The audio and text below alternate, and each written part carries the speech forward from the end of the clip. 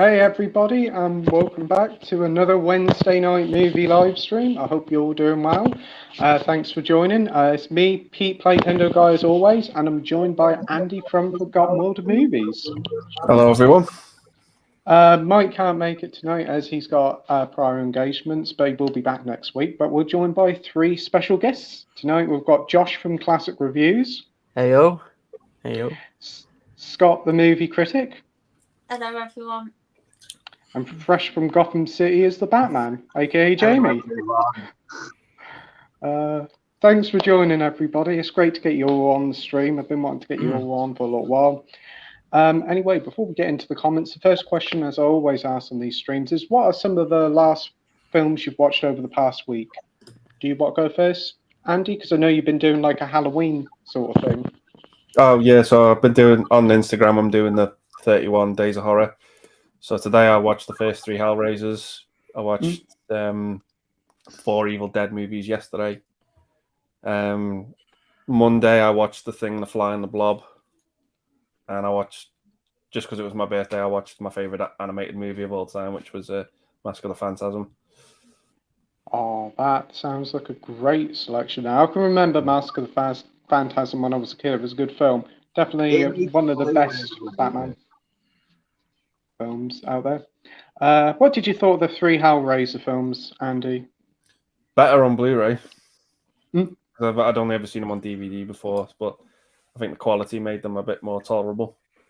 Yeah. Which one was your favourite of them? For me, it's a coin toss between 1 and 2. I do agree with you there. The second one's quite a good follow-up, and it does expand on the original in many ways. But... yeah, I like the second half of 3, but the first half not as good. But 1 and 2 are a lot of fun. Yeah, I agree with you there. Have you seen the new one yet? No, I went to have a watch of it on Disney Plus, but it doesn't seem to be on there yet. So no, it isn't. We haven't got a UK release yet. Apparently, a lot of places in. It's only really America, which is a shame. Yeah, so I'll just have to wait for that one. Yeah. What about you, Josh? So I've watched a few things. I watched the Hellraiser, the new one. Thought it was okay. It was decent. Werewolf by Night, Lyle Crocodile. Tried to blast with Amsterdam, which not so much. But I watched a film called Plan B, which was on Disney Plus. It's kind of in the vein of Booksmart. That was yesterday. And then I watched Closer, which has Jude Law, Clive Owen, and Natalie Portman in. And I thought that was pretty decent. So not too many things, but they're bangers, apart from Amsterdam. Nice selection of stuff there. That Closer one with Natalie Portman and Clive Owen sounds like a good film. Is that an older film? Yeah, 2004. So, oh wow, 18 years ago. I'll have to keep an eye out for that one. But so Lyle Crocodile was a nice surprise then. Yeah, apart from the kid rugby tackling my seat halfway through, that was fun. Oh wow, I've heard it's a pretty good film. So Dad was making weird noises.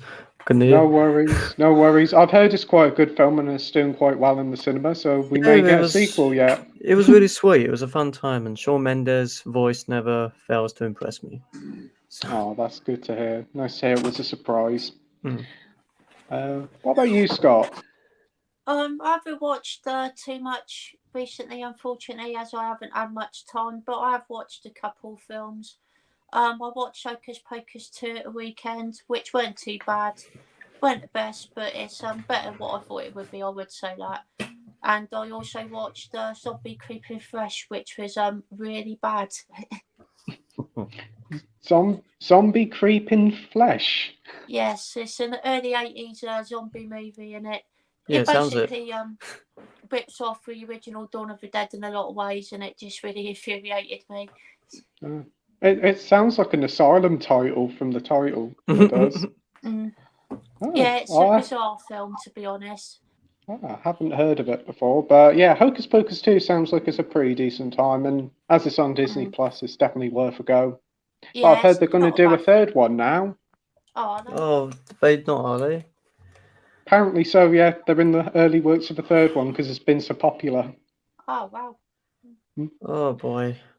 We may get a TV show to accompany it. You know how Disney's like. Get a Yeah. video game probably. Oh, sign me up. Anyway, what about you, Jamie? What were some of the films you've watched last? The last, so I've not hardly watched anything in about 5 weeks, but the last film I watched about 5 weeks ago was Top Gun Maverick, and I think it's probably the best sequel we have had in years. It was amazing. And then on my birthday, I watched another Tom Cruise film. So two Tom Cruise films in about 5 weeks, and I watched Collateral, and I think it's an absolute masterpiece. And Tom Cruise gives the best performance of his entire career. And then I started to watch Halloween, the original, last night, and because I've got them all now, it's a mixed bag of DVD and Blu-ray, but I don't think the original holds up anymore. It just doesn't really have that. I don't know. It just doesn't really have that spark now, but I can understand why people like it. Yeah, I do agree with you there about Top Gun Maverick. It's a lot of fun, isn't it? Do you think it's your film of the year? My favourite film is of the year. I need to watch Maverick again, but so far my favourite film of the year is Uncharted. Uncharted? Oh, I nice pick thought there. it was amazing. No, there was some fun moments in it. What was I going to say? You're going to get Maverick on 4K when it comes out? I'm still on 3D. Oh, so you'll get it on Blu-ray, then? Yeah, I will, yeah. It's took forever. Oh, I know. It's took like 6 months, hasn't it? Because during like COVID and stuff, films were coming out like a few months apart on Blu-ray like that. It was just literally like that, just weeks, and it was out on Blu-ray. But the longest release that's took ages to come out is Maverick. It's took months. It's done really well in cinemas. That's probably why. Super Pets only took a month and a half. Apparently, Infinity War made more than. Apparently, Maverick made more than Infinity War Domestically, and then I've heard that. Worldwide, I think Endgame Infinity War made more worldwide, but domestically, Top Gun made more. But I think Top Gun was out longer than Infinity War, like a few weeks longer. Yeah, Top Gun has been out a lot longer. Yeah. And Collateral, that's the Michael Mann film with Jamie Foxx as well. That's very good. I watched that for the first time a few weeks ago. Tom Cruise is an evil bugger in that one, isn't he? The only film in his entire career he plays a bad guy and he pulls it off perfectly. Yes, and it's the only time you'll see him with grey hair. I don't think he could pull it off again, though. Yeah, I could see that, yeah. Anyway, for me, I've watched quite a fair bit over the past few days. I watched Living Daylights and License to Kill. Really enjoyed them. Thought Timothy Dalton was great. I must admit, what is it now? The Living Daylights, I really like the theme song by Aha. I never was a big fan of it, but I do like it now. And License to Kill is just so superb. It's a much more darker, grittier sort of 80s thriller Bond, and it suits it so well. And it's probably better than most Daniel Craig films. Speaking of Timothy Dalton, I saw a post on social media that Timothy Dalton was actually signing the suit he wore from James Bond. Oh, cool. I reckon that'll probably be up for sale. Oh, that'll go for some good money, I imagine. Yeah, might auction it off for charity. Might auction it off. Yeah. Last night I watched The Village, M. Night Shyamalan, whatever his name is. I butchered it already. Yeah. Still not a Blu-ray release. It hasn't got a Blu-ray release, has it? No, it's never got a UK Blu-ray release, but loads of people have had to import it. Oh, right. I watched it on Disney Plus. It was actually pretty good. I kind of guessed what was going to happen, but I enjoyed it, and there's a great cast in it as well. Is Joaquin Phoenix in that one? I think he is. Right? Yeah. Yeah. You got Yeah. Adrian Brody in there as well, and the one Bryce Dallas Howard, is that her? Yeah. Oh, she Yeah. was in Lady in the Water as well. I think Is she? Ugh. I think M.Y. Shyamalan said that in Mark. I think Chris Stuckman mentioned it on his review of The Village. I think M.Y. Shyamalan, or whatever you pronounce it, he marketed when he did the marketing for it. He marketed it wrong, because when I was going to watch it at the cinema, I thought it was going to be scary, but it's technically like a love story, isn't it? Yeah. It I was think you can marketed wrong.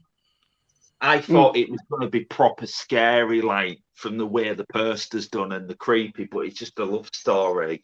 If it was marketed as a love story / horror thing, it might not have been too bad. It's a sort of creepy folk drama more than anything, more than a horror. I also watched Falling Down with Michael Douglas. That was a lot of fun. Oh, Yeah. Oh, the bit where he goes into McDonald's, where he opens the burger, saying, "This isn't the same as that photo," and I'm like, "Yeah, I agree with you there." Many times you go into McDonald's like that. Pardon? He wants breakfast, but he's a few minutes late. Yeah. Oh, yeah. Oh. And then the bit with the cricket bat, and he goes bashing up all the shop. Oh man, that is a very good film. And Michael Douglas did say that was his favourite role he ever done, so you can easily see why. Great film. I really want to watch that film again. I haven't seen that film in years. I've only watched it once. Same here. And the main bit you can remember from it is, "I want breakfast." We stopped serving breakfast at 10:30. I haven't seen it yet. It's probably one of the best Joel Schumacher movies. Yeah. I was wondering who directed that. Yeah, I do. I get mixed up with The Game by David Fincher, I think. Because that's got Michael Douglas in it, so I was getting mixed up. I was watching that and I was thinking, a couple of years later, he did Batman Forever and Batman and Robin. Wow. It's ice to see you. To see you ice. Yeah, but stupid puns, man. Yeah. Everything else apart from those Batman movies he's done has been really good, like The Lost Boys and Lost Boys. Flatliners. Flatliners. Yeah. Anyway, before we get on to the comments, as it's been a while since you've been on the stream, Josh, do you want to promote your channel to everybody watching at home? Yeah, so I have a channel called Classic Reviews. I do music reviews, do film reviews. I've been a bit slow on the upload schedule, but I'm planning stuff. So yeah, we also have a podcast, which you're a part of, Pete. Yeah, Cineverse podcast. So yeah, subscribe if you like. Yeah. Scott, what about you? Yeah, so my channel is Scott The Movie Critic. I normally do like ranking videos and stuff like that, collection related videos. But I've been a bit slow on the actual creating videos recently, as I'm focusing more on the live streams that I've just started recently as well. Yeah, they're really good. They are every Friday night. Every Friday night. 8 p.m. on Scott's channel. He does a great live stream. I was on there last week. I had a lot of fun. Thank you, Pete. Appreciate that. Yeah. And Jamie, do you have a channel? I do, but I haven't posted anything yet, and it's called JS Dark Knight. Right. I couldn't find your channel, so I put your Instagram up because I know you sometimes put some bits up on there for Batman. Yeah. Yeah. Oh, wow. That's cool. Anyway, if you like what you hear, everybody's links in the description down below. Josh's channel, the podcast, Scott's channel, and Andy and Mike's channel. So be sure to give everybody a subscription. All great channels, all great guys. So anyway, let's get on to the comments. And the comments have gone all weird already. Right. First up is Edward. StreamYard. Not again. Every time. It's because my phone's so laggy. Anyway, got Edward here, and he says, "Evening, everyone. Hope you're all doing well. With such sad news about Angela Lansbury, what was your favourite of her work? Yeah, Evening Edward. That's yesterday when she passed away. I mostly Yeah, remember her yeah. for Nanny McPhee and Murder, She Wrote. I can remember her with Murder, She Wrote and Diagnosis Murder. I used to sit and watch them a lot. Yeah. So yeah, very sad news. And she's also in Bedknobs and Broomsticks, I think. Poor Mrs. Yeah. Potts. Mrs. Potts. Yeah, Yeah. Yes. Yes. R.I.P. Mrs. Potts. So what about you, Andy? What are some of your favourite Angela Lansbury's projects? Yeah, Mrs. Potts. Beauty and the Beast. Beauty and the Beast. Did she voice Mrs. Potts in the remake? No. No, it's Emma Thompson on it. Oh, Yeah. right. Oh, that's a shame. What about you, Josh? Yeah, probably Beauty and the Beast. That's. I used to watch Bedknobs and Broomsticks when I was a kid. Don't remember it though. But there was another thing I'm thinking of what she'd done. I think it was Nanny McPhee you were talking about. Yeah, that was with Colin Firth and Emma Thompson as well. Yeah. That was a good film. Yeah, that was fun.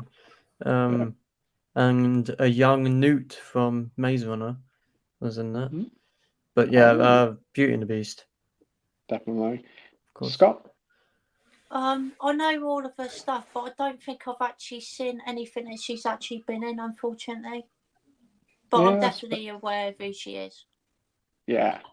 She was a good age, she was in her late 90s. Good age. Yeah. What about you, Jamie? What were your favourite Angela Lansbury films? She's just well known for Murder, She Wrote and Mrs. Potts, but she did have a brief cameo at the end of Mary Poppins Returns. So I think that's probably the last time. Yeah, she's in it at the end for a little cameo when they're all singing in the park. I haven't seen that didn't one. know I that. didn't watch that one. I think Oh, that's that's probably cool. the last film or cameo she had. Oh, I didn't know that. Yeah, she's done a lot of amazing work during her career. I think she started doing acting when she was like in her teenage years or as a child, so she's been around for a long while and she'll be sadly missed. And now I've got the Murder, She Wrote theme song in my head now. Wait, what one was she in? Midsummer Murders, was it? Was she in that one? Murder, She Wrote, American TV show. Who was in Midsummer Murders? John Nettles. Ah, right. Because I know there's a woman leading that, right? I honestly don't know. I have to ask my mum because I'm not well versed in Midsummer Murders. Oh no, there isn't. Oh, She whoops. is. I thought there was. I thought she was in that. Right. Next up is The View with Drew, and he says, "Hey, what's up?" Hello. Hey, Drew. Hope you're doing well. Right. The View with Drew says, "Good news, everyone. Saw Halloween Kills It today in preparation for Halloween End. It was entertaining, but I wish Jamie Lee Curtis was in it more." What did you think of it, Andy? Halloween. I didn't Kills? mind Halloween Kills, to be honest. I just thought it was all right.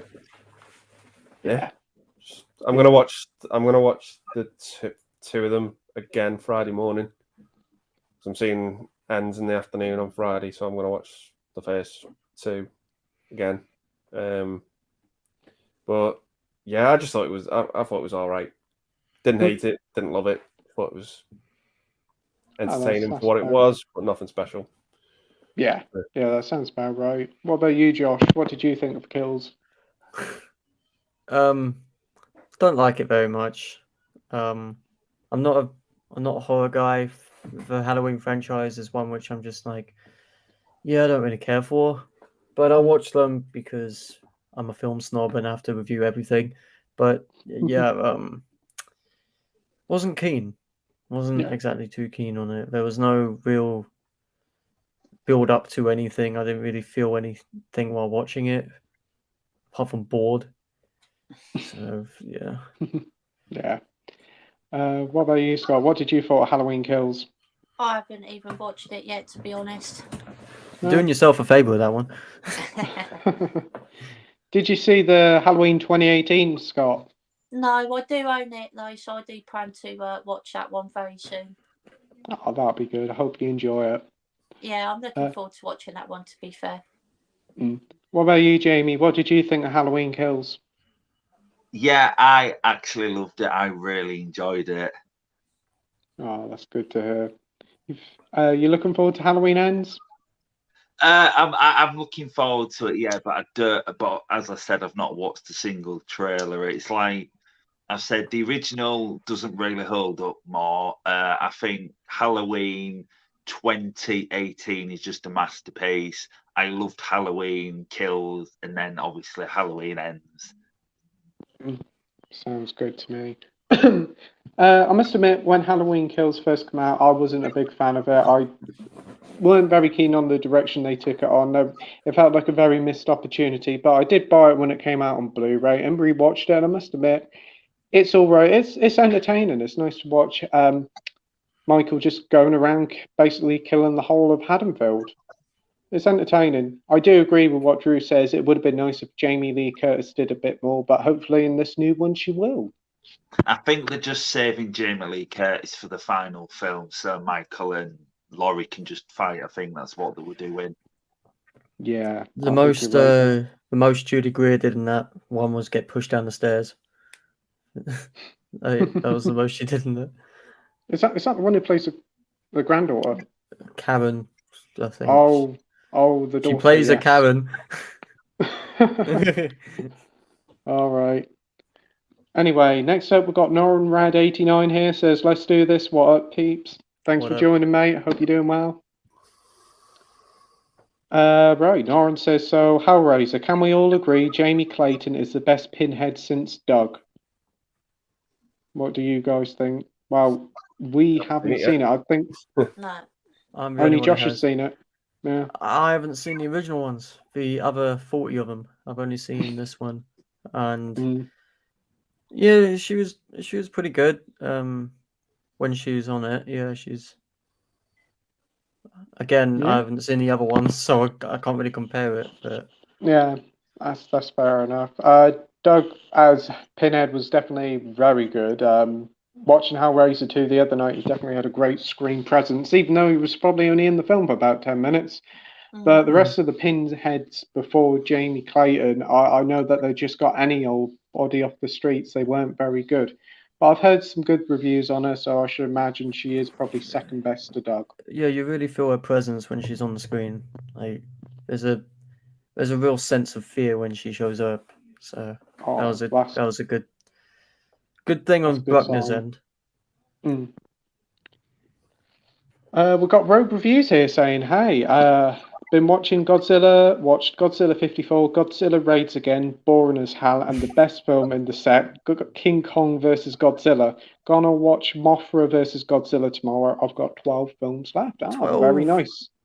That's the Criterion set. I think I remember you got Rogue.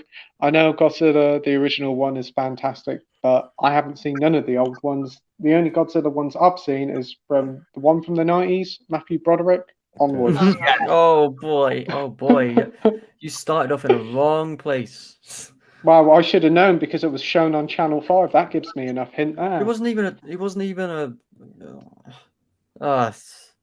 Yeah, it wasn't the greatest film.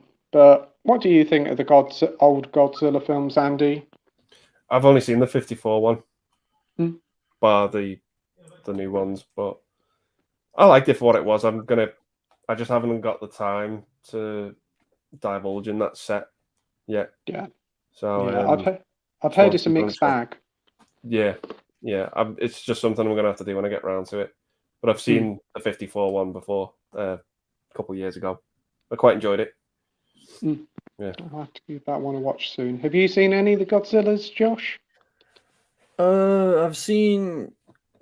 No, I haven't, but I've seen King Kong 33. I love that. I've seen the newer ones. I think half of them are good. Godzilla 2014 is great.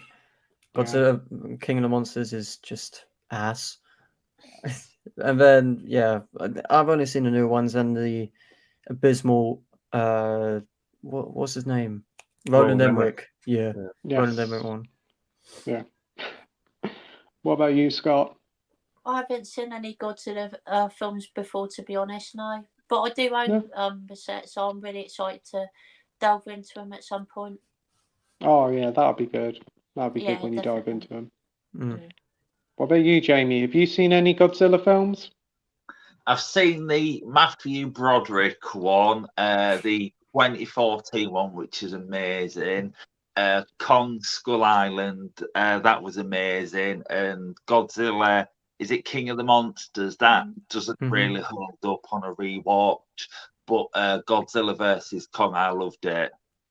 Yeah, that was a fun film. Yeah, I agree with you there, mate.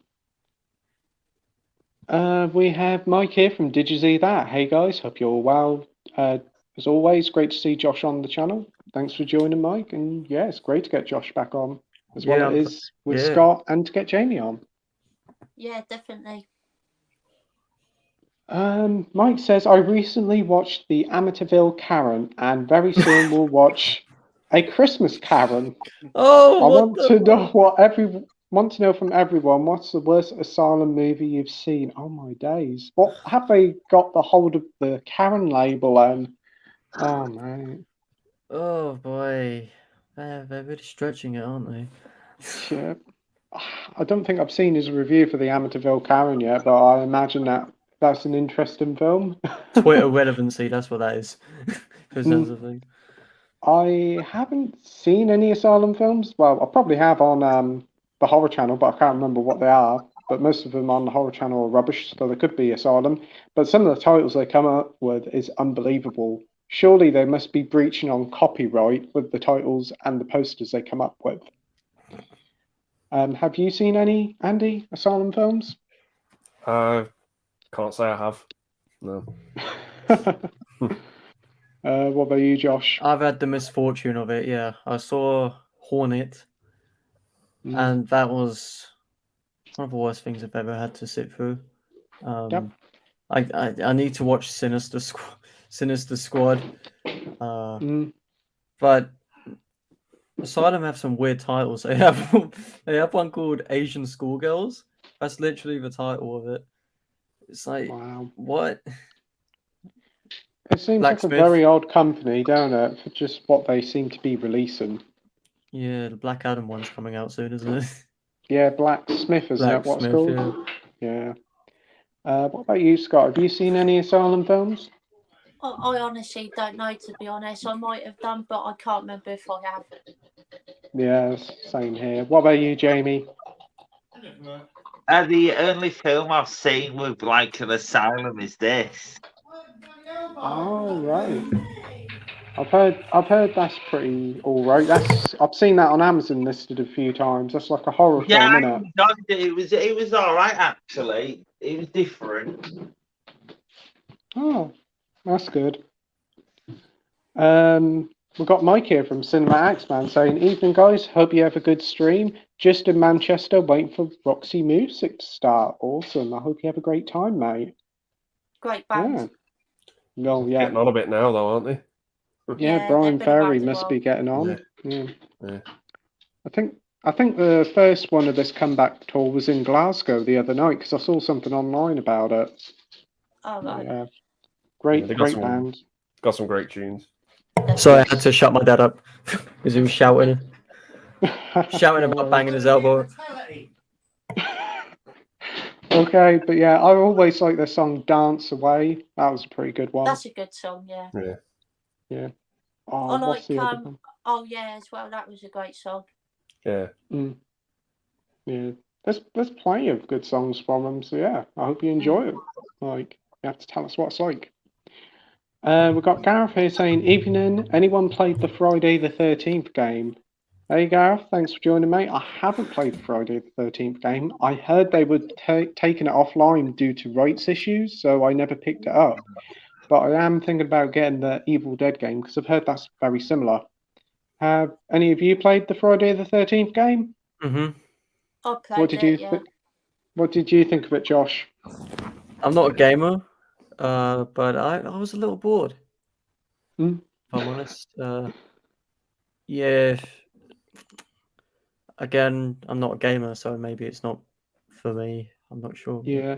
It's an always online game. It's like an asymmetrical multiplayer game, and you're not really doing a lot. I've heard from the game. No, you're literally just running around trying to hide. That's literally the game. Oh, so it's like a violent version of hide and seek. Awesome. It's like Ready or Not. Oh, that film. That's a lot of fun. What about you, Scott? What did you think of Friday the 13th, the game? It is a fun game if you play it with friends, but after a while it can get very repetitive because you literally are doing the same thing for like hours on end. Yeah, I can imagine. So the only really problem I have with these online games is that they're team-based, so that you'll get some people on your team who won't do nothing. They'll just stand there, will do something completely different, and you're like, move, and they won't. Yeah, it's annoying when that happens. What about you, Jamie? I've not played it. Nah. Right. The Viva Drew says, good news, saw Werewolf by Night last Friday. It was great. Jack Russell is definitely one of the best Phase 4 MCU characters. Jack Russell, that's a dog, isn't it? Yeah. Yeah, which is that's on purpose because he's technically a werewolf. So they called him Jack Russell. All right. Very subtle of them, I know. We could have gone with German Shepherd, I suppose. I don't know. Have you seen Werewolf by Night, Andy?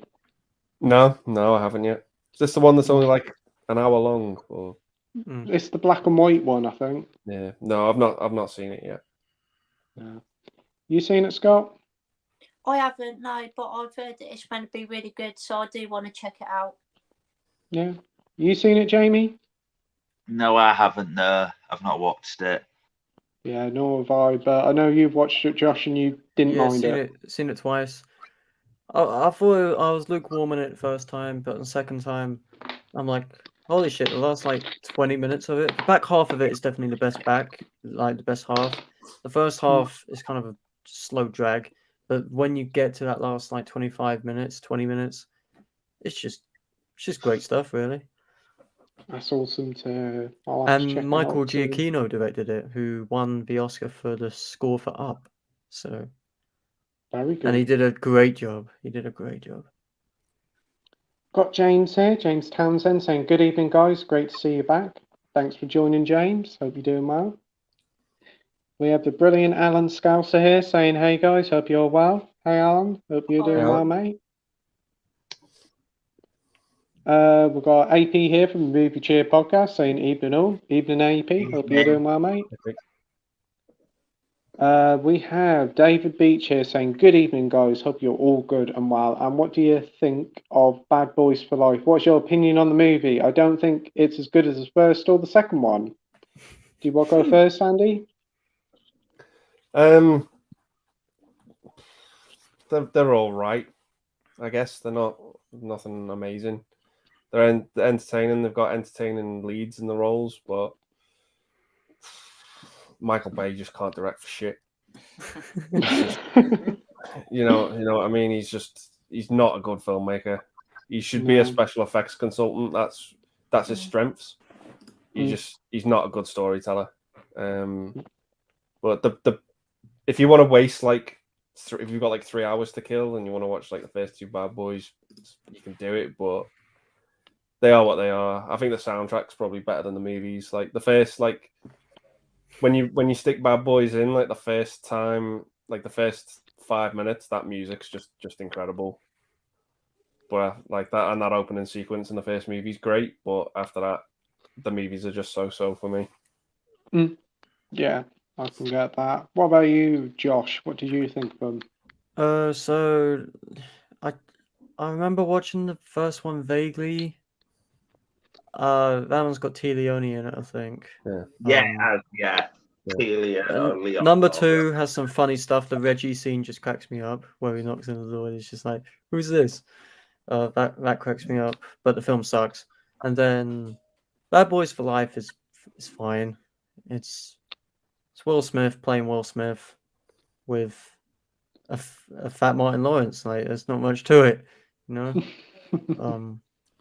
But yeah, it's one of those throwaway trilogies, which they're actually making another one. The ending just goes way too nuts on the Bad Boys for Life. It feels more like a Marvel movie ending, just shit flying all over the place. Oh wow! What about you, Scott? What did you think of the trilogy? I haven't seen any of the movies before, to be honest. I've known about them for a long time, but they never really appealed to me when I was younger. Yeah, I can understand that. What about you, Jamie? What did you think of the trilogy?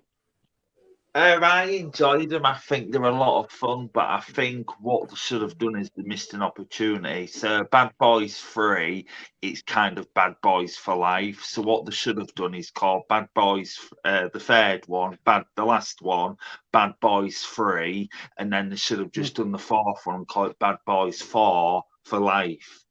Instead of calling it Bad Boys for Life, the third one, they should have called that the fourth one. Yeah. They should have number 4 Life. Yeah, they missed a trick there. They did, yeah.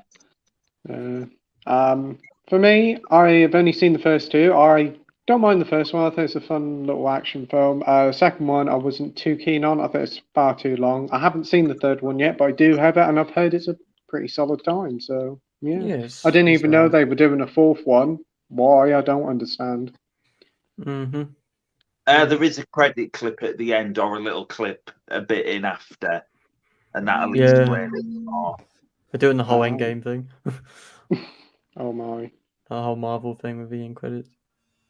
We got James here saying, I've just finished watching The Bird with the Crystal Plumage from 1970. I really enjoyed it. Apart from Suspiria, are there any other Giallo films you could recommend? Do you want to go first, Andy? Yeah, Deep Red is one of my favorite Argento movies. I love that film. Yeah, just anything by Argento, really. Inferno, Tenebrae, Cat o' Nine Tails, Phenomena. Yeah. He's a really, really good director. For me, he's like the king of Giallo. Absolutely. I do agree there. Yeah. Scott, what about you for Giallo, Scott? I would probably go with Inferno and Opera, which is another Argento movie. Nice pick with Opera. I do like that one. That's quite an underrated one. That is. Yes. It is underrated, yes, definitely. Best use of a keyhole ever. That's all I'm going to say. Yeah. What about you, Josh? Got any Giallo films you'd recommend? I haven't seen any, but I did start watching Suspiria today. The original, I've seen the remake. It's one of my favorite horrors, the remake. But I think it's pretty good so far. Just the music's driving me up the wall a little bit. But apart from that, I think the film's great. But yeah, I haven't seen any others yet. I did start watching Vortex, which has him in it, though. That's the new Gaspar Noé film. That's a hard watch. Yeah, I've heard he makes acting. I think that might be one of his acting debuts, I think. So that'd be cool to watch. What about you, Jamie? Have you got any recommendations for Giallo? No worries, mate. No worries. I do agree with James. Bird with Crystal Plumage is great. I would also say, as what Andy said, Deep Red, Phenomena. For me, my favourite is Tenebrae. I love that. I think that's really good. Yeah. There's also Never Torture Duckland by Lucio Fulci. That's a really good one as well. And obviously Suspiria as well, and Opera. That's what Scott said. So yeah, there's quite a few ones out there. But again, like what Andy said, Argento, you can't go wrong. Well, maybe with Dracula 3D, but still that one. Is that an exception to the rule? Movie Cheer podcast here to Gareth. I've seen clips of the game and it looks fun. Yeah, it looks fun in a good team, I must admit. We've got the awesome Jason, the old millennial here. How's it going, guys? Looking forward to seeing you Friday, P. Thanks for joining, Jason. Hope you're doing well. And yeah, I'm looking forward to the stream with you and Adam on Friday. Should be great fun. And thanks for joining, mate. We've got Gareth here saying it is, but flawed. Now there are no servers or updates. Yeah, I thought they cut it off. That's the only problem with online-only games. You can't play them anymore, unless there's like a single-player mode to it, which I think there might have been. Gareth said, AP says, what do you think Werewolf by Night? Josh has seen it, but you did enjoy it, Josh, didn't you? Yeah, I thought it was a pretty decent homage to 50s or like 50s, 40s kind of monster films. Yeah, it looks like old school Universal stuff. Yeah, they did a great job of trying to mask the fact that it was made digitally. They tried to mask that up and they did it well. Oh, that's good. I know Jason's seen it, Jason Barrett, and he really enjoyed it as well. He said it was pretty good. Norin says, I was greatly impressed by Werewolf by Night, especially great way to introduce Dark Universe to Marvel. Yeah. Yeah, I don't really know. I want to see continue. more of these sort of self-contained hour-long things, and just let the director do what they want. Like Michael Giacchino did whatever he wanted, without any sort of ties to anything. And that's what I want to see more from in the MCU. Just self-contained stories. Don't set up anything. Literally just its own thing. I want a Squirrel Girl one, for fuck's sake. Like, give me a Squirrel Girl. Less She-Hulk and more of this, please, Marvel. Yeah, just don't ruin Daredevil again, please. We've got Stacey here saying, hello, guys. Hey, Stacey. Hope you're doing well. Hope you and Carl are well. We've got the DVD and Film Bloke here saying, hi. Hi, mate. Hope you're doing well. Thanks for joining. He says, I've finished the Planet of the Apes series, and while War of the Planet of the Apes was okay, I wasn't blown away by it. That's the final one of this recent trilogy, isn't it? Mm-hmm. Yeah, I do kind of agree with you there. I do like it, but I do think the second one, Dawn, is much better. I was a bit disappointed by it. What about you, Andy? Yeah, I still think War's pretty good, but it's not. I don't think it's as good as Dawn. It's just missing a few beats that Dawn has. Yeah, I agree there. What about you, Josh? I thought Dawn was my favorite one for a little while, and then I think War just overtakes it for me, visually and storytelling wise. Yeah, I think War is one of the best closers to a trilogy I think we've seen in a long time. It understands how to end without adding more, kind of like, say, like Halloween does, where it just keeps making more of them. This one just feels like it's ending until 2024. But I do agree with you there. It seems to be a satisfying conclusion to the story. Yeah. Yeah. What about you, Scott? Yeah, I really liked War for Planet of the Apes. Maybe not quite as good as the first two, but I thought it was still quite a solid movie and was a good ending to a trilogy. Yeah. Did you like Woody Harrelson in it? Yeah, he was quite good for what I remember. Yeah, I do agree with you there. Jamie, what about you? You see the Planet of the Apes trilogy, new one? Yeah, I think Rise of the Planet of the Apes is my 5th favourite film, and I think it's a masterpiece. I think Dawn is a masterpiece, and War for the Planet of the Apes is like a masterpiece, like the masterpiece of masterpieces. I think the trilogy is perfect, and I think it's the second best trilogy ever made. And I'm hyped for Kingdom for the Planet of the Apes. That's the new one, isn't it? Coming out in 2024. I'm worried about that one. Hopefully they can do justice for it. I mean, I don't think we need another trilogy just yet, but that's Disney for you. It's the dude who made Maze Runner, so. Oh. Yep. Dear.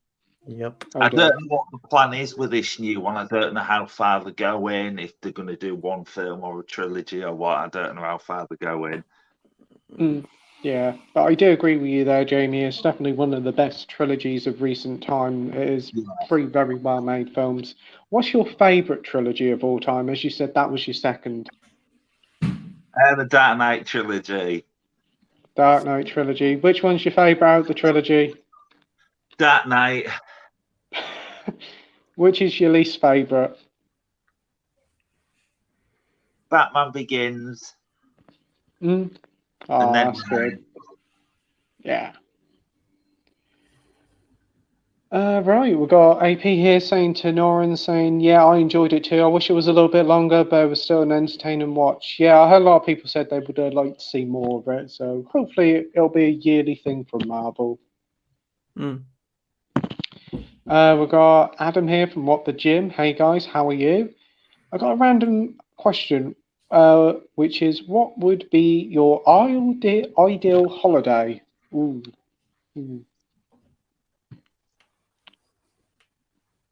Sitting in the stock room of H&V. That's genius. I've been in the stock rooms. They're not pretty. Yeah, so have I. So have I. There's certainly a lot of films there, but be busy. So, what about you, Randy? What would be your ideal holiday? I'd like to go back to Hollywood again and spend some more time there. But yeah, probably just California. I loved it out there. Yeah. Oh, lovely. Josh? Probably like France. I quite want to go to France or Amsterdam, like sort of like the nice areas of Amsterdam, not the dirty places. I mean the nice places. Like Thanks for clarifying. The nice streets, because like where they filmed Fault in Our Stars looks really nice in Amsterdam. So that's where I want to go. Ah, very nice choice. What about you, Scott? I've always wanted to go to Spain. Oh, Not Spain, sure whereabouts in Spain, but just somewhere in Spain. Somewhere nice and sunny with loads of beach, yeah? Yeah, definitely. Awesome. And what about you, Jamie? My dream is actually to go to Rome. Rome? Ooh, that's a really nice choice. Go see the Colosseums? Are you not entertained? Awesome. For me, my ideal holiday would probably be going to Japan. I'd love to go there. It's a lovely country, great traditions there, and just some wonderful scenery. But thanks, Adam, for the great question. I kind of feel like a travel agent now. Rogue Review says Tom Cruise's best performance was in Magnolia. I know Scott isn't the biggest fan of that one, are you? No, didn't like it, unfortunately. Wow. I don't really know a lot about it, but I heard he makes a speech, and the speech is very interesting. He says a lot of fruitful things that Tom Cruise never really says. But what did you think of Magnolia, Andy? Yeah, sorry, Scott. I'm the complete opposite. I love Magnolia. That's all right. Yeah. Most people do, to be fair. I think I'm in a minority, but yeah, no, it's one of them, and if it doesn't appeal to you, it doesn't appeal to you. There's nothing wrong with that. But yeah, I love Paul Thomas Anderson. Anyway, as a director, I think he's great, and I think that's my second favorite movie by him. Just behind Boogie Nights. Oh, that good. I'll have to check it out.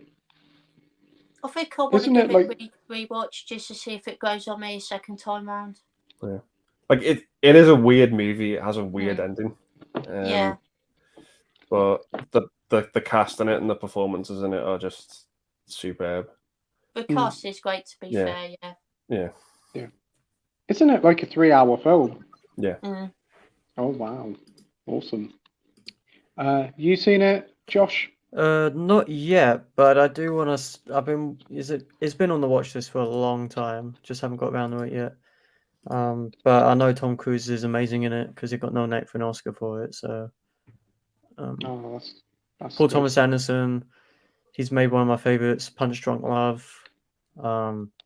I really like Licorice Pizza. Just haven't watched it since it first came out. So he's made some great films. And I've got Phantom Thread on Blu-ray and There Will Be Blood, so I need to watch those. I do like Phantom Thread. I think that's a really good film. Daniel Day-Lewis, isn't it? Yeah. What about you, Jamie? Have you seen Magnolia? No. No worries. What is it about? Just going blind, I think. Yeah. One of those ones. It's one of those movies that doesn't really have a plot you can define. It's just more character. It's more of a, from what I'm guessing, it's more of like a chronicle anthology kind of feel, chronicles of different things. Next up, we've got DVD and Film Bloke says, also saw The Killer Shrews, which was just dull and didn't live up to its B-movie status other than them shrews themselves, played by dogs and rugs and shit puppets. Interesting. Well, you've kind of sold me already, DVD and Film Bloke. Dogs and rugs and shit puppets. Wow. I'm intrigued. Have any of you seen the Killer Shrews? No. Of course Never not. heard of it. Oh man. Honestly, the plot of Killer Shrews is funnier than the film itself. A mad scientist wants to make tiny humans for some reason, but instead makes oversized killer shrews. As you What? do. That is a shrew. Is it like a? I saw my first Section 1 video nasty Blood Feast, which was really entertaining. I have no idea why it was Section 1 given by the 80s. It was pretty tame. I haven't seen that one, but I'm pretty certain I've heard John at Mondo talk about it in one of his live streams. Have you seen it, Andy?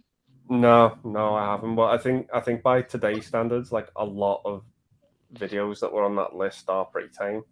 I think there's only like a small handful that actually probably do live up to it, like Cannibal Holocaust and that. But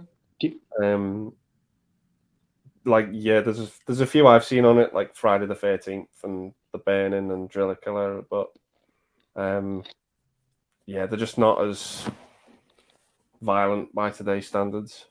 Yeah, I do agree with you there. I did watch John's stream last night and he was talking about Tenebrae, and that was in the video nasties. I was like, that's kind of tame. That's pretty tame. Yeah. What about you, Josh? Have you seen Blood Feast? No. No. What is a video nasty? I've heard of them. I just don't know what exactly films they are. that got banned in the UK for their violent content. Yeah, there was like a whole list of like movies that. Yeah, that's not what I go for. I think the person who came up with it didn't even watch the film, so just judged them by the title, didn't they? Yeah, there was a point where if you got caught selling or renting out these movies, or if you got caught with them in your possession, you could do time in prison if you had hold of them. But yeah, the people who banned them never actually watched them because they thought they were too smart to watch them. Oh, right. But there was a politician who actually said was actually worried that if you watched the movie and if you had pets, that your pets could pick up and start killing people. What? That's such an 80s thing. Yeah. That's such an 80s thing to say. Yeah, it's ridiculous. I think the most violent thing I've seen is Martyrs. Oh, that's fine. That fucked me up, man. I had to skip a few scenes. I was like, that's what? bad. Yeah. Oh my! I've never heard about the dog thing before. That's hilarious. That's an 80s thing, bro. Yep. Oh man, that's hilarious. What about you, Scott? Have you seen Blood Feast? No, I've definitely heard of it though, but I'm sure it is pretty tame. To be fair, to be honest. Yeah, I noticed most 18 plus 80s films and 90s films are pretty tame now. Yeah.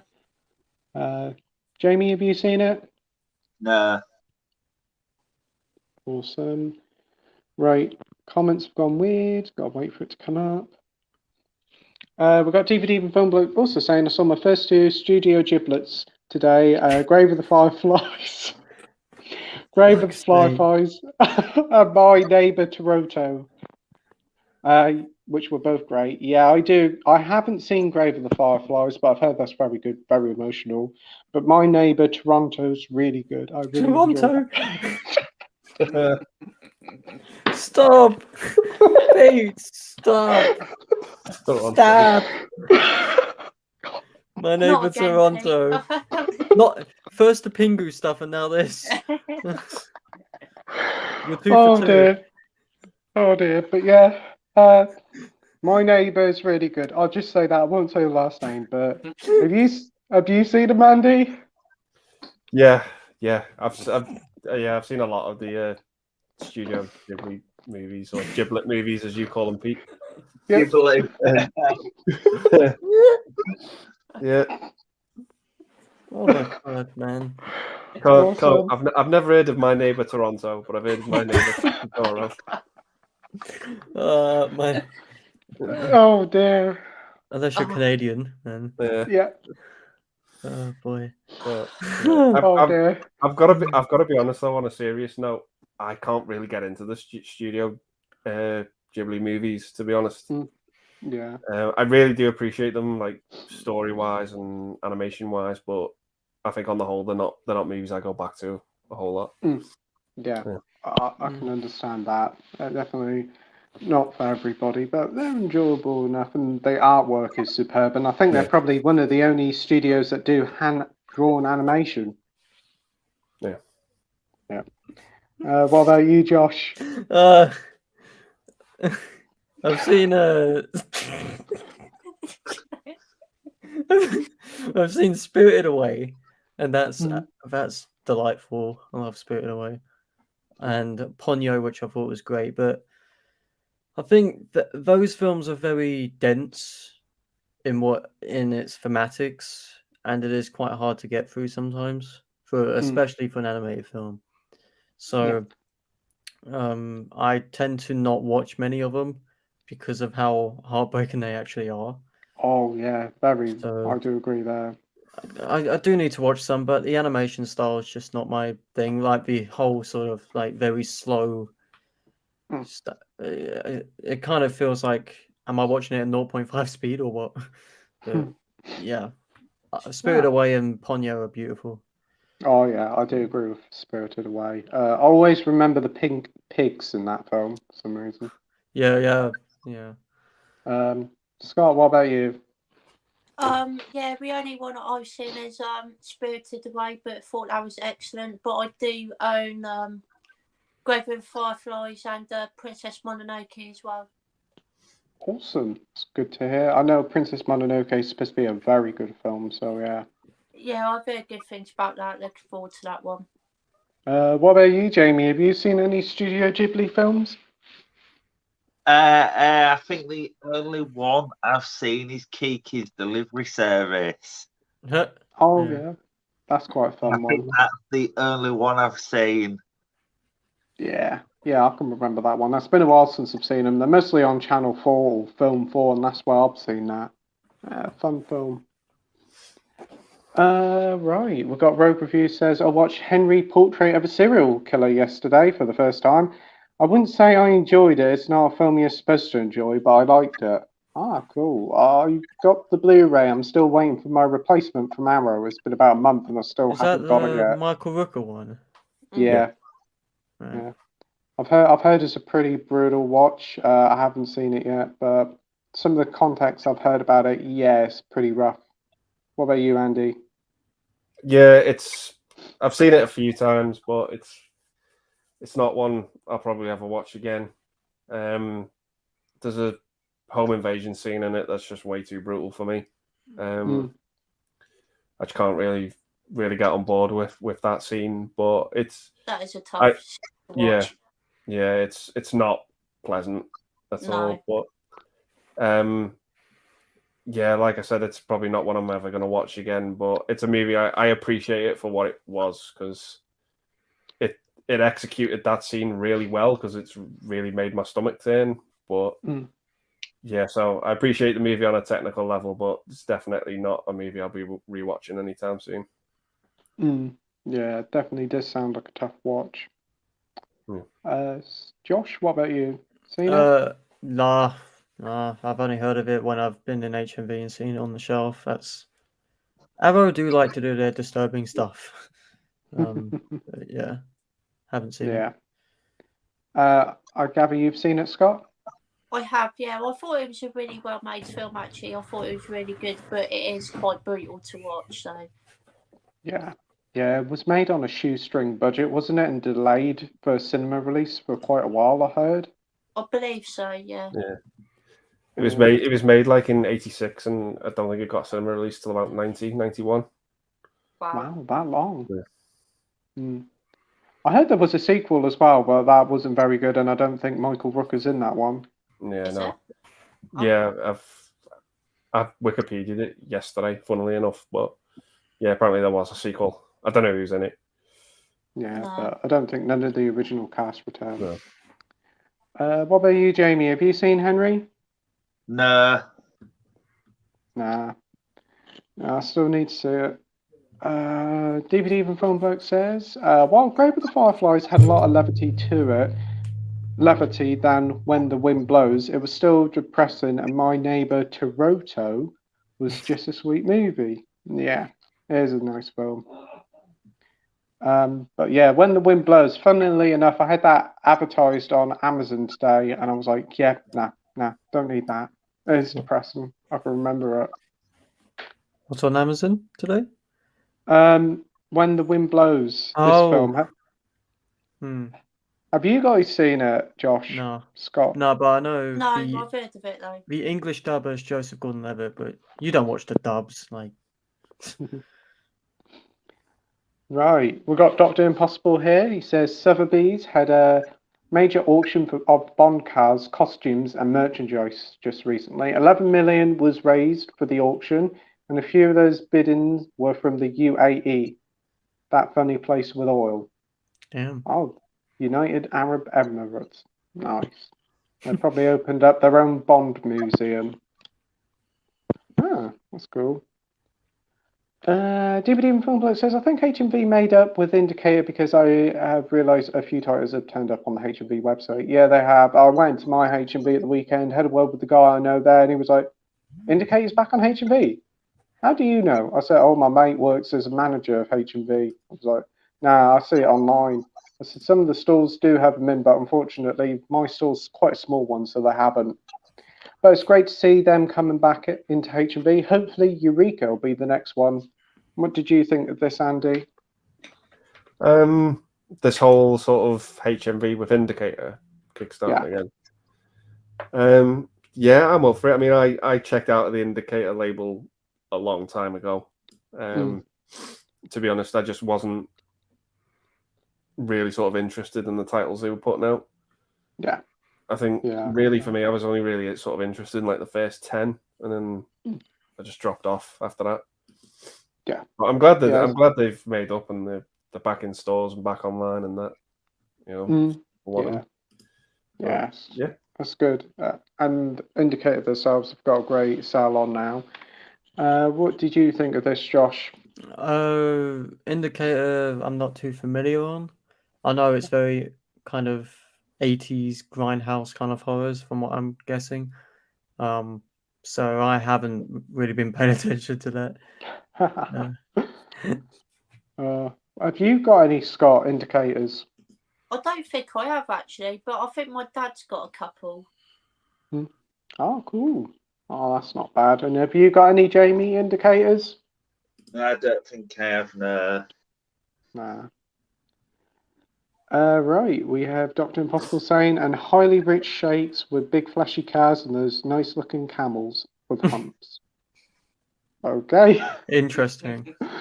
Well, Andy Light Stuff says, evening guys, a good Angela Lansbury film to look out for is Company of Wolves. Oh, awesome. Thanks for joining, Andy. I'm pretty certain I've seen that one advertised about us, like about $5 as an ITV Studios film. I'm sure it is. Have you seen that one, Andy? Yeah. I wasn't that keen on it, if I'm honest. I just thought it was okay. It didn't really do much for me. Yeah. You seen it, Scott? I haven't, no. Josh? Haven't heard of it before until now. And Jamie, have you heard of Company of Wolves? I think it rings a bell, yeah, but I've not seen it. Yeah, same here. Haven't seen it, but I've seen it about. It's pretty cheap. May give it a go, but it's not one that I desperately want to watch.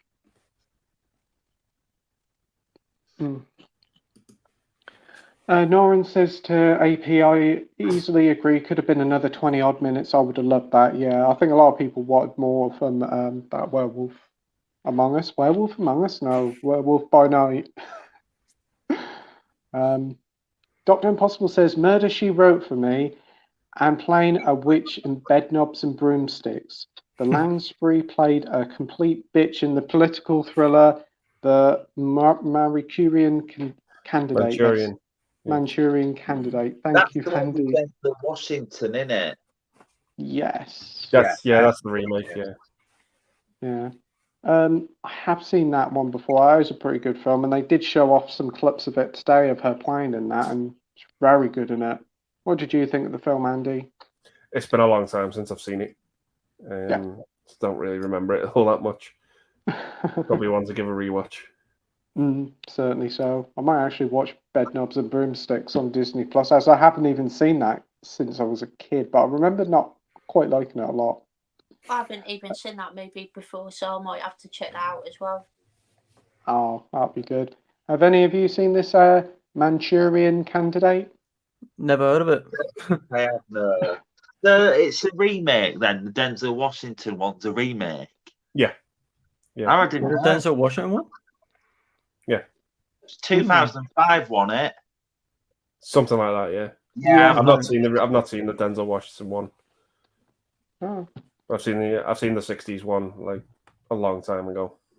I've heard of it, but I haven't seen it before. But I have always wanted to watch it, so hopefully I'll get around to watching it soon. Yeah, that'd be good. I think I've seen the Denzel Washington remake as well. But we have Hector the Game Collector here saying, hey y'all. Hey Hector, thanks for joining. Dr. Impossible says to Andy likes, I agree on Company of Wolves, the best atmospheric werewolf horror outside American Werewolf. Ooh, that sounds good. We have the Retro Gamer Lovon26. Hey guys, nice to meet you, and I just subscribed and ring the bell too. Oh, thanks ever so much, mate. Thanks for doing that. Really do appreciate it. Rogue says the Roland Emmerich Godzilla isn't even Godzilla. It doesn't have the radioactive breath and is killed easily too. I know somebody Pardon? It's more like a bearded dragon than anything. Yeah. Somebody was telling me about the film ages ago, and he used to say it was like having Barney instead of Godzilla in the main role. And I Wouldn't go that far. No, but I kind of see where they're coming from. We have Coro here. Good evening, all. We'll join later. Hey, Coro. Hope you're doing well, mate. Hey, Coro. Hector says, Lovon, you're such a super dude. We have Rogue saying, in the Japanese Godzilla, the 1998 film is canon, but it isn't Godzilla. It's Godzilla's cousin Zilla. But they state that the Americans are just stupid and mistook it for Godzilla. Also, Godzilla fights Zilla. That's Inception, that is. That's a very confusing comment. It is. I'm struggling to work that out. Wow. So Godzilla's got quite a big family, and they're all over the world. Cousins. I thought you said something else then. Yeah, you nearly did an oopsie there. Damage control.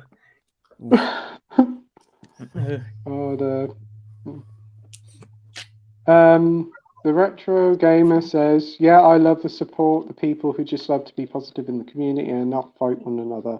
Yeah, I agree with you there, man. Thanks for joining again. Really do appreciate it. I've had a few people have a go at me for my opinions on stuff, and I'm thinking, why? Like, it's not that deep, you know. We all like different things at the end of the day, and that's why we all have opinions. If we all had the same opinions, it'd be a boring stream, wouldn't it? That's why it'd be a boring world if we all had the same opinion. Yeah. Absolutely. Rogue says Godzilla fights Zilla and kills it after one tail swing. Oh boy. Godzilla could just walk up to Zilla and probably slap him around the face and kill him. Hector says, you know it, love on. And he says, The Evil Dead is dope. Yeah, that's good films. I've only seen the first two, but I did enjoy them. I enjoyed the second one way more. I do need to see Army of Darkness and the remake. What do you think of The Evil Dead? Remake. Pardon? I Jamie? did like the remake. I've heard this really good. Did you like the older ones, Jamie? Yeah, but I need to watch Ash vs Evil Dead because I've heard that's meant to be really good. I need to watch that still as well, actually. Same. It got cancelled, didn't it? Yeah. But I've Only heard 3 it's meant to be seasons, really good, I think. Didn't it get 3 seasons? Yeah, I think they did 3, yeah. Ah, right. Andy, what did you think of The Evil Dead, the series and the remake? I like them all, to be honest. I think they're all pretty 4 solid good movies. Yeah. I mean, the third one plays more for comedy than horror. But the second one for me is my favorite. Yeah. I just think that's a great film overall. Right. And the Did remake's you not too see? bad either. I've heard the remake is very good. One of the better horror remakes. And quite violent. Well, there's a lot of Yeah. blood. Yeah, Oh. the way that movie ends is just it's insane. The last shot of the film. I'm liking the sound of it already. Yeah. Have you seen the TV series Ash vs Evil Dead? No, that's the only thing I need to catch up on with it. Really is the show. Yeah, I've heard it's very phenomenal. good. Yeah. Josh, have you seen any of the Evil Dead? Only the remake, and I kind of hated it. Like the characters do some dumb shit. Like, it just drove me. It was way too violent for me as well. Yeah. I think a lot of it was just there for shock value's sake, and didn't really have any real purpose. For me, especially with like in the end, like last 10 minutes, I'm thinking, was there need for that much blood? But, yeah. Yeah, that's fair enough, mate. I understand that. Mm. What I forgot to say, what about you, Scott? Have you seen the Evil Deads? I have, yeah. I enjoy all of them. I think the first one's really good, but I'm a bit dated now, I would say, but still a really good film. The second one is my favourite. I love that film, one of my favourite horrors of all time. And the third movie's basically just comedy, doesn't have much horror in it, but it's still a good time. And the remake's actually really good, I thought. I really enjoyed the remake, and it is really gory as well. Nice. I'll have to give that a watch over the Halloween period. Have you seen the TV series? I haven't actually, no, but I do own it on 4K, so I'm looking forward to watching it. Oh, that's good. That's good. I hope you enjoy it. We've got Hector saying true. Rogue DVD and Film Black says Rogue Reviews. If that doesn't tell you about Zilla, I don't know what does. We've got Rogue here saying also the Friday the 13th collection box set is back in print. I'm going to get it tomorrow in case it goes out of print again due to the rates with them changing every 5 minutes. Yeah, I've heard the rates with that is all over the place. But if that's the box set I think it is, it's a very nice box set. Again, it's another horror franchise I really need to get into, but I've only ever seen the first one and just recently. But I've heard they're quite a solid franchise and there's a lot of fun entries in them. What do you think of the franchise, Andy? Yeah, I really, really enjoy it. There's only one or two that I just think are absolutely dire and possibly borderline unwatchable. But overall, it's just a fun time. Like, it's not for it's going to be for those people who like horror. You know, if you like horror and you're into horror, it's going to tick the boxes for you. Oh, that's good. Well, yeah, if you're not, it's not going to be for you. But yeah, I have a good time with them. I find them entertaining. I get a kick out of watching them. So yeah. What's your favourite out of the series? Part 6 is probably my favourite. Nice. I really like the first 4. 5 has its problems, but I still enjoy it. 7 and 8 aren't the best, but I enjoy them. 9 is probably the worst Friday the 13th movie ever. Jason X is dumb, but it's fun. And the remake's pretty decent. And Freddy vs. Jason's fun, but it's not great. But, yeah. Oh, right.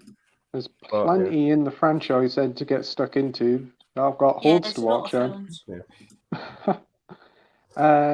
Josh, have you seen any Friday 13th? I think I've seen like one of them. Again, horror's not my thing, so I didn't continue with the other 20. Yeah, it's. Yeah, I understand. Sorry, guys, mate. it's just not my thing. Don't worry about it. You're fine. We all like different things, after all. Yeah, that's true. Scott, what about you? Yeah, I've seen all of them. It's a fun franchise. I grew up watching it when I was a kid, so I do have a lot of nostalgia for it. But for the first one, I actually think is a little bit overrated. I've always found it to be a bit dull, but there is definitely some good moments in it as well. The second one's actually quite good, I thought. Really good sequel. I like 3 and 4 a lot as well. And 5 is kind of bad, but I find it quite funny as well, to be fair. And 6 is probably my favourite of the franchise. To be honest, just really fun movie there. 7's okay, and 8's not great, but it's fun, entertaining. Part 9 is one of the worst movies I've ever seen, in my opinion. I really dislike that movie. And Part 10 is really stupid, but it's fun. So the worst one is Jason Goes to Hell, is it? Yes, I really dislike that film. Yeah, it sounds like crap just going by the title. Oh dear. I could probably do a full rant review on that on my channel, to be honest. At some that'd be point. pretty fun to see. I look forward to seeing that. What about you, Jamie? Have you seen any Friday the 13th films? I've seen a bit of the remake, and that was it. But it is a franchise that I do want to revisit. Yeah, definitely. I've heard they're a lot of fun, and I need to give them a watch. They're quite highly regarded up there with the Halloweens and the Nightmares. Some people even prefer them, don't they? Right. Probably my favourite slasher franchise, to be honest. Yeah. Oh, that's good. What about you, Randy? What's your favourite slasher franchise? For me, it might be Elm Street, just by a hair, but just because I love the third one so much. The third one's great, yeah. But no, as a franchise, if you're looking at it as a whole, Friday the 13th is a good one. But for me, it's we've got a troll. We've got a troll in the comments. Oh dear. I can see it. I'll block them. What about you? Did I ask you, Scott, for your favourite? Yeah, I did. You said Friday. 6, yeah. Yeah. What about you, Josh? In terms of sort of slasher franchises, again, not my thing, but I do like a couple of the Scream movies. I think the first one's decent. The new one's whack because it's way too self-aware, but I have fun with it, I guess. Plus, General Taker's in it, so I can't complain with that one. But yeah, the film's fine. I just don't want another 2 of them, which they're planning. You know, why ever 4? I don't know, but I do agree with you there. Scream's a lot of fun. Jamie, what's your favourite slasher franchise? My favourite horror film is Saw, and my favourite horror franchise is Saw. So you like Saw? Yeah, and I've met Turbin Bell. He's like my horror icon and the horror legend. I met him at it was 2019. He was at Manchester, and he's amazing. Awesome, that's great to hear. I've never seen a Saw film. I've always been a bit, they're going to be a bit too OTT, but I definitely want to give them a go. So what's your favourite of the Saw franchise?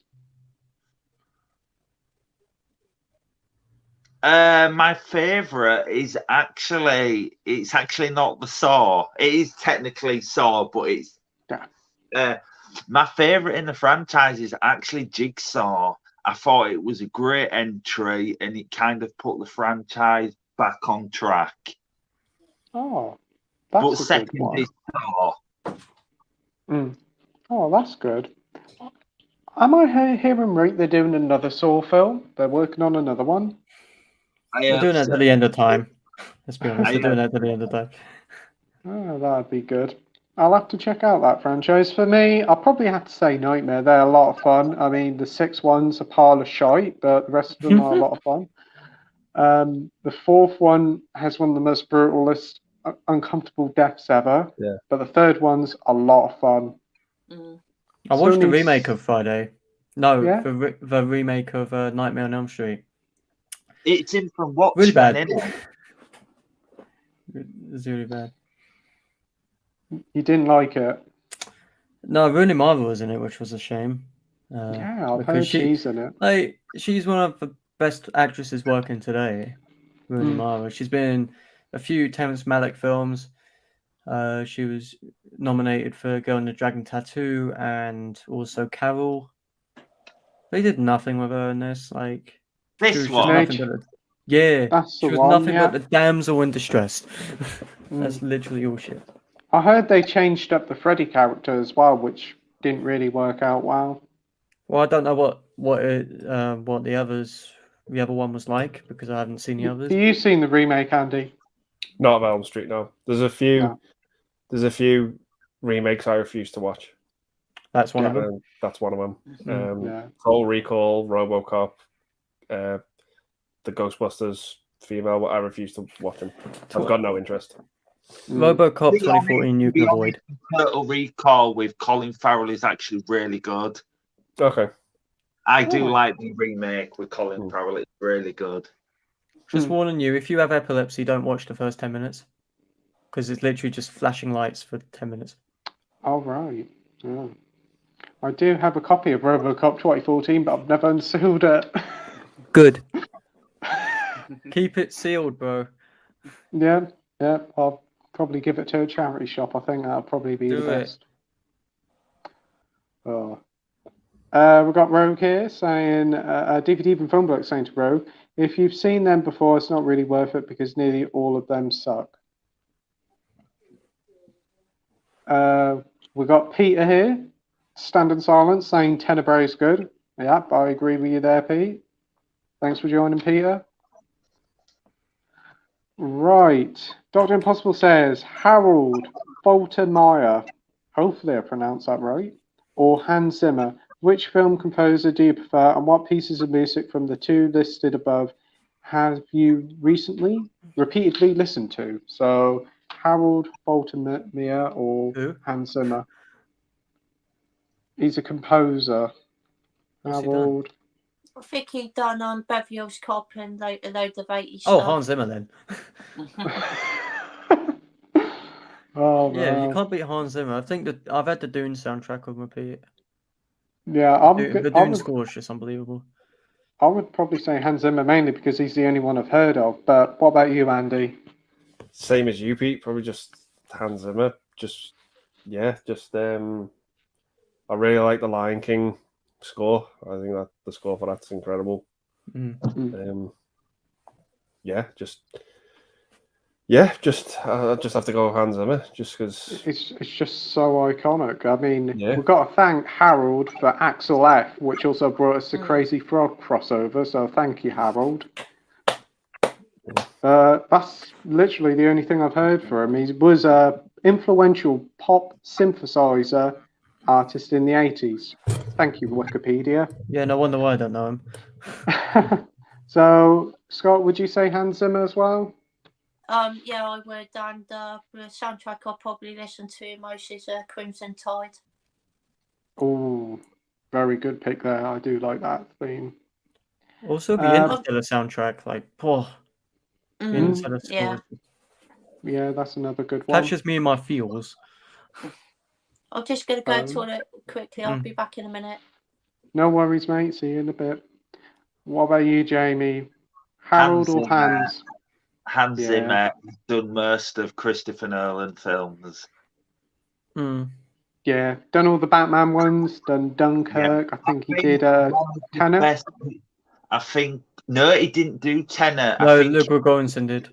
It was someone else.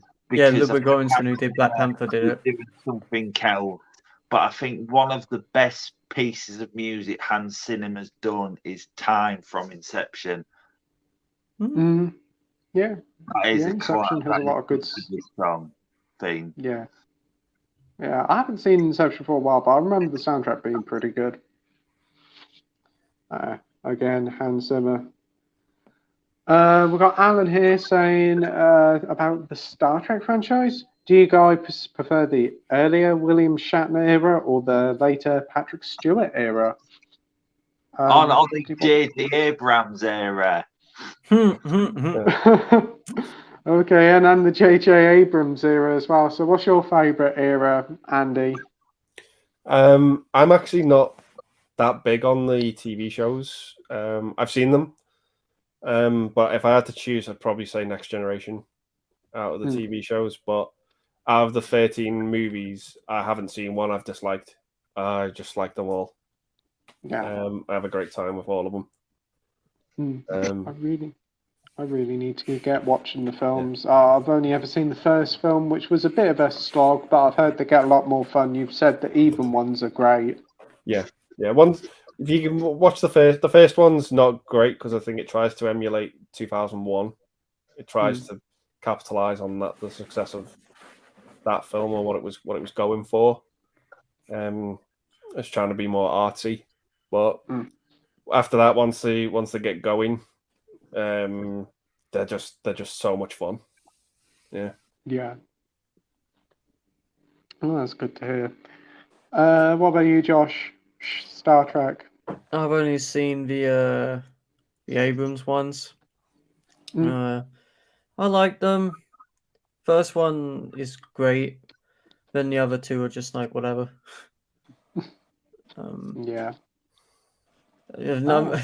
Beyond is very much like a Fast and Furious one because it's from the director of Fast and Furious. So yeah, that's true. the whole motorcycle stuff was weird. That just felt weird.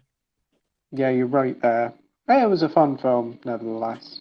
What about you, Scott? What's your favourite Star Trek? I haven't watched any Star Trek movies before, actually. Oh wow! Well, but not seen any of the new watch ones? them at some point. No, not seen any of them.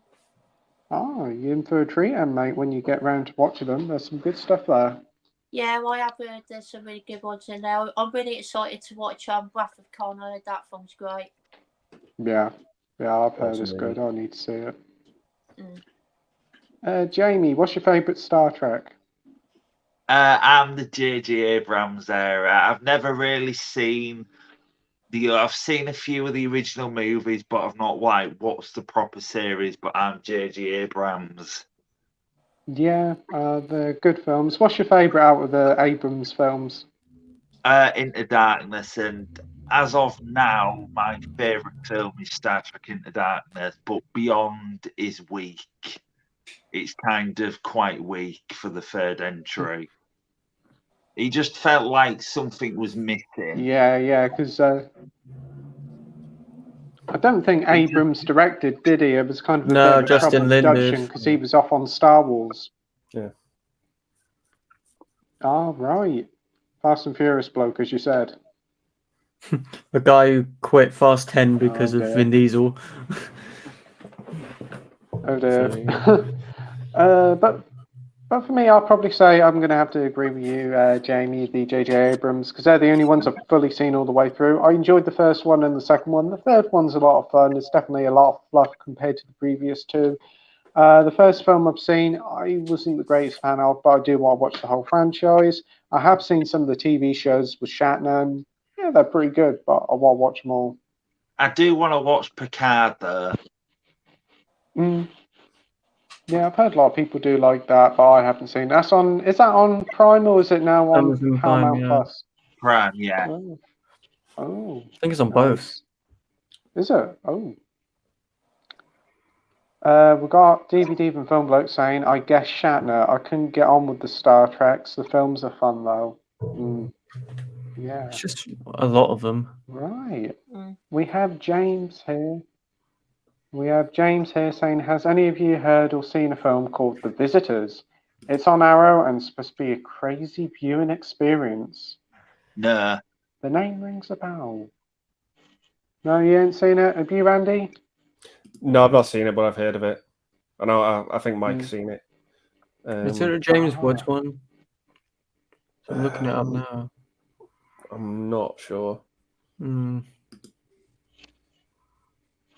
No, let's have a look.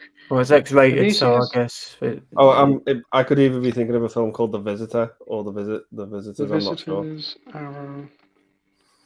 Yeah, I've seen The Visit by Shyamalan, and that's. Yeah, I enjoyed that. It's something quite different. Right, I've got it coming up on the computer, but my computer's slow. Have you seen it, Scott, or heard of The Visitors? I think I might have heard of it before, but completely forgot about it till it came up, to be honest, and I haven't seen it now. Right. I've just checked on Arrow, and I have seen it about, but I haven't got a clue what it's about. Sorry, mate. Dr. Impossible says, is that The Visitors with John Huston? So it probably might be. We got Marvel fan here saying, hey guys, how are yous? Hey Marvel fan, thanks for joining. Doing well. The viewer Drew says, if you were living the life of a monster, what life would stink the most? Vampire or werewolf? Being a werewolf would stink because while you're normal during the day, you'd undergo a painful transformation. That is a question I've never thought I'd ever hear. From hearing about Wolf Cop, it kind of puts me off about being a wolf. Yeah, but I've heard Teen about Wolf. the transformation. Teen Wolf. Oh, but Wolf Cop, the transformation where that starts, I've heard about that, and that does sound painful. Yeah. I'll probably say vampire would definitely be more fun. I mean, Christopher Lee's made vampires being fun. All right, you can't go out in the sunlight, but I'm not a big fan of the sun. You just wear some sunglasses and rock around in a stretch limo all day with the curtains closed in the car. Sounds fun enough to me. What about you, Andy? Vampire or werewolf? Just probably a vampire, just because I think it'd be less painful. Yeah, definitely. And also, if you were a werewolf, every time you finish being a werewolf, you'd wake up naked. Yeah. So you'd always have to have a bag of clothes behind you somewhere where you... Shopping bag of clothes. Why is there a werewolf walking around with a Primark bag? Yeah. Bag for life. Bag for life. Yeah. Just got your Tesco clothing. Yeah. What about you, Josh? Probably vampire, because I'm practically a vampire anyway. I stay up at night most of the time, minus the growth, like what vampires actually do. But yeah, I guess vampire. I never really thought of that. It's not a very philosophical question for me to think about a lot, but yeah. Scott, what would you like to be more, a vampire or a werewolf? Vampire, probably, just because I think they look cooler. Awesome. You don't want to be associated with Twilight either. Yeah. I can't believe I'm asking this question tonight. Yeah. Jamie, in Twilight, would you like to be a werewolf or a vampire? Vampires, because they turn into bats. Yeah. Oh, yes. You can be a Batman, yes. Ah, very clever. Yeah, I think it's all us for vampires here. Rogue Review says, my ideal holiday would be the Grand Serbian Railway. I've always wanted to explore Russia. It's a country that I've always been fascinated with. You don't want to go there right now. No. Not right now. No. It's an interesting country, I'm assured, but yeah, probably not yet at the moment. But yeah, railways are really nice. I've seen some documentaries about them. The viewer Drew says, at least it's being a vampire, you don't undergo a painful transformation. Absolutely. Dylan says, if you all had to be a casting director for a new Christmas Carol movie adaptation, who would you pick as Ebenezer Scrooge? Kanye West. I'm joking. No idea. Mark Rylance, maybe? Mark Rylance, that would be a good pick, actually. I could see that. Scott, you got an idea? No, to be honest, I'm not sure off the top of my head. No. Andy? Probably someone like maybe Ian McKellen.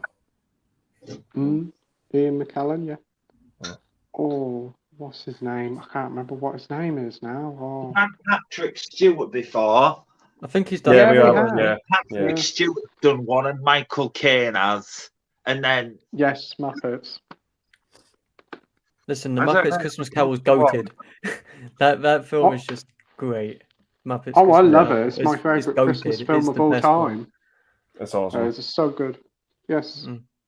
I kind of want to watch it now. I do have one. He has played Scrooge before, but it was in an animated form. But I'd like to see Jim Carrey as Scrooge. Yeah, that's that Robert Zemeckis one. cartoon, but I reckon he'd do it good in live action. Because he played so many different roles in that film, didn't he? He played all the ghosts and he played Scrooge, and it was a waste for him to be like CGI'd. Jim Carrey, being Jim Carrey, he'd be perfect if they just put some makeup on him and made him be each character. That's all that comes to mind. Yeah, I think that's a very good pick there. What about Bill Nye? Would he be a good pick? I think he's a bit too calm for that. Like most of his films, he's very just chill and mellow. I don't think. Yeah. He did play Davy Jones in Pirates of the Caribbean. Yes, Yeah, but he was quite calm in that as well. He was very just like, whatever. You know, he didn't really have any outlandish arguments. Yeah, there's quite a few different actors you could pick. Yeah, but some great picks there. I do agree with you there, Mike Rylance. That'd be good. We've got Carl here, Carlino09. Hi guys, just switched on. Nice to see you all.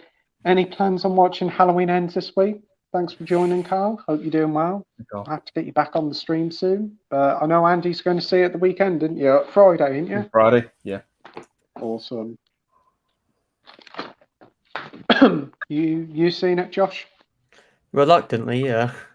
I'll be watching it at home. I think I'll be watching Emily instead because that's more my speed. Don't blame you. What about you, Scott? I will be probably watching it at cinema, but I haven't got any plans to watch it this weekend. Yeah, that's fair dues. And Jamie, you're going to see it? I do want to watch it, but my local cinema that's literally like 5 minutes down the road, apparently they're not getting it, I don't think. So the nearest cinema to me is Beverley, and that's about a half an hour train journey. So hopefully I'm going to try and go next week. Is it an Odeon, Jamie, your newest one? No, it's just Parkway Cinema. Oh, right, because I was going to say... Beverley's Parkway Cinema. Because Odeon, sometimes with my one, they don't tend to put the screening times up for it until a day before it comes out, at least at my one. So... Yeah. Well, I hope you get to see it, Jamie, and don't have to wait too long to go and see it. Hope you enjoy it.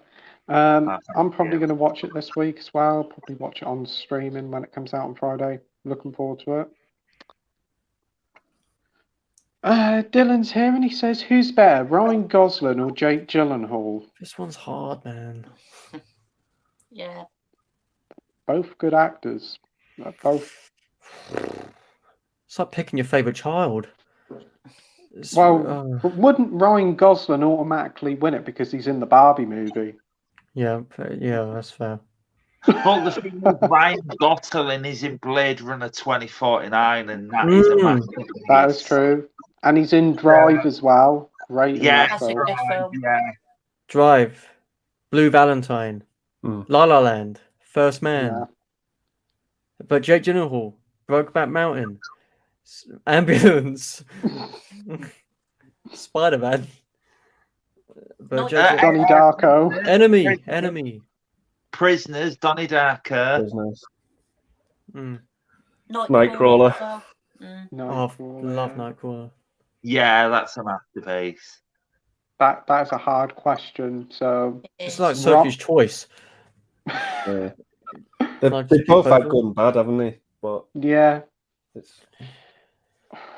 So I'm going to say Jake Gyllenhaal. Yeah. But I do like Ryan Gosling. I'm going to go Jake Gyllenhaal as well. Yeah. I'm going to go Gosling. Gosling. What about you, Jamie? Oh, sorry. I don't know. It's a tough one. I do love Jake Gyllenhaal, but I think I don't know. Probably Ryan Gosling. I think because of Blade Runner 2049. Yeah. 2 of his movies are in my top 10. Blade Runner 2049 and also. Well, I've said this, but 2049 is just a beautiful masterpiece. It's a wonderful looking film. Yeah. It is. Yeah, I'm gonna say Ryan Gosling as well. Him in Drive is just superb. I really like him. Place Beyond the Pines as well. That's a brilliant film. That's an underrated one. Yeah. Zoe Saldana's in that one as well, isn't she? Yeah, Ray Liotta for a minute, Bradley Cooper, Eva Mendes. Quite a few people. Great film. Crazy Good Stupid one. Love's a lot of fun as well. Oh, crazy. Mm. Yeah. Yeah. I like that one. Rogue says, I've been learning the Russian language. It's a truly beautiful language. It's one of the most emotional languages. There's a load of descriptive words in it that describe emotions that aren't in English. Oh, wow. That's cool. Right. Oh, I hope you're doing well with your learning of the Russian language. That's interesting. Dr. Impossible says, if that's The Visitor, directed by Guello Paradisi, brilliant pronunciation there again, Great name. then yes, it's batshit crazy and awful in the same way, a bit like Zardos, but Zardos does have an undercurrent to it, yes. And also Zardos has Sean Connery in a nappy, so yeah. What? Yeah. Yeah, Sean Connery's in a red nappy. Search up Zardos Sean Connery. Yeah. You'll It's see got, him like, as you've never The seen him bullet before. belts on him. Yeah. That'd be a sight to see. Yeah, it's an interesting one, to say the least. Right. Comments gone weird. Right. Next up, we've got Rogue Reviews, and he says, another random question. If you could instantly gain the skills to speak any foreign language on a native level, what would it be? Fucking hell, I'm still struggling with English. I was going to say, yeah, Same here, English. yeah. Really. Yeah. Just give me the ability to pronounce any word, and that would be really good, because you know how well I'm doing with name pronunciations tonight. I was like that on Friday when I peed and I needed you Yeah. to help me out quite a bit. Yeah. So, Andy, what sort of language would you like to learn fluently? Maybe something like Chinese or Japanese, something like that. Mm. Yeah. Yeah, that sounds like a good idea. Josh, what about you? Probably French. So that I can have a conversation with Julia Ducournau, who made Raw Entertain. And I don't think she speaks English very well, so... That sounds like a good idea to interview her. What about you, Scott? Maybe German, maybe. I'm not sure. Yeah. Nice pick there. And Jamie, what language would you like to learn fluently? I don't know, probably French. That's a good one. For me, it'd probably be Japanese or German. That'd be quite cool to learn it. Guten Tag. There you go. That's all you need. Oh, wow. I'm fluent. Yeah. No, just be me with my phone. Google Translate. Yeah, my phone does it automatically. You literally speak a different language and it comes up on the homepage already. Because it's a Google phone, so Google Translate pops up straight away. It is really handy. And for those who don't know what a shrew is, it's a giant. Yeah, well, I had no idea. No, I didn't. Yeah, I thought it was a rat because it came in of the shrew. Yeah. What's that, Dad? You thought a shrew was a mushroom? What? Code. Okay, fair enough. That's a shroom. Mushroom, yes. Not sure. Rogue says Mary Whitehouse was the Grinch of entertainment. She tried to ban Doctor Who for being too violent. She also made the video nasty list. She tried to ban a movie with a gay character in it as well. That sounds like J.K. Rowling with her books right now. Wow, she's very homophobic and transphobic. But this Mary Whitehouse, wow, she didn't like entertainment, then. Wow. Doctor Who on the video nasty list. Cool. What She next? didn't like the fun. Teletubbies. Nah. She argued it could turn kids what gay. So she was an idiot then. Yeah, she was. Yeah. Absolute idiot. Absolute homophobe. DVD Pro says, how the hell could people take Mary Whitehouse seriously? Conservatives for you. Yeah. Conservatives. Rogue says Mary Whitehouse thought Doctor Who was top violent and she blamed Hungerford on Doctor Who and said all actors who starred in the show need to be arrested and sent to prison for causing Hungerford. Wow. I didn't know all this about Doctor Who. That's unbelievable that they want to ban Doctor Who. Doctor Who's harmless. DVD and Film Bloke says, what the fuck was wrong with her? I would have fucking put her away. Yeah. Oh dear. No, Dad. Jason said, I've been enjoying your Letterboxd movie reviews, Josh. Oh, you do God. very short reviews, but they're pretty funny. Yeah, they're pretty entertaining what I come up with. I always see your reviews pop up. They're always quite cool and funny. They're good. Yeah, I'm a comedian after all. Yeah. We've got Brian here saying, hey, aliens. Hey, Brian. Right. Aliens. I don't know. I know I'm weird, but I'm not that weird, surely. Jason says, seems to be a lot of movies and documentaries on serial killers lately. I struggle with these as well because of the subject matter. Yeah, I can understand that. That's kind of scary because it is real and it happened. Yeah. Don't get me started.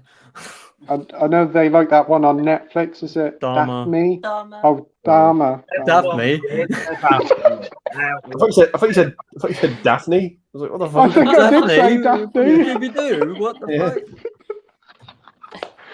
I think I did say Daphne or Daphne or something. Oh, Can you imagine Scooby-Doo and the gang catching Dharma? Oh, just unmask him and it's Dharma. Oh dear. Here's the problem with Dharma is a lot of people are just like, oh, he's so hot now. A lot of people have fallen for him, and it's kind of like, you realize he killed women, right? And men. He killed loads of men. You are aware, 17 men he killed. Yeah, exactly. Wow. And you're saying that he's hot. Yeah. Like, And the youngest was 14. yeah, exactly. Yeah. Yeah. Yeah. So Shocking. I don't like the show. I started it, and I don't like it. Have any of you seen this show on Netflix? Yeah. No. What did you think of it, Andy? I quite liked it because when I was younger, I used to like do a lot of reading and about Dharma and John Wayne Gacy and Eileen Warner. So I used to like watch documentaries about them on YouTube as well. But yeah. When you watch shows like that, you don't really know what's real and what's been dramatized in shows like this new Netflix show. But I still liked it for what it was. The performances in it were great. But yeah, I just had a good time with it. It was what it was. Dharma was obviously someone who lived by the sword and died by the sword, as he should have done, because he was just fucked up individual. He was an arsehole. Yeah. From what I've heard. You seen it, Scott? I haven't, but I have been planning to watch it because I know a lot of people are watching it at the minute, and it's obviously a really big show at the minute, so I want to get on to watching that at some point. Yeah, I've heard it's like one of the most popular shows on Netflix, so I'll have to give it a watch eventually. We've got Radley here saying, hello, movie types. How are you all doing? Oh no, you've just been caught slagging off a movie franchise everyone loves. Which franchise was it and why? Star Wars bores me to tears. There, I said it. So, franchises that you're not a big fan on. What would you say, Andy? I used to love Star Wars up until about 5-6 years ago.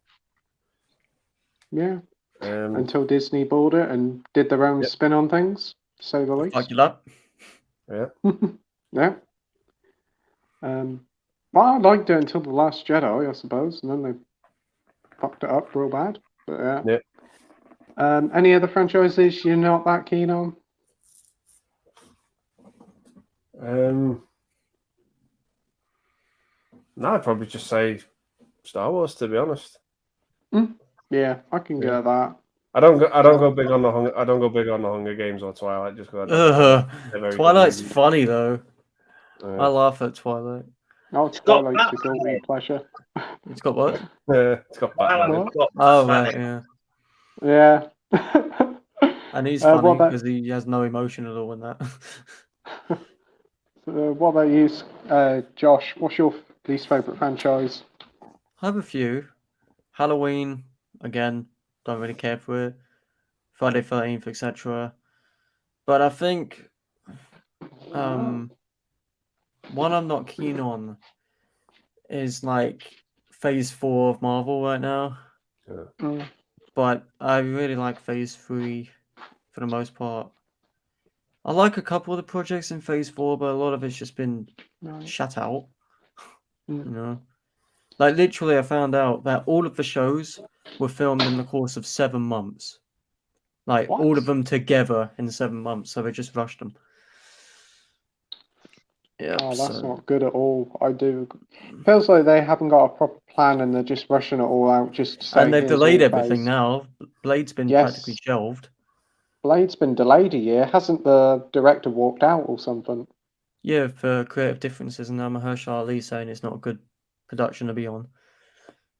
Oh, dear. Apparently, there was like a 90-page script or something, and apparently in that whole script there were like 2 fight sequences, and that was it. Right, yeah. Oh, wow. And it's But- not Yeah. R-rated, apparently, it's not R-rated. No, it's PG-13. I'm not Yeah, happy about that. Like, they're making Yeah. Deadpool R-rated. Why can't they make that R-rated, you know? I Blade agree. needs it. Blade needs it, definitely. If they can do Wesley it for Snipes ones are Deadpool. so much fun. Apart from Trinity, fuck that. But, like, the first Blades, I have a lot of fun with it. Oh, the Blade films are fun. The third one's certainly something, but it's It's got all right. Triple H in it. Oh, It's called what?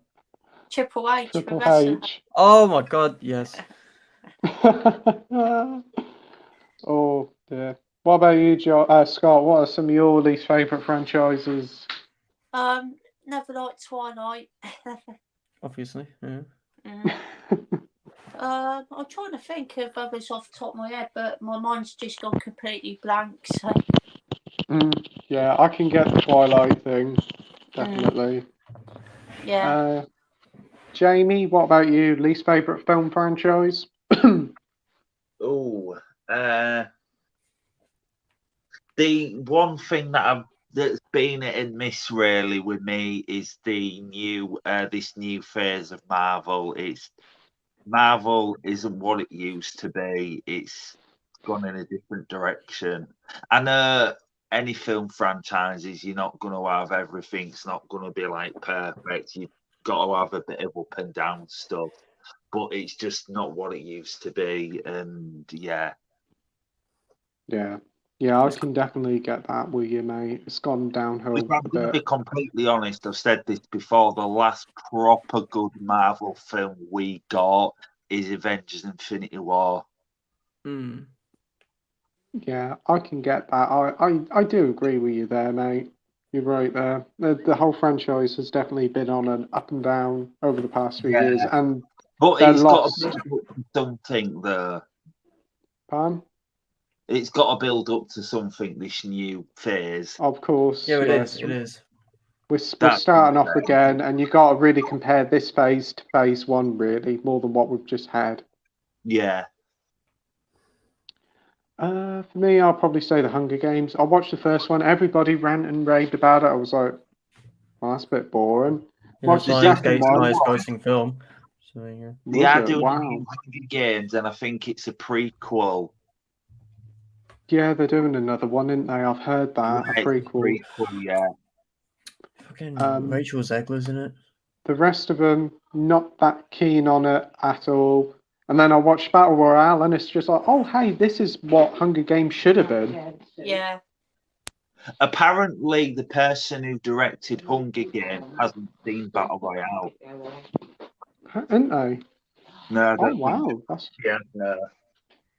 Oh, dear.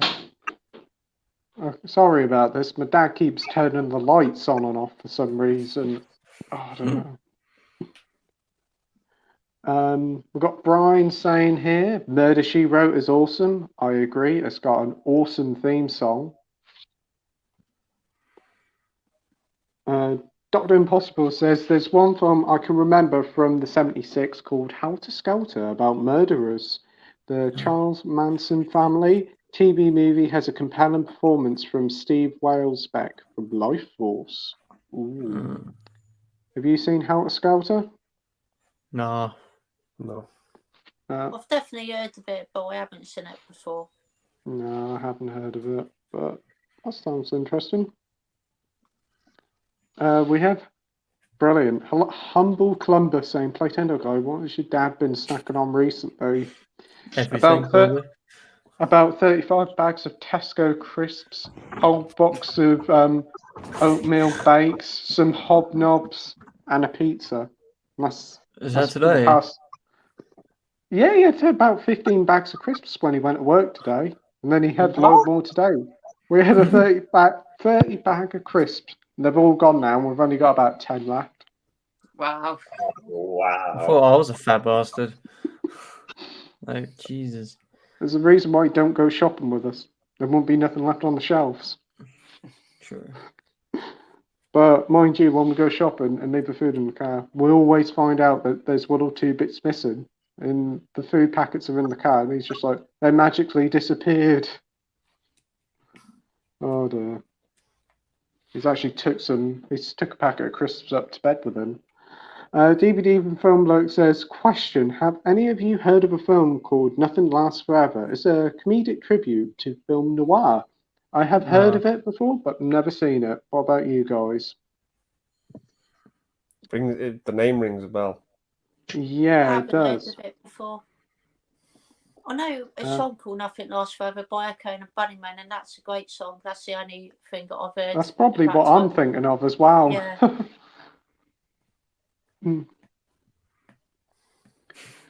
Rogue Review said Godzilla canon is really confusing. There's 3 timelines and the Monsterverse isn't canon, but is. They exist in the Godzilla canon and the movies based on the events of the original films. So how can it not be canon, but it is? So it's like the Halloween franchise. It has several different storylines. Several different branching timelines. It's like, bro. Wow. They always have to confuse us. You have to have a PhD to even understand half of them, though. Yeah. I should imagine there's like a roadmap online with all the Godzilla timeline, how they're set, but wow. Yeah. DVD and Film Bloke says it was finished in 1984, however. MGM had no idea how to market it, and it has yet to have an official release. Oh. Right. He continues to say, Nothing Lasts Forever has no cinema, no home video, and no airing on US TV. It was the only ever shown on European TV, including BBC Two in the 90s and at film festivals. Oh. The only place I'm able to find a copy is YouTube via the Wayback Machine because the original upload was taken down ages ago and you need a flash emulator to actually watch it. Oh, we love the we love the Wayback Machine. Dr. Impossible says bed knobs and broomsticks should be banned because the title has knobs and also it's abuse to broomsticks. Disney ban it. Okay. Oh dear. Marvel fan says, is anybody going to buy the ET Ultimate 80 Special Edition Zavvi exclusive 4K Ultra HD Steelbook with lunchbox and thermos and more for 65 quid? No. No, I'll stick with my VHS Blu-ray of ET that I got for a couple of quid. Though ET lunchbox is very tempting. I'm sure if I wherever I go with an ET lunchbox, I'd certainly get a lot of people saying, "Oh, I'm jealous of him." Anybody getting ET on 4K? I'm not buying any more films. No. The last thing I bought was, I think, I'm the worst person in the world to drive my car. And that was the last thing, and then now I'm kind of just slowing down on that. Yeah. I can get that. Because I don't tend to watch half of them. Actually, the last thing I bought was Ida in a charity shop. I think that was the last thing I bought. But yeah, it's great to see ET coming out on 4K, but a thermos and a lunchbox, not for me. It's got a 4K already. It's been out in 4K for like 2 years now. as Has well. it? I think it's I just a re-release because it's a new Steelbook, I think. Oh right, I didn't even know it had a Steelbook don't 4K look very nice, physical bro. release. I don't like the Steelbook. It's just his face. Like, he's like, Give us a 4K. hmm? Pardon, Jamie? I think Zavi just want to make more money again. You're absolutely right there. Doesn't every company want to do that though? That's Yeah. true. That's true. Well, I'll tell you something, Zavi. Instead of another ET limited edition, give us a 4K version of Macamee. Tell you what. Oh, Yeah. I'll tell you what's good though. Xavier started doing vinyl now. Oh, What? that's cool. Yeah. Did And they have I've the seen. Dark Knight on vinyl? I don't think so, but I've seen Taylor Swift one. I know Taylor Swift, but it's usually about 55 quid in HMV. It's 38 on there. That's good, Saban. I think I got a few vinyls from there before, I think. Yeah. Can't remember what they were, though, off the top of my head. No. Well, next up, we have got Radley saying, Josh talking about characters in movies doing dumb shit. Yep, that'll be horror movies. Oh, look, there's a cabin in the woods with blood on the ground and axes outside. We must all go in immediately. Cabin in the Woods is fun though. I don't think he's actually talking about Cabin in the Woods, but I like Cabin in the Woods a lot. I couldn't get into Cabin in the Woods. I think it's a very satirical and funny take on the horror genre. But it's the only good thing Joss Whedon's done, let's be honest, apart from the first Avengers. Yeah. Definitely not Justice League. I haven't actually seen Cabin in the Woods. I've heard a lot of people say it's really good. That's the one with Chris Hemsworth, isn't it? Yeah, it's pretty funny. I'll have to give it a go. Edward's saying, what's your favourite Shrek movie? Shrek 2. Love it. And I also really enjoyed the Pop Idol one with Simon Cowell on the bonus disc on DVD, if you can remember that. Yeah, I remember that. Was a thing? Yeah, I do, yeah. Oh. There was like a Pop Idol X Factor style auditions thing, and you had Simon Cowell on the extras.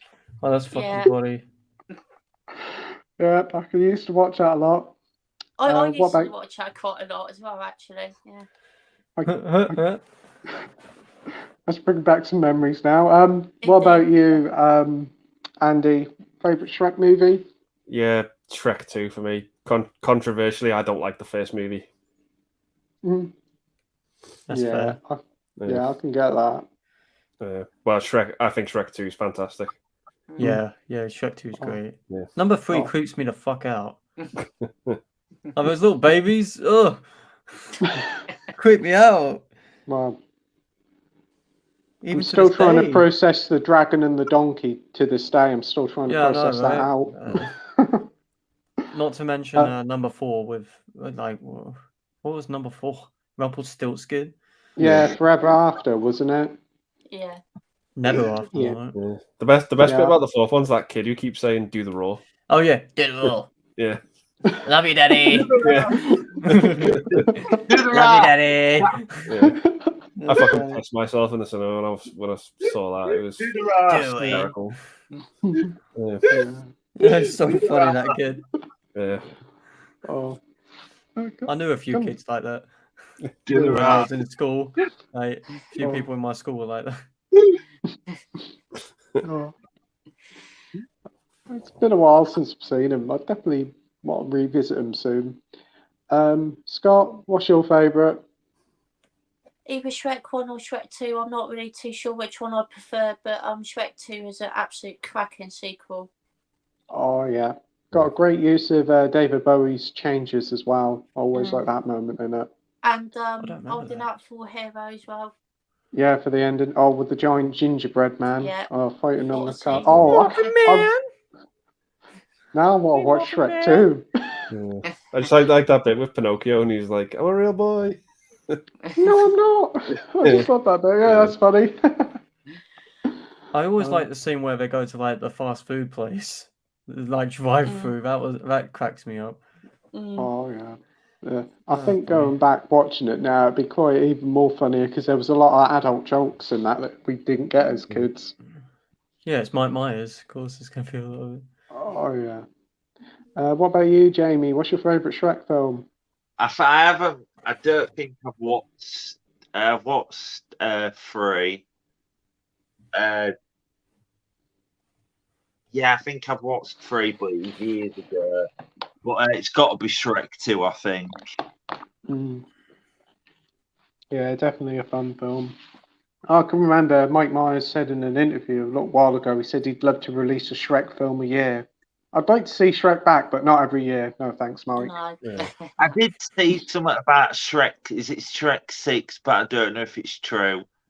Shrek 6. That'd be Shrek 5, I think, Yeah, because we I'm only about had to say, 4 that best films. skip one. Sorry, Shrek 5. Is it then. Shrunk? Have you missed it? Oh, I'm surprised DreamWorks haven't brought Shrek back. It's been 2010, wasn't that the last one? Yeah. I believe so, yeah. Apparently, it's going to be Illumination doing the next one. Oh wow, we're going to get Which the the Minions minions will crossover. show up.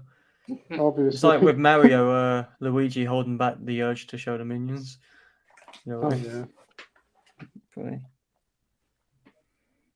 We got Dr. Impossible saying, give me a good J. Lee Thomas film you could recommend. And about other guests, excluding Andy, we'll have to look him up on the net.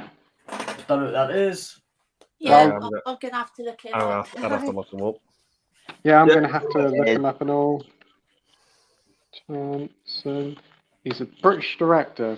Thank you, Google. You're my best friend, Google. Thank you. What would I do without you? I'm clever, thanks to you, Google. Yeah, my phone's owned by Google. Proves that I love them. Oh, wow. Oh, he's He's done done a lot of famous movies. Oh, well, What's yeah. he doing? he's done Death Wish 4. Fuck me.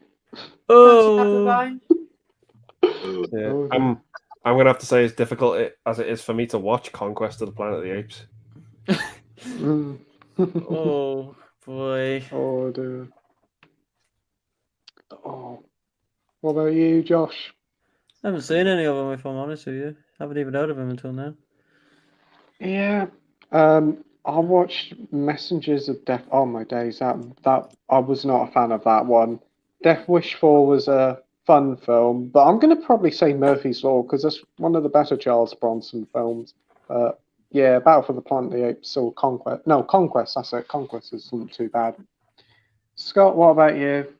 Oh, I'd have to go with Guns and Roses. Oh yeah, very good film. They've got a premium collection of that, haven't they? I think I really so, want to yeah. watch the 60s Cape Fear as well.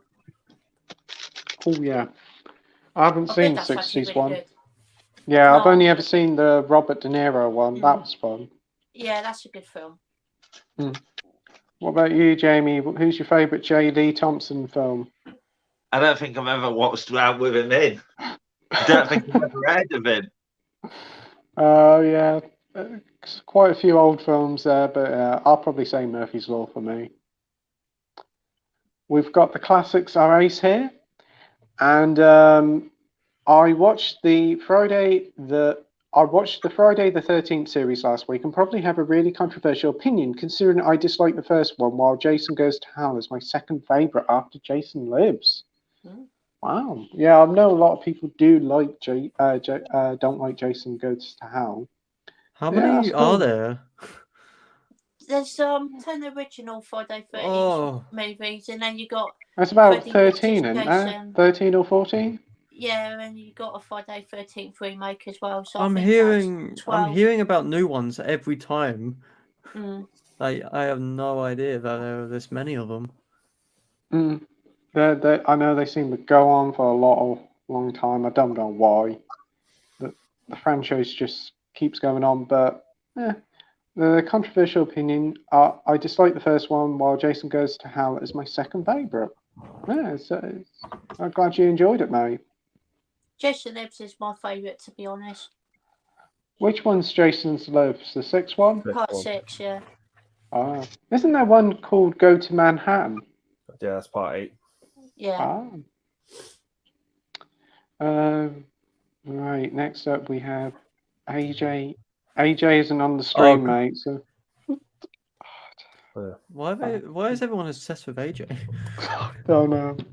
I'll block the person anyway. I'm sorry about that, but DVD Even Film Bloke says, "Hi Liam," and yes, I agree.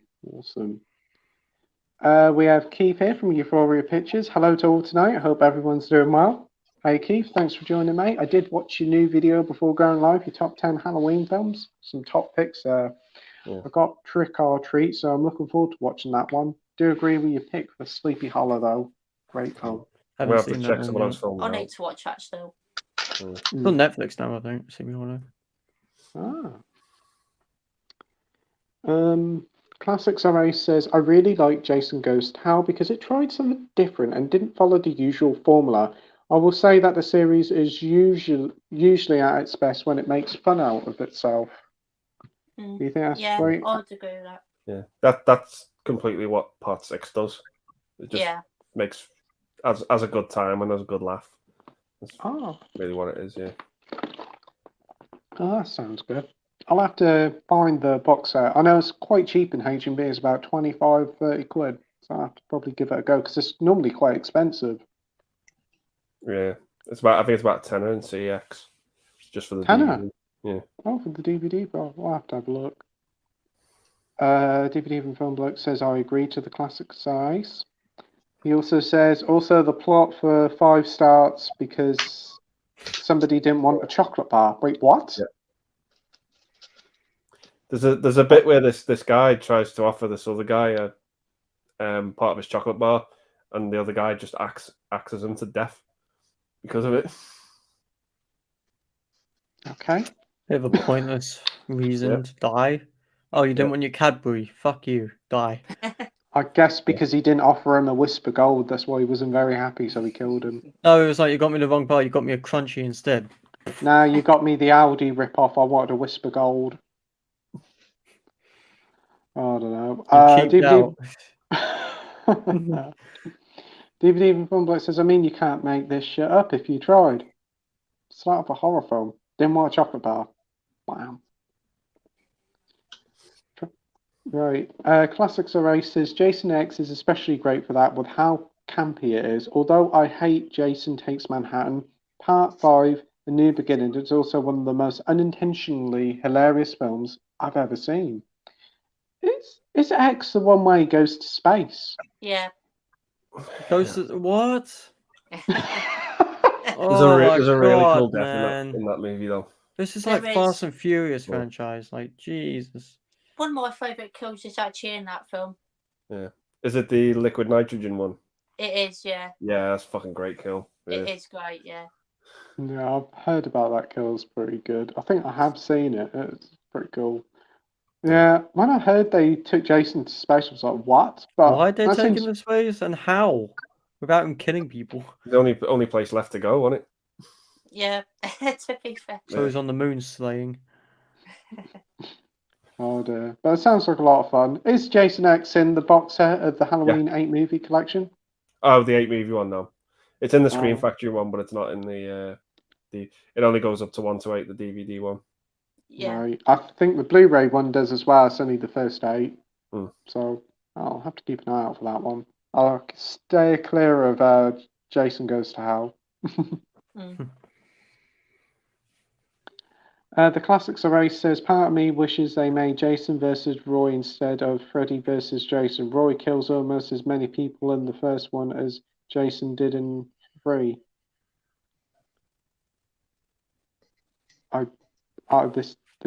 I have no idea. I think it's to do with Part 5. Right. Right. I know, talking about Jason going to space, I know there was talks ages ago they wanted to put Michael Myers in space for some reason. They should have done Michael Myers versus Jason in space. Yeah. I'd pay to see that. See how fucking stupid it is. It'd be better than Halloween Resurrection. Fuck me. Oh, Busta Rhymes with the bloody kung fu. Busta Rhymes? What is he doing in that? I don't know. What is bro? He does a bit of kung fu on Michael Myers. He does. He tries to fight Michael Myers, and it's just like, "No, mate, you're not winning there." Yeah. It's generally regarded probably the worst film of the series, isn't it? Resurrection. Oh, it's fucking awful. It's got like 3.7 on IMDb, I think. Mm. And think that the previous film, H2O, wasn't too bad, and then they got fucked it up with Resurrection. That's like if they both went to space and fought, and then they just had Kanye singing in the background with an astronaut suit. That is like that. Fucking Yeah. Busta Rhymes coming along. Like what? I don't. Oh boy. He's a good rapper, though. Whoever the director was must have been a big fan and thought, like, yeah, he's It the must have man been for on Halloween. crack. Oh dear. Dr. Impossible says, I've always liked Friday the 13th. Jason goes to Manchester. Sorry, Manhattan. Oh, Cheesy okay. kills, and finally Jason takes a vacation from Crystal Lake. Wow. I'll have to check that one out. I need to give the French shows a go. Marvel No, talking to fan says, Kanye, there you go.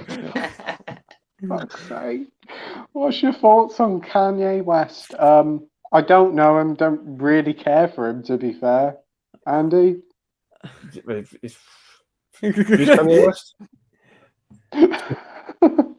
The guy just doesn't have any sort of impact on my life, and I just Can you don't care. believe that? Can you believe we don't have a Yeah. jacuzzi? Like he has some of Yeah. the best quotes ever. Like Yeah. I've got 3 of his albums though. Might be Isn't he a South regarded Park as a fan. character? I think so. Yeah. He Yeah, actually they tried do. to in South Park for that, I think. Mm. Because it's Kanye, of course. I know he said some funny things, but that's all I know him for. And he married the Kardashian girl, and that's about it. You ain't got the answer, Shui. Oh, Some of the dear. stuff he says is just great. What about you, Scott? What's your thoughts on Kanye? Nah, he's alright. That's basically all I have to say on him, to be honest. Yeah. What about you, Jamie? Who is he? Is he a singer?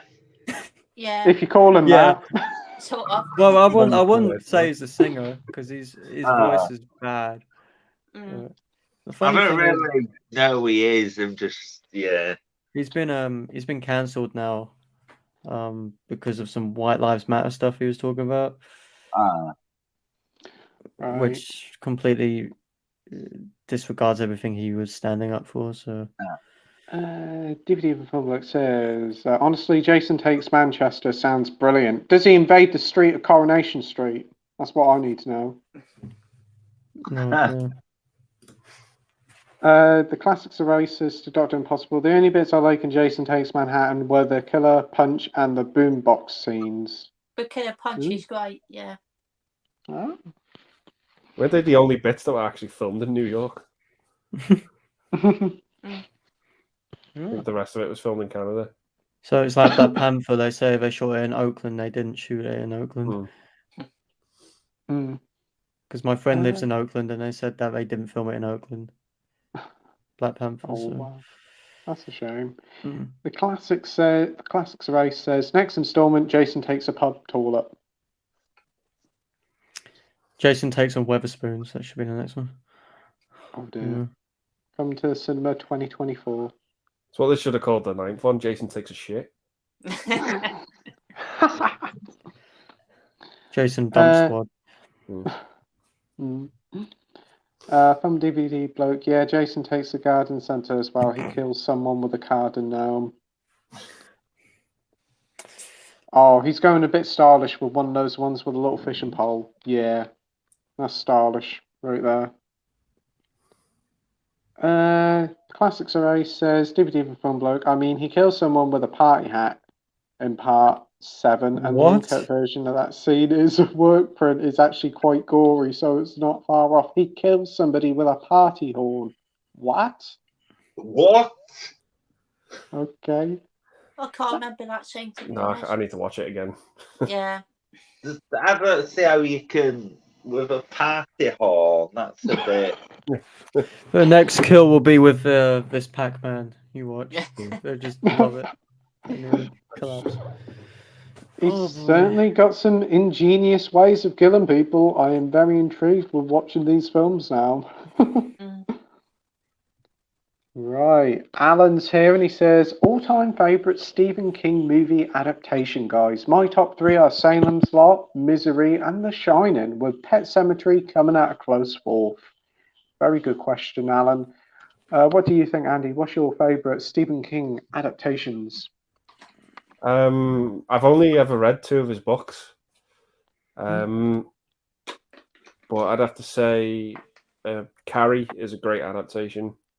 I've not read the book, but Stand By Me, based off the book, is a great movie, and Misery is fantastic. Oh, I definitely do agree with you about Misery. I love that film. Yeah. What about you, Josh? Haven't seen too many. I saw Pet Sematary remake and Jesus Christ. Also the It movies, I think they're pretty decent, apart from It Chapter 2, which just loses its way a lot. What other ones are there? There's Cat Eye, which I haven't seen. Just stuff like that, I think I've only seen The Dark Tower. Oh, yeah, the one with Idris Elba. I didn't mind that, to be honest. I thought it was quite fun. I know it's nowhere near like the source material. Yeah. But yeah. Scott, what about you, mate? Is The Shawshank Redemption one of them? Yes. Oh, That would probably be my favourite one, to be honest. I do like Christine a lot as well. Yeah. Yeah. And Stand By Me is one of my favourites as well. Love that film. Very good. What about you, Jamie? What's your favourite Stephen King films? It's got to be the It Chapter 1 and 2 remake. Yeah. You like them? They're good. I think they're both masterpieces. I'm just a massive fan, but I'm not a fan of the original It. No, you didn't like the one with Tim Curry in? No, I'm not a fan. It's just I prefer the newer versions. I forgot one. Doctor Sleep for me. I think I love Doctor Sleep. Oh, yeah. Doctor Sleep's a The masterpiece. extended cut of Doctor Sleep is better than the theatrical. Doctor It sums Sleep up a lot is a more loose ends. masterpiece. I need to see Doctor Sleep. That's one I've been meaning to watch for ages. I've got it, but just never had the 3 hours to watch it. Say that. That and is I've a really watched... good film, to be fair. Yeah. Shame it didn't do well in the box office because they were going to do another one afterwards, but it didn't set the box office well, did it? It was a bit of a flop, I've It's heard. sad because the good movies make next to no money. Yeah. But the bad shit like Transformers makes more money. That's a shame. It is a shame. For me, the original Shining, Shawshank Redemption, Green Mile, Misery, Salem's Lot. What was the other one? My word. The Shining is one of my favourites as well. Yeah, The Shining's very good. Oh yeah, Carrie. That's good. Yes. Sleepwalkers is a lot of fun. Is that the one with Mark Hamill? Yeah. Yeah, I was thinking. Oh, I'm thinking of a TV show, The Dark Zone. I did enjoy that one. That was pretty good. Decent shows from Stephen King, I think. Yeah, From what I've heard. He's made some good stuff. Maximum Overdrive's a lot of fun. That's a fun film, yeah, I like that. Great soundtrack by AC/DC as well. AC/DC, yeah. Oh, and isn't the original Firestarter, that's a Stephen King? Yeah. Let's not Yeah. speak on the new one. I wasn't keen on the new one, but the first one with Drew Barrymore, love it. Yeah. Thinner's a lot of fun as well. Yes, I've heard Thinner's is very good. I need to see that. I think the majority of Stephen King adaptations have mostly been good. There's been a few dud ones like Cell with Samuel L. Jackson and John Cusack. Oh, that was dreadful. I've heard bad things about that. That 1408? No, Cell, I think. Cell. Cell was so fucking funny. It's the one with the mobile phones turning people into like zombies. Okay. That's the one. Jamie, why have you got that? It was a quid. Oh no! It was a quid. That's too much. Well, you got a nice slipcover with it, mate. Yeah, it has. Nicest release for one of the worst. Oh boy! It's a shame because that sounds like it's got a good cast. Yeah, it's got a good premise and a good cast, but fuck, is it boring? The first 10 minutes of it is really good, and then it just goes downhill. Yeah. Oh, I've heard that some of it's absolutely hilarious as well, but It unintentionally. is. It's so funny. Yes. It's so funny. Yes. The Classic Survey says, I feel like the new blood was actually let down a bit by how much the MPAA cut out of it. Mm. Which one's that? Is that a Part Friday? seven. Part 7, I believe, yeah. Ah, right. Yeah. DVD and Film Blokes finds that funny. Comments have gone weird. Dr. Impossible says there's plenty of garden appliances Jason could use. I want to say that Jason could do some decorative fairy lights. Yeah. I suppose there's many weapons Jason could use. He could also try and use Tesco cookies because they're fucking rock hard. Nice one. DVD Velvet says, also, if you're a werewolf, you'll wake up in the zoo stark bollock naked. Yes, that is a worry. Interesting. That's why you attach a bag full of clothing to you.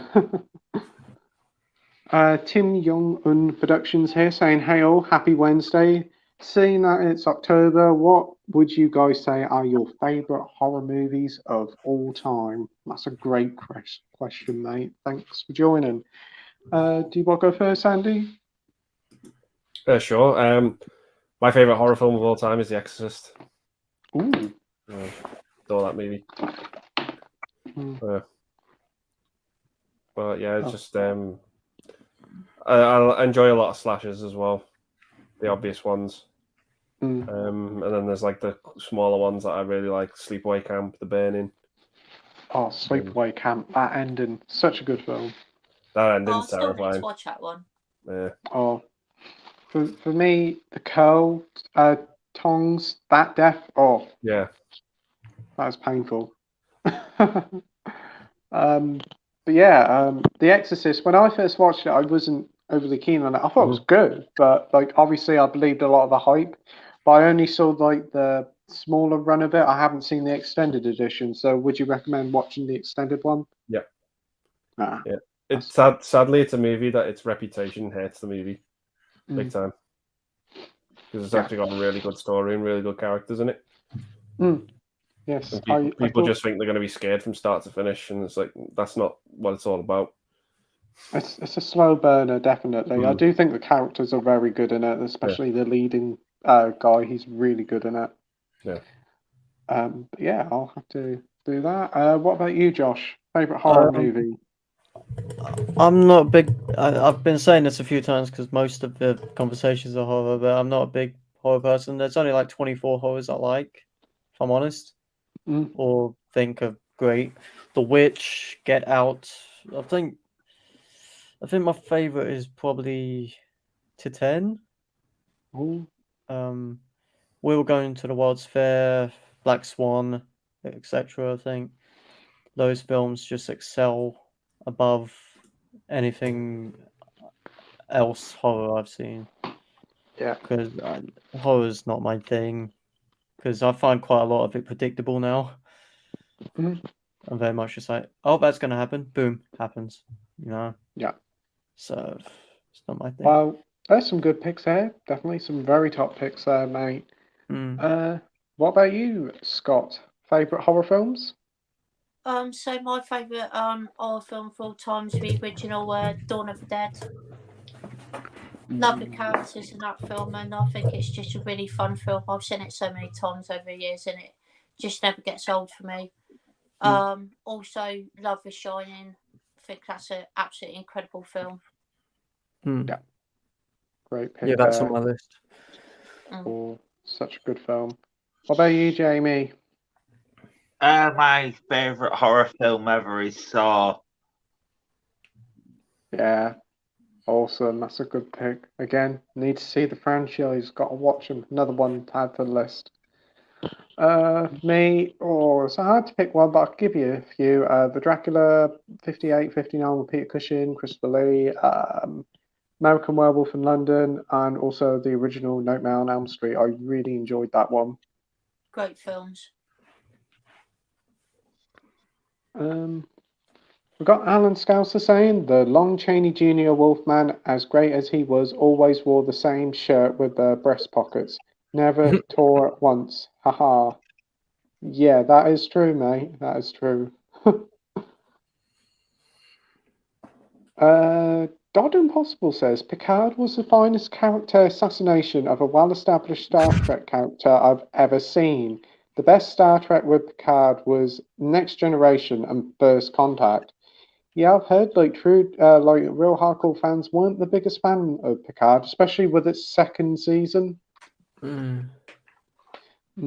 But I can also add another one to the finest ever character assassination on the screen, and that's probably Doctor Who with Jodie Whittaker. That's pretty rough and Oh all. boy, how do you think the new one will fare? Do you think it'll be alright? Well, we've got Russell T Davies back, so there's some hope there, but I don't know. Is David Tennant back? He is back, yeah, he's coming back for the... Christ, I'll only be watching the episodes he's in, I think. Yeah, he's back for a few episodes. I've heard Matt Smith is back as well, so I think that'll be good to get people in and be interested in it. Next Doctor? Ncuti Gatwa from Sex Education. Yeah, Ncuti Gatwa. Oh, yeah. I love him. I think he's great, honestly. I think he's great. Yeah, it is. Yeah, sorry, I forgot. Yeah. Yeah, I don't think he'll appear until next year when we get the final episodes with David Tennant in. I don't really know what he's done by Sex Education, but I haven't actually seen it in him, so I can't really... He did a romantic comedy beginning of the year, that's it, I think. Yeah, I haven't seen much of him, so I can't really judge on him, but Matt Smith didn't do a lot, and he was great in Doctor Who, and he's doing well now in that new Game of Thrones spin-off. And obviously, your favourite, Morbius. Oh, it's Morbin time, bitches. I've never seen it. I've got it, but I've not watched it. I love them. Twitter's just gone mad for Morbius. It's so good. Is it good? Or is it Morbius as bad as people are making it out? It's worse. Because I've heard a lot of mixed opinions on it. I've heard it's all right in this. I've heard it's not as bad as people are making out or whatever. From what I'm hearing of it, it's like an early 2000 Marvel film. Think something of Fantastic Four. I like Fantastic Four. It's worse than that.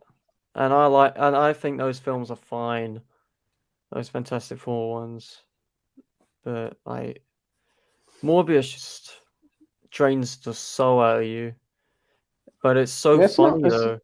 It's not very long as well. I thought it's only about an hour and 40 minutes. I kept messing about with it, kept delaying it. They got Batman and the Joker in. But it's literally nothing what happens in Morbius which makes you care for anything. Literally nothing happens. It's literally from the what is it like? From the resolution in the plot to the final shot is like, I think 1 minute and 30 seconds. Literally, it's just end. Oh dear. Have you seen Morbius, Scott? No, I don't plan to either, to be honest. You seen it, Andy? No, I'm not in a rush. Don't blame me. I'm probably going to head off, Pete, as I'm a little bit tired. But no worries, mate. It's been a pleasure having you on. Thanks for joining, Josh. Yeah, thank you for having me. Yeah. I'll see you guys later. See you soon. Yeah, Josh. Later. See ya. Bye. Yeah, so that's Josh. Thanks, Josh, for joining. Again, his link is in the description down below, so go and give him a sub. So anyway, continuing on, we've got the Classics Race saying, going back to Jason takes a pub taller, I'm suddenly imagining Jason killing someone with a condom machine.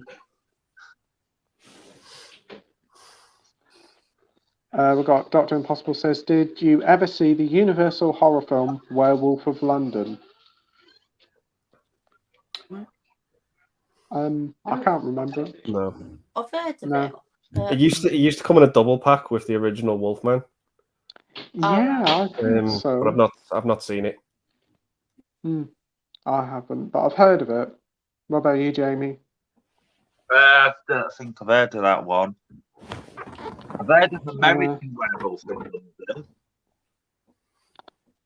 I don't know. I keep blocking this dude, but it keeps coming back up. Sorry about that. Alan Scouser says, "What's the worst Stephen King film?" For me, it's got to be Sal.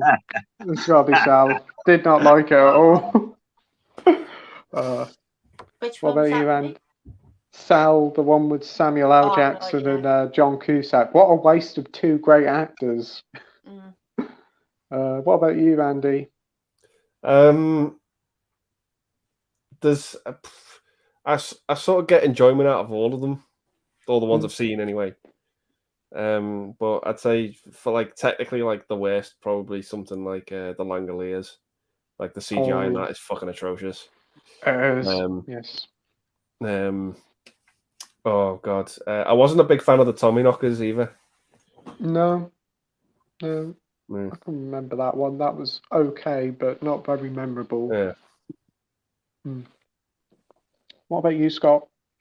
I'm not too sure, to be honest. I think I've only seen the good ones, really. Yeah. And what about you, Jamie? I've kind of got two. Yeah. What are they? I'm not a fan of the original 8. No. And I've got another one, but I'm gonna get hate for this. What's it gonna be? I'm Go gonna on. get a lot of hate. This is kind of really controversial, but I am not a fan of The Shining. Hey, no worries, mate. I don't think Stephen King is a Stephen King fan didn't of like The it Shining, is he? No, he's not. No. One of the No. things I do like about Doctor Sleep, it does reference The Shining, but it doesn't. It does it in stages, and then it builds up, and then it just hits you at the end with all the Easter eggs and stuff. It builds up. But I think the Doctor Sleep were a masterpiece. I loved it. Yeah, I've heard a lot of people really, really like that one. So yeah. It is a really good film. Good. Very great pick, guys. That is really good. We've got DVD and Film Bloke saying the classics are ace. If that happened, then it would actually be worth watching. Yeah. Right. Alan Scouser says, "Who's your favourite horror actress?" Ooh. We Probably don't have to really say have Linda Blair. many. Who did you say, Andy? Probably Linda Blair. Yeah, Linda Blair. That's a very good pick. What about you, Scott? Yeah, probably Linda Blair as well, to be fair. Scott? Huh? Scott, Jamie, sorry. I think the only one that kind of comes to mind is like probably the most obvious, and that's Jamie Lee Curtis's Laurie Strode. Yeah, that is like what I'm thinking. Or the one who played Nancy in Nightmare on Elm Street. Is it Nancy? Her name is? Yeah. Names escape me. Fuck. Yeah, I can't remember her name, but I thought she was really good in the films. Yeah. Alan Scouser said, "What is the most annoying movie?" Oh, that's a good one. I can think of a few. I don't know. I can't think off the top of my head. Anything with Kevin Hart in that isn't Jumanji. I think for me, it's probably Ride-alongs are good. Pardon? Ride-alongs are good. I haven't seen them. They're quite fun, yeah. What did you say, Andy? I think for me, it's probably Biodome. Biodome. I think I've heard of it before. I can't remember now. Yeah. Pauly Shore and Stephen Baldwin. Oh, yes. Biodome. I can't remember it. Yeah, it's not great. Scott, what about you? Probably Friday 13th Part 9.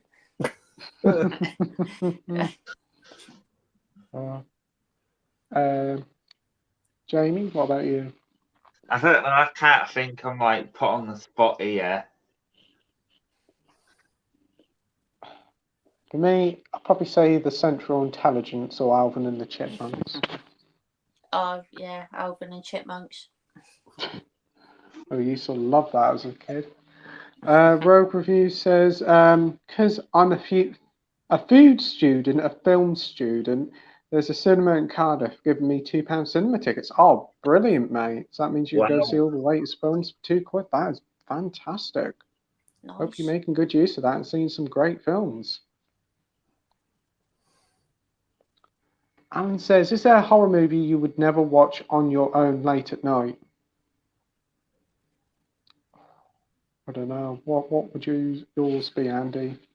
Would I fuck watch Hereditary in the dark? Good Oh, choice. come on, that wasn't that bad. No, I would never ever watch that movie in the dark. Did you like Hereditary? I think Hereditary is a masterpiece. I enjoy it. Yeah, I do enjoy it. Yeah, I kind of like Midsommar as well.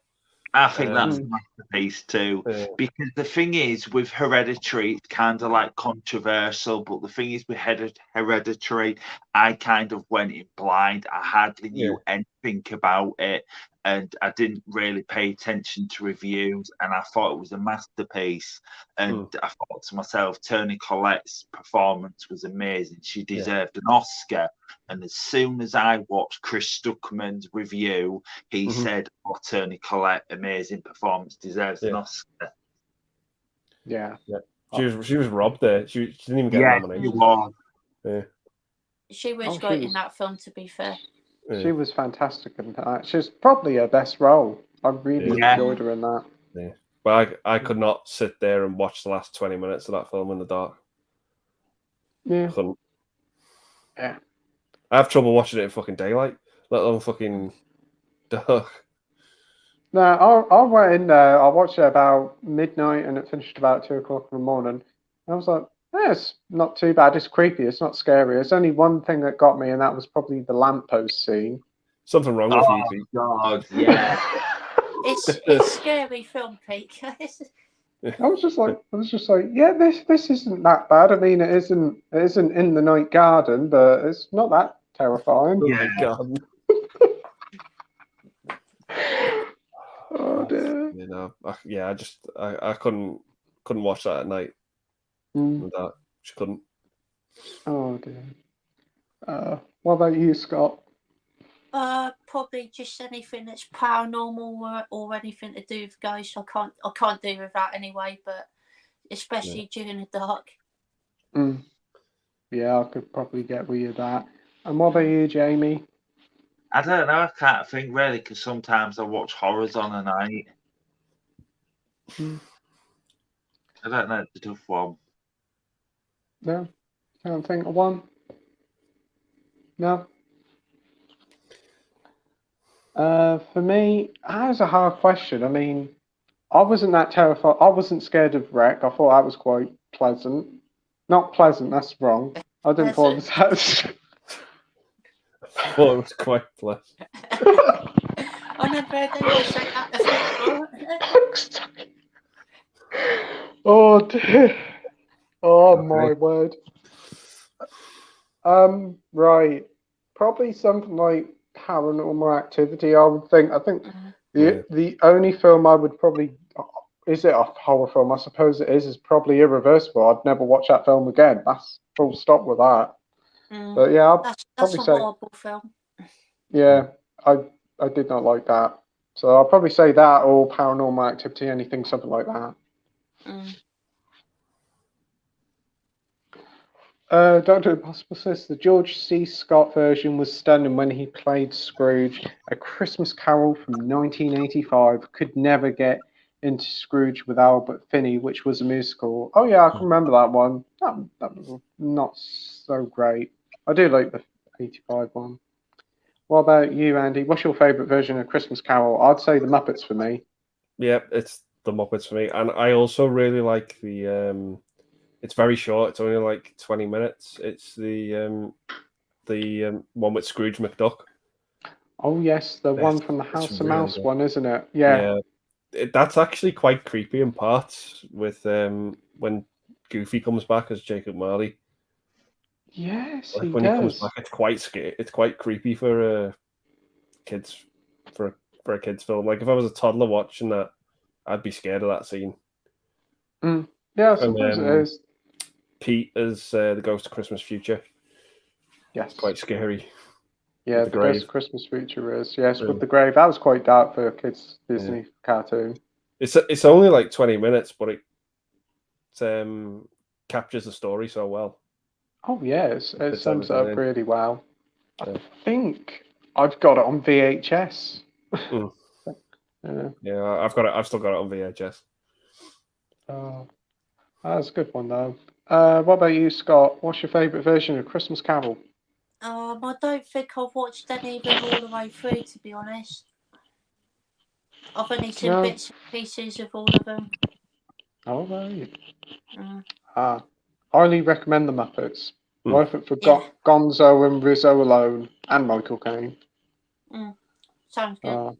It's a wonderful film. What about you, Jamie? What's your favourite Christmas Carol film? Oh, I've seen the Muppets one. I've seen the Muppets one. I've seen the Jim Carrey one, and I've seen bits of the Patrick Stewart, but I think that's it. Yeah, I can remember the Patrick Stewart one. I didn't mind that one. That's pretty good. I always I've liked seen the Jim Carrey one. Yeah. That was all right. That was pretty decent. I can remember that at cinema, actually. Was that 2009 when that came out? Yes, it was. Yeah. Yes. I can remember having the DS game of that, and it was just a load of mini games. Whatever was wrong with me. I actually don't mind the Ross Kent one that was on TV back in the early 2000s. I can remember that one they used to show every year on ITV3, and I was like, yeah, this is pretty good. Don't remember that one. That was on TV, that was. Can't you remember that? No, Ross Kent. Yeah. It's like a modern interpretation of it. I don't think it was even Ebenezer Scrooge. He worked as like a sort of I can't remember now. Loan shark, I think it was. Yeah. So I actually really like Scrooged as well with Bill Murray. Yes, Bill Murray, Scrooge. I enjoyed that one. Yeah, that's good. I still need to watch that one, actually. Yeah, I watched it. Yeah, that's a good, fun, sort of dark take on it. It's been a while since I've seen it. It's more of like a more of a modern 80s take. Yes, it is. I agree there. Classic Array says, my favourite adaptation has always been Scrooge with Alistair Sim. Yeah, that's a good one as well. Rogue Review says, the worst part of learning Russian is watching Red Heat or other Hollywood movies and cringing at how bad the spoken Russian is. I love Red Heat. That's a fun movie, to be fair. Yeah. It is good fun, yeah. DVD from Filmblog actually says my favourite version of A Christmas Carol is the Black Adam one. That is a fun one. That is good, yeah. Yeah, I agree with you there. We've got Alan here saying, thoughts on the Tony Todd Candyman movies. Loved the first one, wasn't too keen on the two sequels, part 2 being the most boring. Do you want to go first, Andy? Yeah, I've only seen 3 Candyman movies. The only one I haven't seen is the third one. I think it's Day of the Dead. But I've got to disagree with Alan. I actually really liked Way of the Flesh. I thought it was a really, really good movie, to be honest. I quite enjoyed it. The first one's great. I'm going to watch that sometime this month for the first time on 4K. Because I really do like that first movie. It's not one of my favorites, but I do like it. And I didn't mind the new one. I thought it was okay. Definitely has its problems, but it's a very inconsistent franchise. Yeah. What about you, Scott? Have you seen any of them? I've seen the first one and I thought it was excellent. One of my favourite horrors of the 90s. I haven't seen any of the sequels, but I do want to watch them, see what they're like. Yeah. And what about you, Jamie? I've seen the original. I watched it. I think it was like 2020. I watched it for the first time, and I enjoyed it. And as for the newer one, is it a remake of the new one? It's a grey It's area, like isn't a it? requel, is it? What the Yeah. new Scream is? It's like a sequel reboot, isn't it? Yeah. The thing about the new one is it finishes way too early. So basically, it gets going and then it just ends. So it ends way too early. But it was Yeah. all right. I need to watch it again now. I've only watched it once. Yeah, I'm the same. I wasn't the biggest fan of that one. I've only ever seen the first one and the new one. I've heard the second one isn't too bad. Third I one haven't I've heard is watched the pretty sequel. bad. But I love the first one. I think that's really good fun. Tony Todd's great in it. The reboot, sequel, whatever it is, yeah, I wasn't keen on it. I thought it was a bit too long in the tooth. It took too long to get going. A few things of it I just couldn't get on with, and I thought the kills were really good, but I was just mostly bored with it. But I do want to probably pick it up and give it a rewatch, give it another chance. Probably might like it more. Right. Next up, we have the classics erase. When it comes to non-traditional adaptations, I love Scrooged. Carol Kane stills a film. Yeah, it's a good film.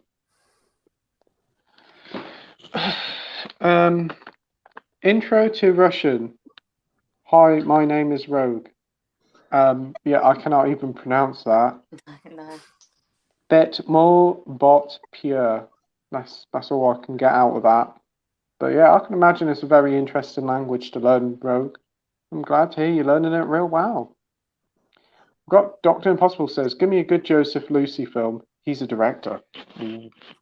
Right, I'll have to search up his I'm name. searching this up. I Yeah. don't know who Joseph loosely is. No. Films. Come on, Google, load up. Google, load up. I don't know. The only one I've seen is The Servant. The Servant. Yeah, there's not many on here I have seen. I don't think I've seen any of them. What about you, Scott? Just looking through his films now, but as far as I'm aware, I haven't seen any. No, Yeah, I've not watched any. No. Yeah, nothing much here for me. Yeah, I don't think I've seen any of his. We have Coral, and he's back again. Hey, Coral, hope you're doing well, mate. Thanks for joining. Right. We have the classics erase, and he says, hashtag Jamie Dahmer had to be banned on Instagram because people kept posting about how sexy he was. I wish I was making this shit up. Wait, what? Oh my days. I'm shocked. God. Marvel fan says, has anyone heard of a motel in the United States called Clown Motel? Nope. Nope. No. Doesn't sound like a nice place to stay. No, it don't. DVD and Film Bloke says the classics are race. Yeah, plus people are fucked up. But plus it turns out he was racist and homophobic. So yeah. The classics are racist, like how people on Twitter cancelled convicted murderer and Norwegian church arsonist for being racist and anti-Semitic. Yeah. Dr. Impossible says Connery was good Russian in Hunt for Red October. Scott Rusciano, new form of accent. Oh, I always love his one in The Untouchables. He's a Scottish American. Oh, that's a good one. His accent's always great. DVD and Film Bloke says the classics race. I mean, it's another reason to hate him, but that shouldn't have been the reason to cancel him. Alan Scouser says the new Monsters movie, by all accounts, absolutely atrocious. We'll definitely be avoiding that one, Anne. I have heard Oh, it's very good. yes, it's I've not not great. watched it, but I've heard it's not very good. I've watched half of it. That was enough. Is it Rob Zombie? Yeah, Yeah. it's Rob Zombie. Yeah. Yeah. Yeah, to be fair, the first 10 seconds of the trailer is enough to know, Mm. yeah, this isn't very good. But I'd be interested if you did watch it, Alan, and you did a review. It'd be interesting to hear your thoughts on it. Alan says, I think the Marvel franchise is way too oversaturated. Time they cut down on them a bit. Yeah, I do agree with you there. They're putting way too much out, but people are watching it, so they're still going to continue. It'll probably come to a point where people will get fed up with it, like the westerns, and it will slowly die down. What do you think, Yeah. Andy? Yeah, absolutely. They've just never ever been as good as they were in those first three phases. Mm. The best thing we've had since, well, from phase 4 is No Way Home, and nothing else has come even close to that, to be honest. I As agree good as with you Shang-Chi there. is, I still don't think it's as good as No Way Home. Yeah, I think I there's a big agree gap there. between them. Yep. But yeah, it's just it needs to just fuck off for a while. Yeah.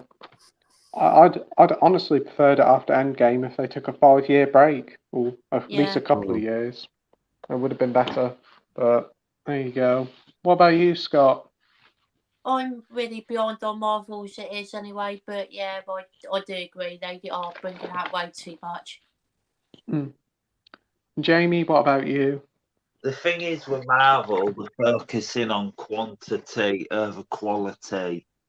They're just bringing all the stuff out, and the people won't know about people out there who haven't got Disney Plus yet, and they're putting it's like people who watch Doctor Strange and Multiverse will be like, oh, what's happening? I don't know. And then obviously you need to see WandaVision and What If because it ties in, and they're doing all these spin-offs, and people will be like, oh, I haven't watched this, and where's he come from? And Yes, you're right there, mate. I do agree with you, especially with the whole Disney Plus tying the TV shows to the movies. Doctor Strange, definitely, if you didn't watch WandaVision and What If to an extent, you'd have been lost. I've seen WandaVision, but I haven't seen What If. I've only seen a couple of episodes of that.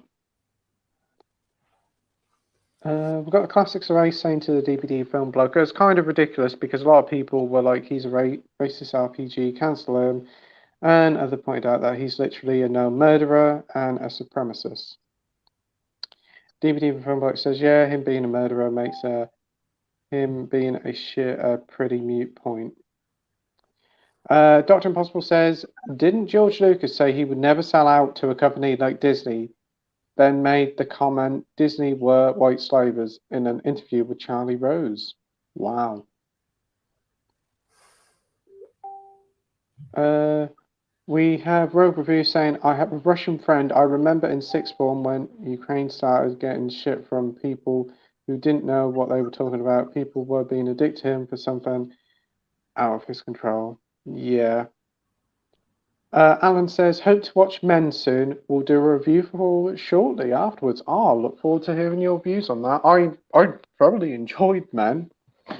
Thought it was a very good film, but I know it's definitely a mixed one. Have you guys seen Men? Not seen it yet. No. I don't even know what it's about. It's probably best you don't. I reckon it'll probably be one of these ones where I'll go in blind. Yeah, it's probably the best thing because I went into it not really knowing much, and yeah, I quite enjoyed it. Dr. Impossible says Lord of the Rings have been shafted up the orc's hairy bum by some multi-billion-dollar company called Amazon. Yep. Have you seen the TV series, Jamie, of the new Lord of the Rings? No. No? No of you, Scott? I've only seen the first movie. You've only seen the first movie? You haven't seen Two Towers or Return of the Kings? No, I do plan to, though. Oh, wow, mate. You're in for a treat. Yeah, I've heard best the films sequels ever. are amazing. Oh, wow. I envy you for experiencing them the first time. Long watch, Yeah, but I'm well looking worth forward to it. them. Yeah.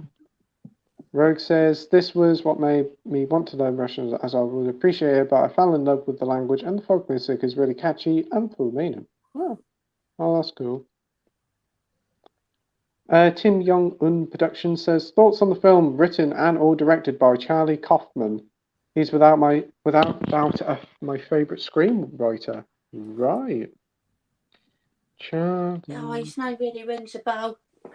Yeah, his name does ring a bell. I think his name has been mentioned before. My computer. Why are you so slow?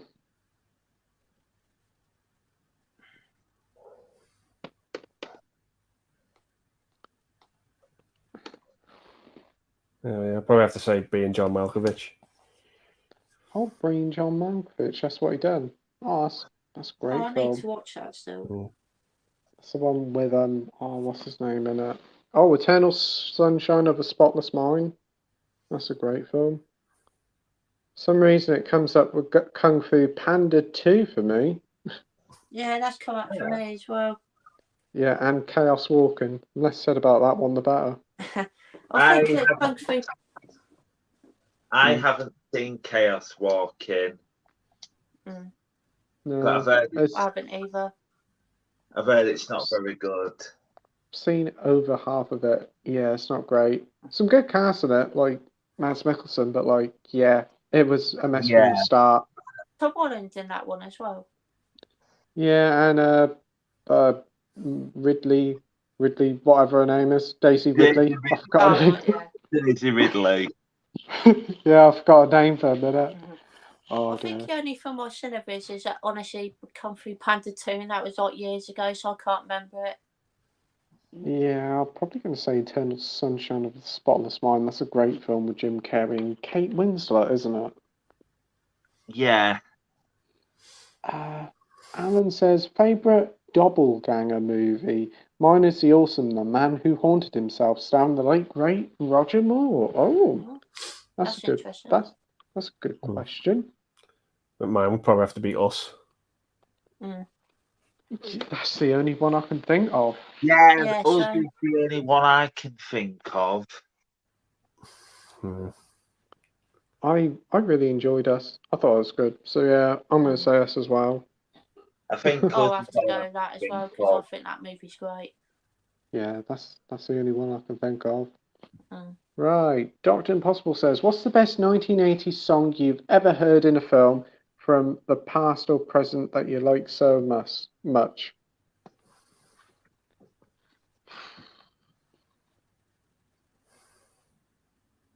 It's best 1980s song you've heard in a film from the past.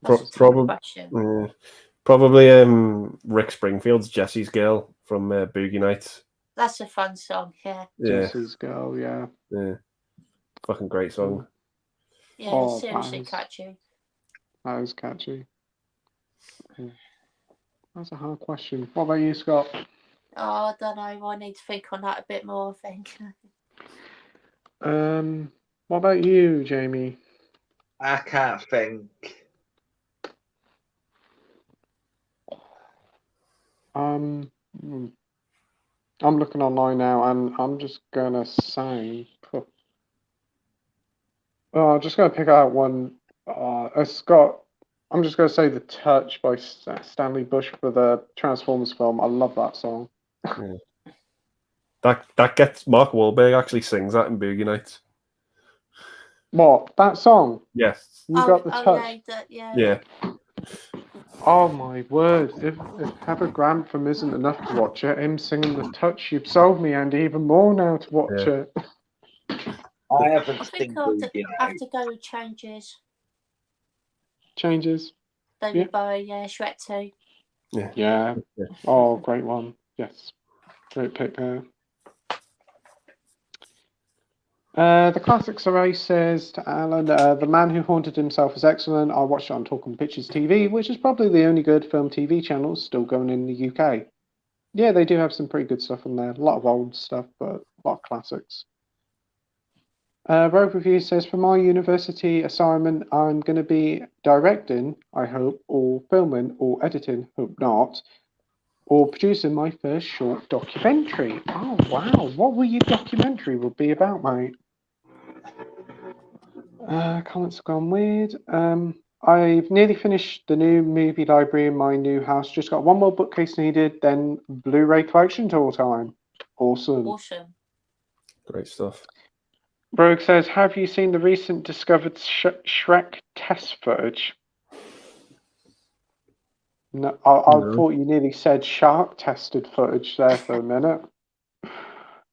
No, but there's a lot of scary stuff, creepypasta stuff with Shrek, so I don't tend to search up Shrek on the internet. There is some strange stuff about Shrek on the internet, to be fair. The internet does have a fascination with Shrek for some reason. Yeah. Oh dear. Rogue Review says, fun fact, Chris Farley was meant to voice Shrek, but originally he died suddenly, so he recorded 80% of his lines, so there's an almost complete Chris Farley audio of Shrek out there, but it's sadly missing. Wow. Oh, wow. Didn't know that. I know I heard when Mike Myers filmed the film, he did his voice in a certain way, and then he wasn't happy with it and changed it to like that Scottish voice that we all know. So they had to reshoot the whole film again for him, and that cost DreamWorks loads of money. Didn't go down very well with DreamWorks, but it worked out for the best, I suppose. Bradley says, best franchise people may not have heard of. I thought the Cube movies were fantastic, and they never seemed to get mentioned. I thought there was only one Cube movie, to be fair. No, three. Yeah, I think that's, yeah. I've only seen the first one. I ain't seen any bar the Philip Schofield TV show. That was good, that. Oh dear. So what underrated franchise would you say, Andy? Probably one of the Arrow ones I can think of is the female prisoner Scorpion movies. Oh right, yes, I've heard they're quite good. That first movie's fucking great. I think now I'm on the spot. They're on Shudder, so I'm going to have to give them a go. I've been meaning to get the box set, but I was like, that's going to be a lot of money. I want to try them out first. Did you say they were on Arrow, Andy? Yeah. I have to check those out, to be fair. Yeah. There's 4 movies in it, and honestly, the first one's great, and even the other 3 are still pretty good. Like, there's not a bad one amongst them. Oh, that's good. I'll have to check them out. Scott, have you got one? No, not at a minute. No. Jamie? Oh, I'm a bit stumped. Can't really think. Yeah.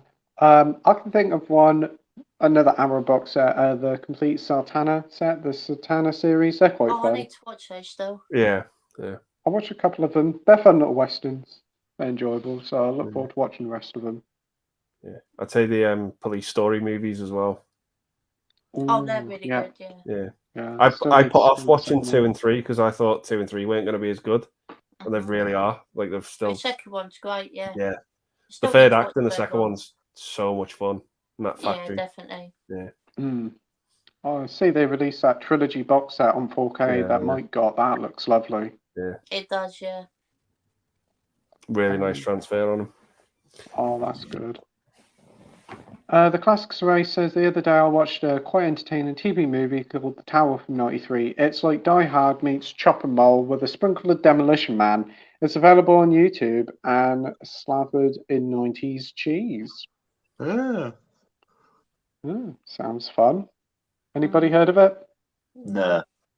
I think I've heard of it, Sounds but I great, don't think I've seen it. It does sound fun. David Beach says Shrek 5 in 2023 May. That's actually not too far away. Yeah. Hopefully, it'd be nice if it was.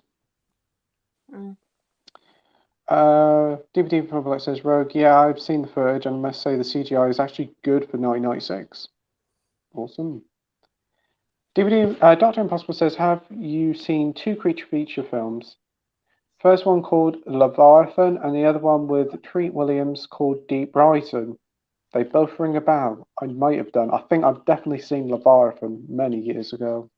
What about you, Andy? I watched the Leviathan for the first time last month, and I had a great time on it. It's not perfect. It's got a great cast, like Peter Weller's in it from RoboCop, and Daniel Stern from Home Alone's in it. And it's a lot of fun. It's very much the Abyss meets The Thing. I don't know that's high praise, but there is things wrong with it. But I still enjoyed it for what it was. Is it an 80s film? Ooh. It might be a very, very late 80s film, I think. Yeah. It's either late 80s or early 90s. Or early 90s, okay. yeah. I thought it was it's early one of the 90s. two. Yeah, it's very close in that time. I think it might be late 80s, but it's a lot of fun. I enjoyed it. I've not heard of Deep Rising. Well, I've heard of Deep Rising, but I've not seen it. Sorry. Yeah. How about you, Scott? I've heard of Leviathan for quite a while, but I actually haven't seen it yet, unfortunately. But I've been wanting to watch it for quite a while because I've heard it's pretty good. Deep Rising I have seen, and it's actually a lot of fun. It's stupid, but it's entertaining. Oh, that's good to hear. And what about you, Jamie? You seen any of them? No. Next up, Alan says Jason Goes to Space. Ha ha ha. They'll be doing Jason Goes to the Arctic next. Yeah. They'll probably do Jason Does Something Different. I'm surprised they haven't brought out another Friday the 13th film. Yeah, I'm surprised as well, to be fair.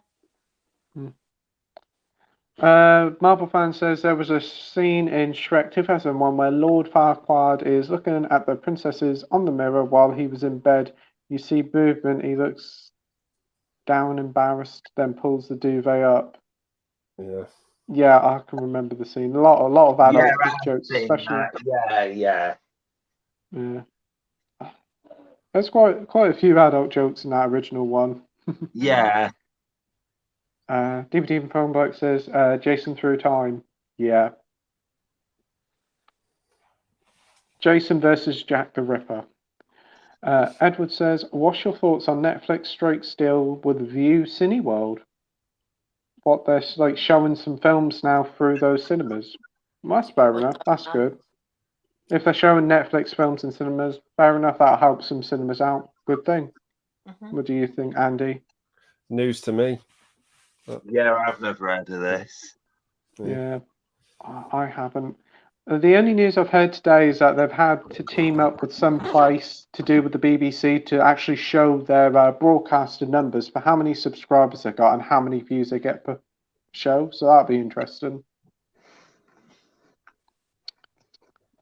Alan says, the Jason movies, I hated the part where the little boy calmly shaves his head whilst Jason is running rampage. So ridiculous. Just as if. Yeah. Which one's that one? I think it's the fourth one. Yeah, I think so, yeah. I think it's Corey Feldman, isn't it? Yeah, that's right. Yeah. Oh.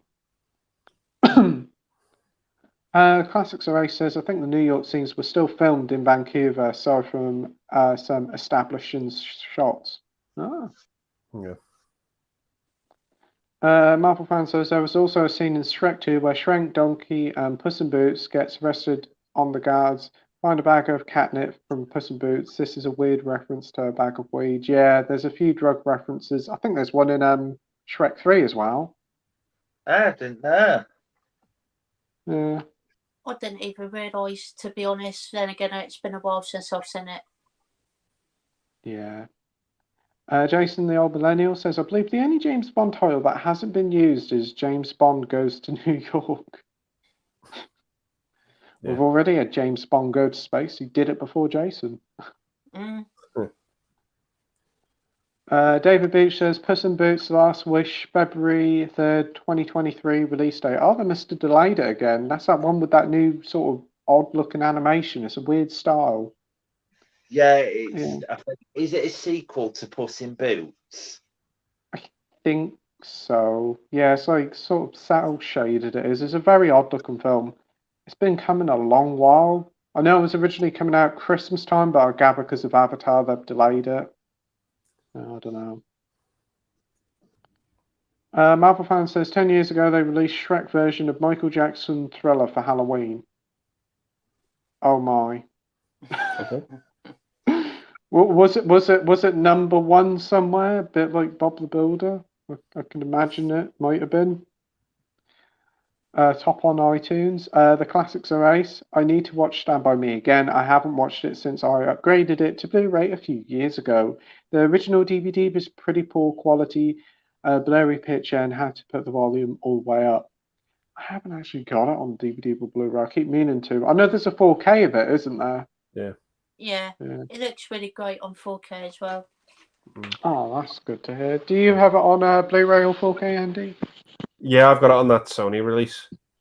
Oh yeah, the golden one. Yeah, but definitely give it a rewatch. We've got Gary North here saying good evening, everyone. Good evening, Gary. Thanks for joining. We've got Alan saying Carrie and Christine are fab too. Yes, very good picks there. Got Christine today, so I'm looking forward to watching that one. I love that film. Great film, yeah. Is that the one about is Christine the one with the car? Yeah. Yeah. What's that? Road Review says, fun fact, The Running Man is a Stephen King adaptation. Yeah, I thought it was. It's a really short book as well. Yeah, it is. I still need to see it though. I've got it, but I haven't seen it yet. David Beach says, The Hitman, Bodyguard, and have you watched the sequel, and what do you think of both movies? I've seen the first one, don't mind it. Samuel L. Jackson and Ryan Reynolds being Ryan Reynolds. It's a fun sort of funny action film. Gary Oldman's in it, but I think he's a bit wasted in it.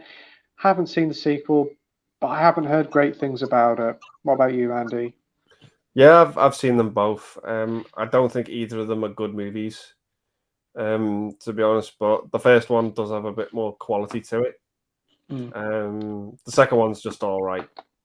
It's passable. It's just fluff, that movie.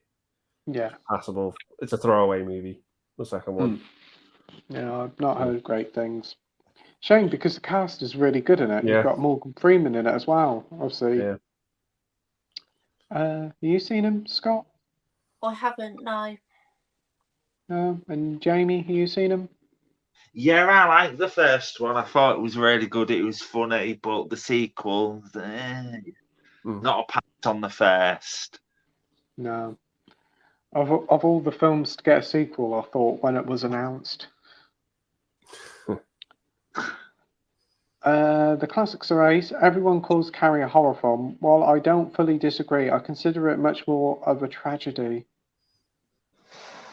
Yeah.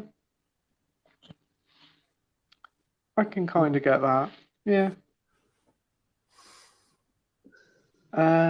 Rogue Review says, favourite Brian De Palma film. Mine is now Blowout, but Phantom of Paradise is a close second. Got Blowout, need to watch it, and I'm very intrigued to watch Phantom of the Paradise. Next hour sale, I'll pick it up. Andy's persuaded me. So good, Phantom of the Paradise. What about you, Andy? What's your favourite De Palma film? For me, it's Carlito's Way. I just fucking love that movie. Oh, I prefer it to Scarface, even though I do really like Scarface. But yeah, I love Casualties of War. That's a great film. Yeah. Phantom of the Paradise. I really like Sisters as well. I think that's a good movie. But yeah, Phantom of the Paradise, man, that's creeping its way up. Oh, I'm so intrigued to watch it. I got Carlito's Way. I still need to watch that. That's another one I need to get around to seeing soon. But yeah, great picks there, Andy. Scott? I think my favourite is Scarface, but I absolutely adore Carlito's Way as well. And Blowout's great as well. Yeah, great picks there, mate. Do agree with you there. Love Scarface, great film. Michelle Pfeiffer in it. It's fantastic. Yeah. What about you, Jamie? I think when he mentioned it, I think it's got to be Scarface. Yep, classic. I do There's agree. not Love that film. come to mind. But when you said Brian De Palma, the first thing that come to my head was Untouchables, and then when he said Scarface, I was like, yeah, Scarface. Yeah, great film. For me, it's got to be The Untouchables. I really love that film. I think they're all great in it. I still think the speech, the dialogue is great in it. The whole thing with Sean Connery who's saying, "They get out a knife, you bring out a gun, they put you in hospital, you put them in the morgue." Fucking hell, that's terrible impersonation. I thought you were having a stroke, Pete.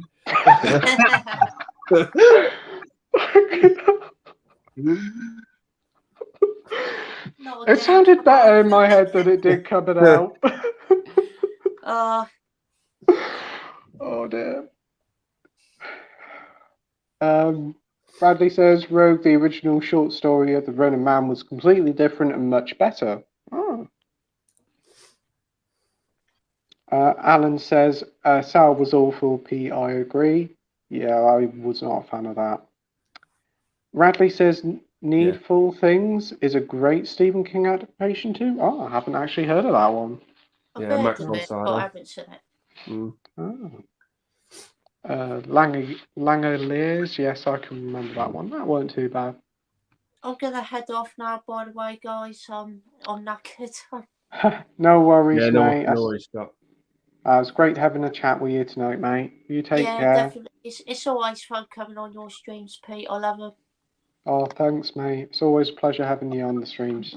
Yeah, they're always a great laugh as well. It's been great chatting with you, Scott. Cheers, Jamie. Yeah, it's been great chatting to you all, and looking forward to doing it again in the future. Yeah, that'd be great. You take care, mate, and see you soon. See you guys. See ya. Scott. Bye. Bye. It was great, Scott, to join. So we'll just try to get through all the rest of these ones. There's not many left. Edward says, what's your thoughts on the new Mario trailer? Have you guys seen that? I've not watched it, but Chris Pratt Mario, isn't he? And then it's Jack Black. Bowser, he is, yeah. Do you think Chris Pratt will make a good Mario? 50-50 at the moment. Yeah. He's only said about 8 words, and most of them haven't sound great in the trailer. Oh God! If you look at the French version of the trailer, the voice actor they got for Mario is like pin perfect. Who's voicing Princess Peach and Luigi? Anya Taylor-Joy and Charlie Day from Always Sunny in Philadelphia. Oh yeah. I think Anya Taylor-Joy will do a good Princess Peach. Yeah. I hope if they do a sequel, they get Danny DeVito for Wario. I think that'd be perfect. Yeah. What did you think of the trailer, Andy? I liked it. I think it looks like a movie version of the game. To be honest, it probably looks like it should. Yeah, I completely agree with you. I think it looks fantastic. I think Jack Black really is good in it. I like the opening where they introduced the character with all the blue penguins. I thought that was quite fun. Seem to be capturing the charm of the games very well. The only real problem here at the moment is Mario's voice. But again, at the end of it, he kind of had a little bit of a twang to his voice. So hopefully that'll be a sign of what's to come.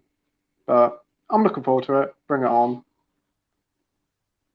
Dr. Impossible says Dolores Calburn is one of the most underrated King films to book, and also a film I like, Hearts in Atlantis with Anthony Hopkins. Yes, I've been wanting to watch Dolores. That's on H&B Premium. It's got Kathy Bates in, but I haven't seen it yet. It's a good film, Dolores Claiborne. Really good movie. Oh, I'll have to check that one out. You seen that one, Jamie? No. Alan says a prime example of a naked werewolf is American Werewolf Soon Seen. Yeah. Alan's asking Andy, what's the scariest scene in The Exorcist? It's the crucifix scene for me. That messed me up as a kid watching that. I just wasn't expecting it at all. It's quite a creepy scene. Yeah. I also find the scene really creepy with the homeless man when he says to the priest on the in the subway, "Can you spare some change?" And then, like later on in the movie, when he's talking to the demon through Reagan, the demon says it back to him in the exact same way the homeless man said. Yes. It's really subtle, but it's really quite creepy. That is creepy. Yeah. I've only watched The Exorcist once.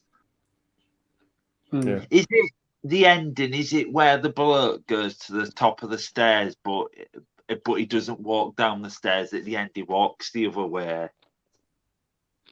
I think so. Yeah, because part way through the film, one of the characters fell down the stairs, a priest or something. And then near the end, when it's about to end, he's going to walk down the stairs, but he doesn't. He walks the other way. Yeah. Yeah, that's the one. Yeah. Yeah. We've got Dr. Impossible saying Max von Sydow is terrific in Needle Things, but I'll leave that film behind. Rogue says my favourite horror film is the 60s French version of Les Yeux Sans Visage by George Franju, or Eyes Without a Face in English. Seen that, Andy? Yeah. It's a great film, but I prefer the song by Billy Idol. Yes, Such a good song. It is. I agree with you about the song. What about you, Jamie? You seen it? No. No, same here, mate. I haven't seen it. Gary says, nice pick. Eyes Without a Face is a classic.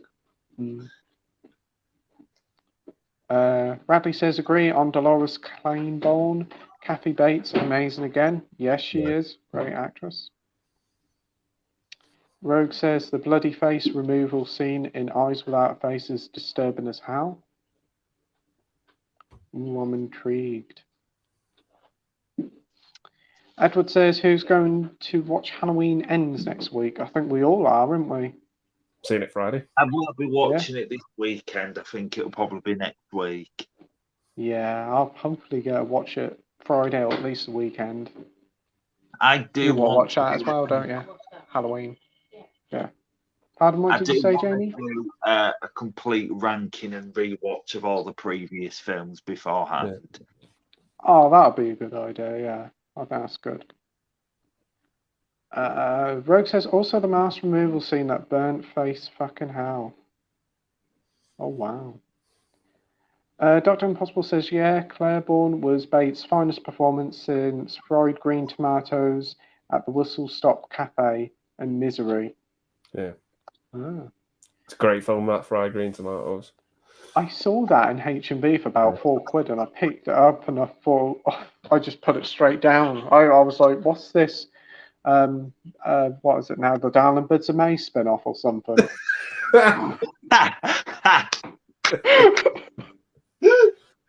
Oh, God. Darling Birds of May spin-off. Oh, that is brilliant. Brad Green Tomatoes, the Darling Birds of May spin-off. Oh, dear.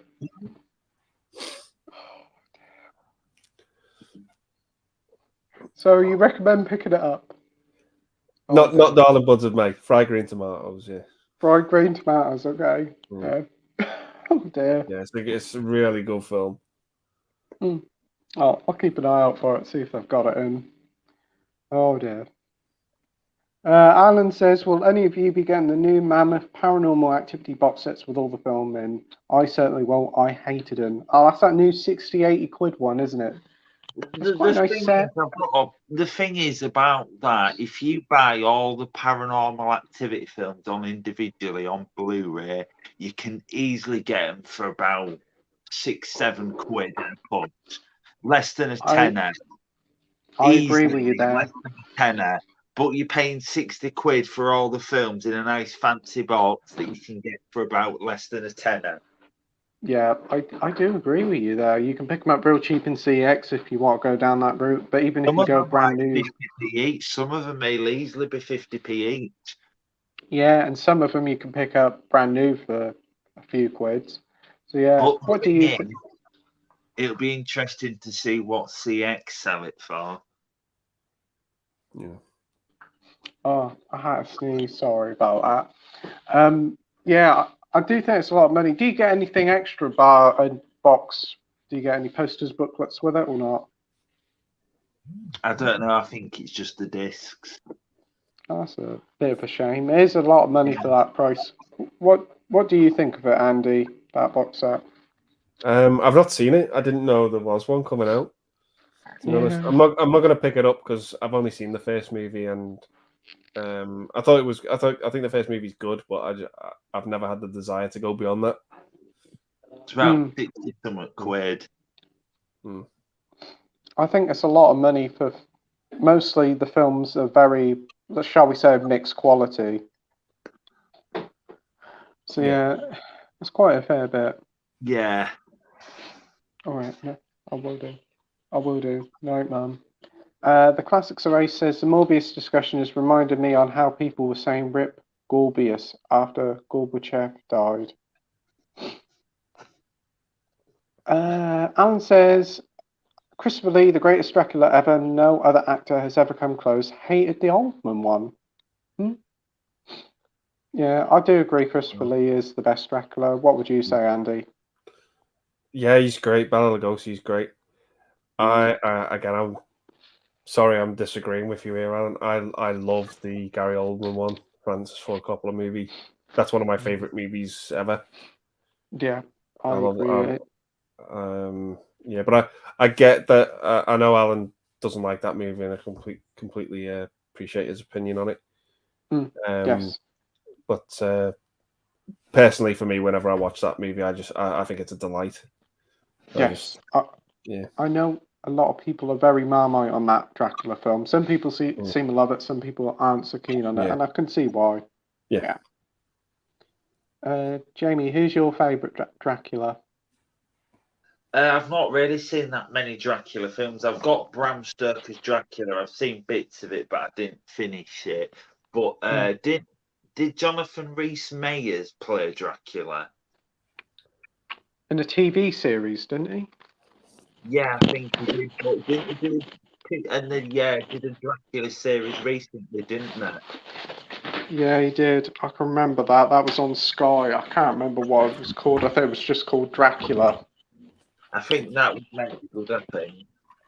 But other than that, I've not really seen many Dracula. I've not even seen the Christopher Lee one.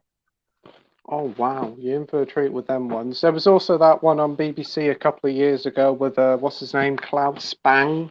That was a interesting one. Started off great, but just was a mess near the end. Next up, we've got Tim John Productions, and he says, thoughts on pepperoni on pizza? No. Well, pineapple. Pineapple on pizza. No, I don't like pineapple on pizza. It's got to be pepperoni or just like cheese for me. Pineapple, no. What about you, Andy? Yeah, it's not for me. I love the two things, but not together. Yeah. I love pineapple. I love pizza, but not together. What about you, Jamie? I like it on pizza. Yeah, you like pepperoni? Pineapple. Why am I keep saying pepperoni for? Yeah, it does bother me. Oh, I know my mum loves pineapple on pizza. I was just like, nah, pepperoni for me all the way. Peter says it's officially way past Josh's bedtime. Alan says, Werewolf of London, yes, Doctor, have seen it. Not as good as Lon Chaney Jr.'s Wolfman. Classics Array says, got to get some stuff done, so I'm going to head out myself. Good night, guys, and thank you for the nice chat. Thanks for joining the Classics Array. Alan says, the Cell novel was awful, so did not bother with the film. He thought the Tommy Knockers were crap too. that name, Tommy Knockers. Alan says Stephen King's works are a bit of a hit and miss. So many great ones, but quite a few bad ones. Yeah, I've heard some of the books aren't great. But I haven't read a lot. Have you read a lot of Stephen King, Andy? I've only read 2 books. I've only read Carrie and The Shining. Oh, I think I did read it like a couple of years ago. That was quite good. Long read though. Yeah. I think Stephen King's got some really good ideas, but his execution as follow-up can be quite poor, I think. Yeah, I can get that, yeah. Have you read any Stephen King, Jamie? I've never read a Stephen King book, but I've noticed there seem to be remaking quite a lot of his films recently. Like we've had The Yips and Firestarter and What Next? Yeah. Oh, it's just going to continue. We've got a new Salem slot coming out next year, so that's another one. Oh, that's the original. Yeah, it's just going to be a complete franchise now, the Stephen King cinematic universe. Yeah. See you, Liam. The classics are ace, says DVD and Film Bloke. Peter says, I watched Thinner not long ago. That's a Stephen King based one people don't mention too often. The ending wasn't good, but I liked the film. It was a fun one if you don't take it too seriously. Yeah. Oh, I'll have to give that one a go. The Classics Array says, one last thing. I'm now just reminded me of a bit I've seen from a King adaptation called The Langoliers, which features those awful CGI meatball-looking creatures. Yeah, the Langoliers. It's fucking weird. That movie. It's an odd one, yes. Gary says favorite horror actress is Barbara Steele. Ah, awesome, great pick there. And Peter says Heather Langenkamp, the name of the Elm Street actress. Thanks, Peter. Alan says horror actresses mine are Danielle Harris, Naomi Watts, Veronica Carson, and Linda Hayden. Yes. I was thinking of Veronica Carson. I was thinking, what's that woman from the horror one, the Hammer ones? But yeah, she's great and all. Radley agrees, says Thinner is great. Stand. Yeah. Yeah, Stand's pretty good. Marvel fan says apparently Spider-Man 4 is scheduled for July 2024. Yeah, that'd be interesting. I'm all for that. Yeah, definitely after the last one. Can't wait. Pete says, Radley, well, it feels a bit silly, but I definitely like Thinner still. Awesome. Radley says but I love the whole Gypsy Curse thing. Dr. Impossible says, Werewolf of London had atmosphere, Alan, and was nowhere near as sharp as the original Wolfman, but it's okay. Frankenstein meets the Wolfman, though. Classic. Yeah. Oh, Peter, we could dream. We could dream. Tobey Maguire back as Spider-Man in Spider-Man 4. That would be nice. Oh, yeah. Yeah. This is another Tom Holland one, I should imagine. Peter says, Radley, I like the part where the guy shoots up the gypsy camp. Dr. Impossible says, Ruben Malin directed a very atmospheric version of Dr. Jekyll and Mr. Hyde from 31. Still like this adaptation. Glad it got released by Warner Archives just recently. I remember watching that one. That's really good. Yeah, that was quite a few years ago I watched that one. Radley says, Stan, I like it, but I thought the end was a bit weak, like you said. The Dark Half is as good as well. Heard of that one? The Dark Half? I've heard of it, but I've not seen it.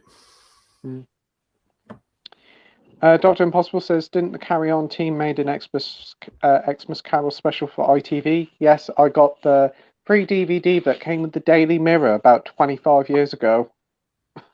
I haven't seen it.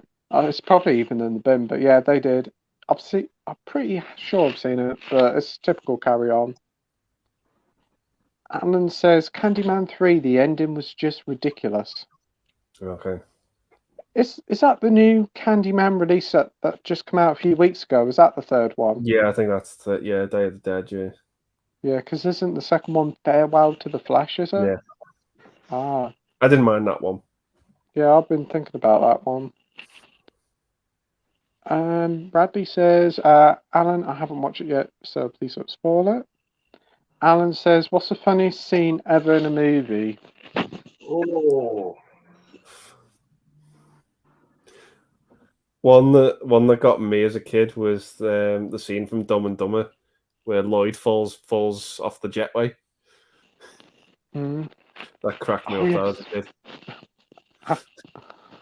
Yeah, I can remember that. That's funny. Yeah. What about you, Jamie? I don't know. That's kind of a tough one.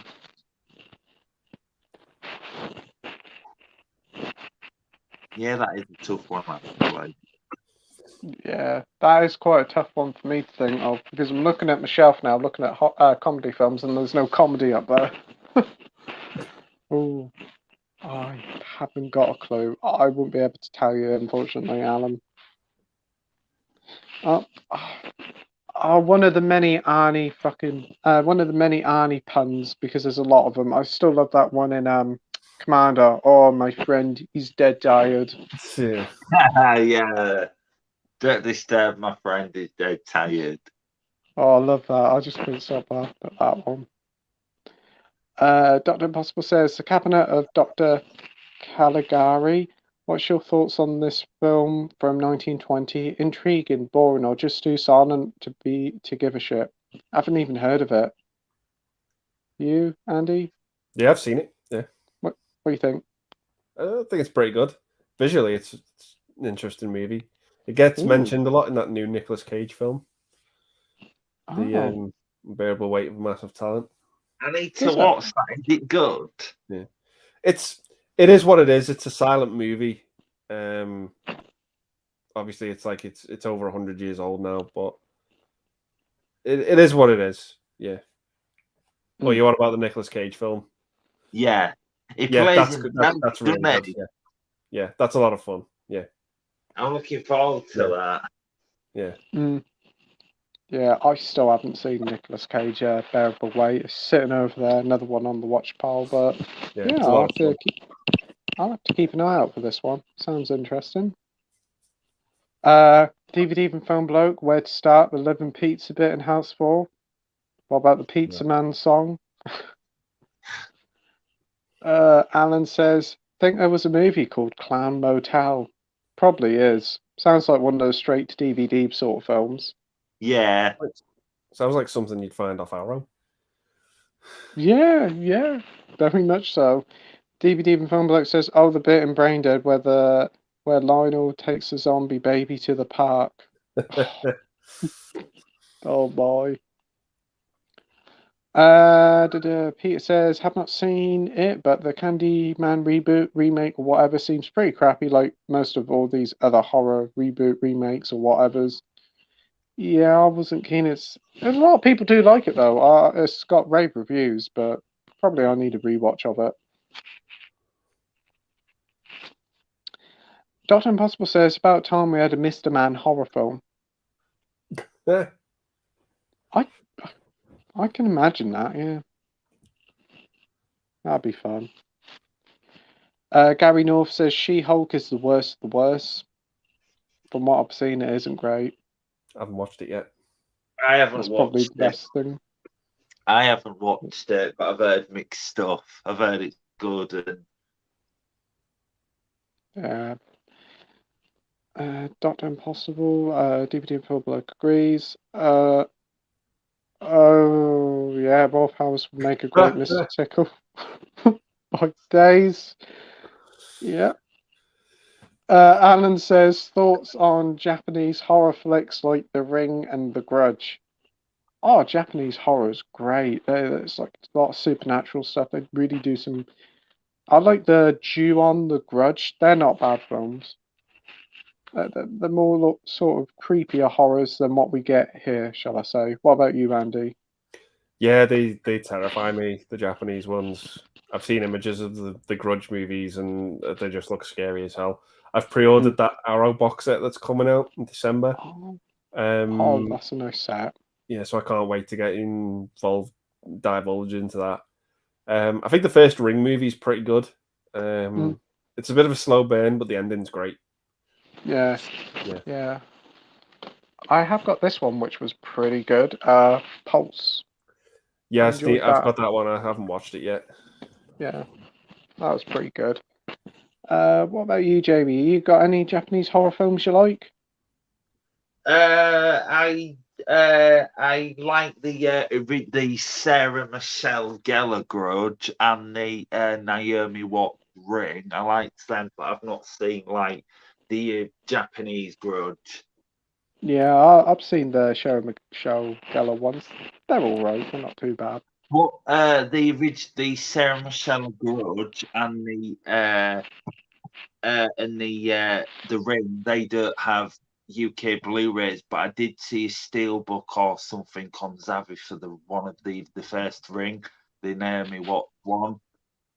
Oh, that's good. That's good to see But it's getting released. I think it was just a steelbook. I didn't see a Blu-ray. Oh, that's interesting. Right. Rogue says cinema comes in phases: silent era drama, noir, the western, the action thriller, the sci-fi epic, and now the comic book hero. What will be the next one? Pete says, I'm not into black metal, but I kind of have a soft spot for Varg Vikernes. Don't mind a bit of Burzum every now and then. Okay. Dr. Impossible says, have any of you seen an animated film called Heavy Metal? If so, what's your thoughts? I haven't seen it. What about you, Andy? Yeah, I like it. The music and it's fucking great. Yeah. I'll have to give that one a go. Yeah. Sounds good. Pete says, Gary North, who's the chick in your profile picture here? Is that Monica Bellucci in his profile pic? It looks like it, doesn't it? DVD from Film Bloke says to Dr. Impossible, yes, I was mixed on it, but I think B-17 bomber bit is the best part. Alan says, do you guys agree with me that both The Innocents and The Haunting are two of the greatest ghost stories ever made? Love the others too. Spot on, Alan. You're right there, yeah. I'm gonna say I like the remake of The Haunting as well. I have a soft spot for that one. Liam Neeson in Catherine Zeta-Jones, which is always a plus. Yeah. And Owen Wilson as well. And if you don't like Owen Wilson, you'll love that film. Boris Johnson, he'd be great in a horror film with Liz Truss. Westminster Maniacs. God. Oh dear. Yeah. A Rogue says, who remembers Robots? 2005, a kid's classic movie. Yes, with Robin Williams. I think Ewan McGregor's in it as well. Yeah, I've watched it once at the cinema. I've not watched it since the cinema. Yeah. I didn't mind it. I had the game of it on Game Boy Advance and used to love playing it. I played that more than I watched the film. I still remember the leading character, Rodney Copperbottom. Wow. Of random knowledge to bring out on a Wednesday night at nearly 12 o'clock. DVD Public says, yeah, that's terrifying. It certainly is, Dr. Impossible. Gary says, best song in a movie that's not from the 80s but 90s, Pump Panel Confusion at the beginning of Blade in the Nightclub. Ooh. Best song in a movie, not from the 80s but 90s. Best song in a movie from the 90s, it's the Mortal Kombat theme.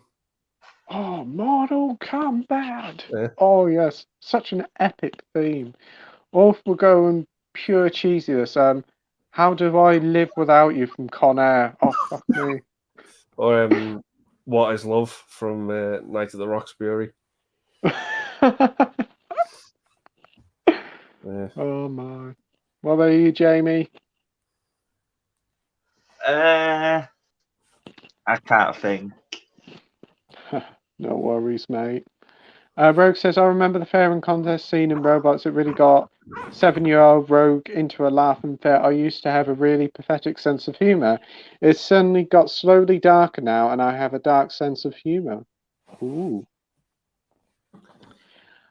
Dr. Impossible says there's a selling point with that title DVD and film. Alan says, thoughts on the animals on the Rampage movies, e.g. Jaws, Deadly Beast, Days of the Animals. I've only seen Jaws.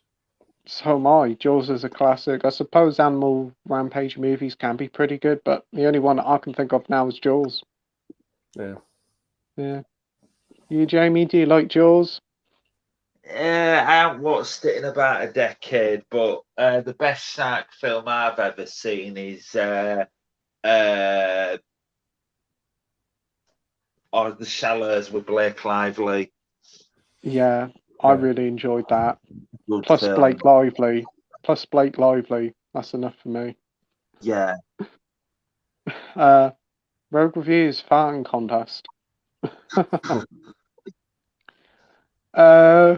Peter says, Gary North, have you seen that music video that kind of spoofs the intro scene from Blade? Gary hasn't seen it. Rogue Reviews says, who remembers Shrek is Love, Shrek is Life? No. Yes. No. Oh, at college, that was a thing. I was introduced to that to college, and that forever tainted Shrek for me. Don't search it up. Alan says, to the classics of Ace, yes, The Man Who Haunted Himself is a classic. Doppelganger movie, my all-time favourite. Ah, awesome.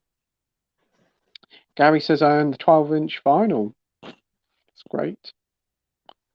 Thoughts on the Jeepers Creepers movies? I hate them, especially that stupid decision that boy made in the first one of venturing down that hole knowing full well the danger posted. I've only seen the first one. It's fine. Haven't seen the rest. Andy? Same as you, Pete. Seen the first one. It's all right. Haven't seen the others. What about you, Jamie? I've only watched the first one, and it's probably about a decade ago. But I've heard the new one, Reborn's not very good. Yeah, I've heard it, and shockingly, it's getting a Blu-ray release. Whatever for. And I've heard Three's not that good either. No, I've heard that's pretty bad as well. Peter says the music studio scene in Boogie Nights is hilarious. Yeah. It's so More funny because opinion- he's singing it and he can't sing for shit, and he's just carrying on singing this song. Oh wow, I'm so wanting to watch this now. Yeah. DVD Republic says here, same here, can't stand the first one, and the director is a pedo, so I hate it even more. The director of Jeepers Creepers. Yeah. DVD Republic also says, during the making of The Clown House in '89, he molested a young boy and videotaped it. He only got like a few months in prison for it. It's disgusting, and he still gets to work in the industry. Yeah, that's disgusting. Alan says, and Soon the Darkness is a great thriller. I would highly recommend it, where the two girls are holidaying in France and they encountered a crazed killer. And what a twist of an ending. I have not heard of that one. Have you guys? No, I'll have to keep an eye out for that one. Yeah, it does sound good. And Soon the Darkness. Yeah, Soon the Darkness. Yeah. Dr. Impossible says, Andy, have you seen Sean Connery and Christian Slater together in the Name of the Rose, a dark story set in a monk monastery during the 14th century with F. Murray Abrahams? Yes, I have. It's a really good film. Oh, I think Ron Perlman's in it as well. really? From what I great remember, cast. Yeah. Great little cast there. Yeah, it's a good movie. Yeah, have to keep it out. Keep a lookout for that. Edward says, what's your favourite George Clooney film? Ooh. I love Oh Brother, Where Art Thou? Oh, I think that's a great film. That's very good. Did he do one called The Descendants? I quite like that one. Yeah, that's a good one. Yeah. And a quite underrated one. I really enjoyed Tomorrowland, that Disney one. Yeah, I did. I really enjoyed that. That's very underrated. I just think that's quite good. It looks amazing too. But a film that probably slipped under the radar for some people, and I really like this film. Oh, the American. Yeah, I think I can remember that really one coming out. liked it. Oh, nice pick there. But I think probably George Clooney's best. I think it's got to be the Ocean's trilogy. Ocean's trilogy. Yeah, I think it has. Yeah. But I like Tomorrowland as well. That is such a good film. Alan says, guys, do you think physical media will ever die? I bloody well hope not. Give me DVDs and Blu-rays any day over bloody streaming. Couldn't agree more. Yeah. I think it'll still exist. It'll just be in a much smaller amount. It'll be mostly online where you buy your films. The thing is with COVID and the pandemic and lockdown, everyone was just streaming everything. Yeah. It's like I have a local Tesco's and it's quite big and it's literally about 15 minutes away, about 10 minutes. And they don't get new Blu-rays in now. That's it. It's just mainly games. The last Blu-ray release they had in there was the Batman, and before that was Spider-Man, and that was it. Ours actually had Jurassic World Dominion in. It did. Which surprised me. They had a nice standout for that, and they sold all the copies they did. Went there like the weekend it came out, and they sold out of all of them. They only had like a couple of DVD copies left, and they did the Blu-ray as well. So obviously there's a market for it. I didn't mind it. I thought it was all right. I loved it. You liked it, did you? Yeah. Yeah, I didn't mind it. I thought it was fun. I thought it was better than Fantastic Beasts. I haven't watched that yet, but I can understand why people didn't like Dominion, but I just don't think it deserved the hate it got. I think it's better than, is it Fallen Kingdom? I enjoyed it way more than Fallen Kingdom. Far better than Fallen Kingdom. Dominion's far better than Fallen Kingdom. Yeah. I'll have to get that soon. Did you like Dominion, Andy? I thought it was just average, to be honest. I just thought it was fine. To me, it's a dinosaur movie that's not about dinosaurs. That's true. Yeah. They took a back seat in that film. Yeah. It's great to see the cast back, but they're just not used in the correct way. Yeah. I think the main reason why I liked it so much was because we saw the old cast, and they actually had quite a bit of screen time compared to Jeff Goldblum in the last one. He was just wow, that was a lie in that second one. Dr. Impossible says 89's Leviathan. Awesome. Peter says Alan Scouser. I wouldn't be surprised if. Oh, Jamie's back. He's back. Peter says, I wouldn't be surprised if the Blu-rays and DVDs stop being sold. I'm also not into streaming. Yeah, streaming's all right, but if your internet cuts out, it's not the greatest. No. But we've got CX, but that'll be in business for years. Yeah, they do games, a lot of games there. CX. I'm just glad we've got CX. Yeah, and HMV. Yeah. Alan says to Radley, did not give away how it ends, just saying it was ridiculous, that's all. Gary says, anyone seen the new Hellraiser? I haven't. Have you seen it, Andy? No? No, not yet. No. I'm just going to have to wait for it to come out on Disney+. Yeah. And you haven't seen it, Jamie? No, I haven't seen any of the Hellraisers, but I've heard the new one's meant to be quite good, actually, even though it's a female. Marvel fan says, parody of the Thriller music video used to be released on DVD for a limited time. The only way to get it was in the DreamWorks box set from Tesco. Oh, right. So it's a bit like the Simon Cowell thing. Dr. Impossible says, Leviathan had a very good score by Jerry Goldsmith, very much in the Aliens mold, but a creative main theme, incorporating whole song into the orchestral mix. Oh, whale song into orchestral mix. Oh, Okay. sounds good. Marvel fan says, but since Tesco is no longer selling physical media in stores, they decided to re-release it, so it's no longer limited. You could get it for CX for £1. Right. Dr. Impossible says, Deep Rising was funded by Disney and cost over 60 million, and the effects are quite created by ILM. Stephen Summers topped it with The Mummy. Oh, I love The Mummy. Great film. DVD and Phone Bloke says, hands up who wants to see Joe Pesci as Mario. Oh, yes. That'd be so much fun. Oh, especially how he is in Goodfellas. Fuck me. Oh, yes. Don't you laugh at me. Oh, dear. And Steven Seagal as Luigi. Fuck's sake. Oh, it gets better. Yeah. Oh, we need Steven Seagal as Luigi. That's the comeback he needs. Fuck's sake. Oh, dear. Oh, we got another person back. We've got Josh back. I didn't realise that. I couldn't bloody sleep, man. I tried going to sleep, and then I thought I'd play Ghost Recon Wildlands, rage quit because I kept dying, and then I thought I'd come back here. So. Oh, great to see you back. Yeah. DVD from Phone Book says, if I made a Mario movie, it would piss off both the fans and non-fans. I'll get Danny DeVito as Mario. Oh.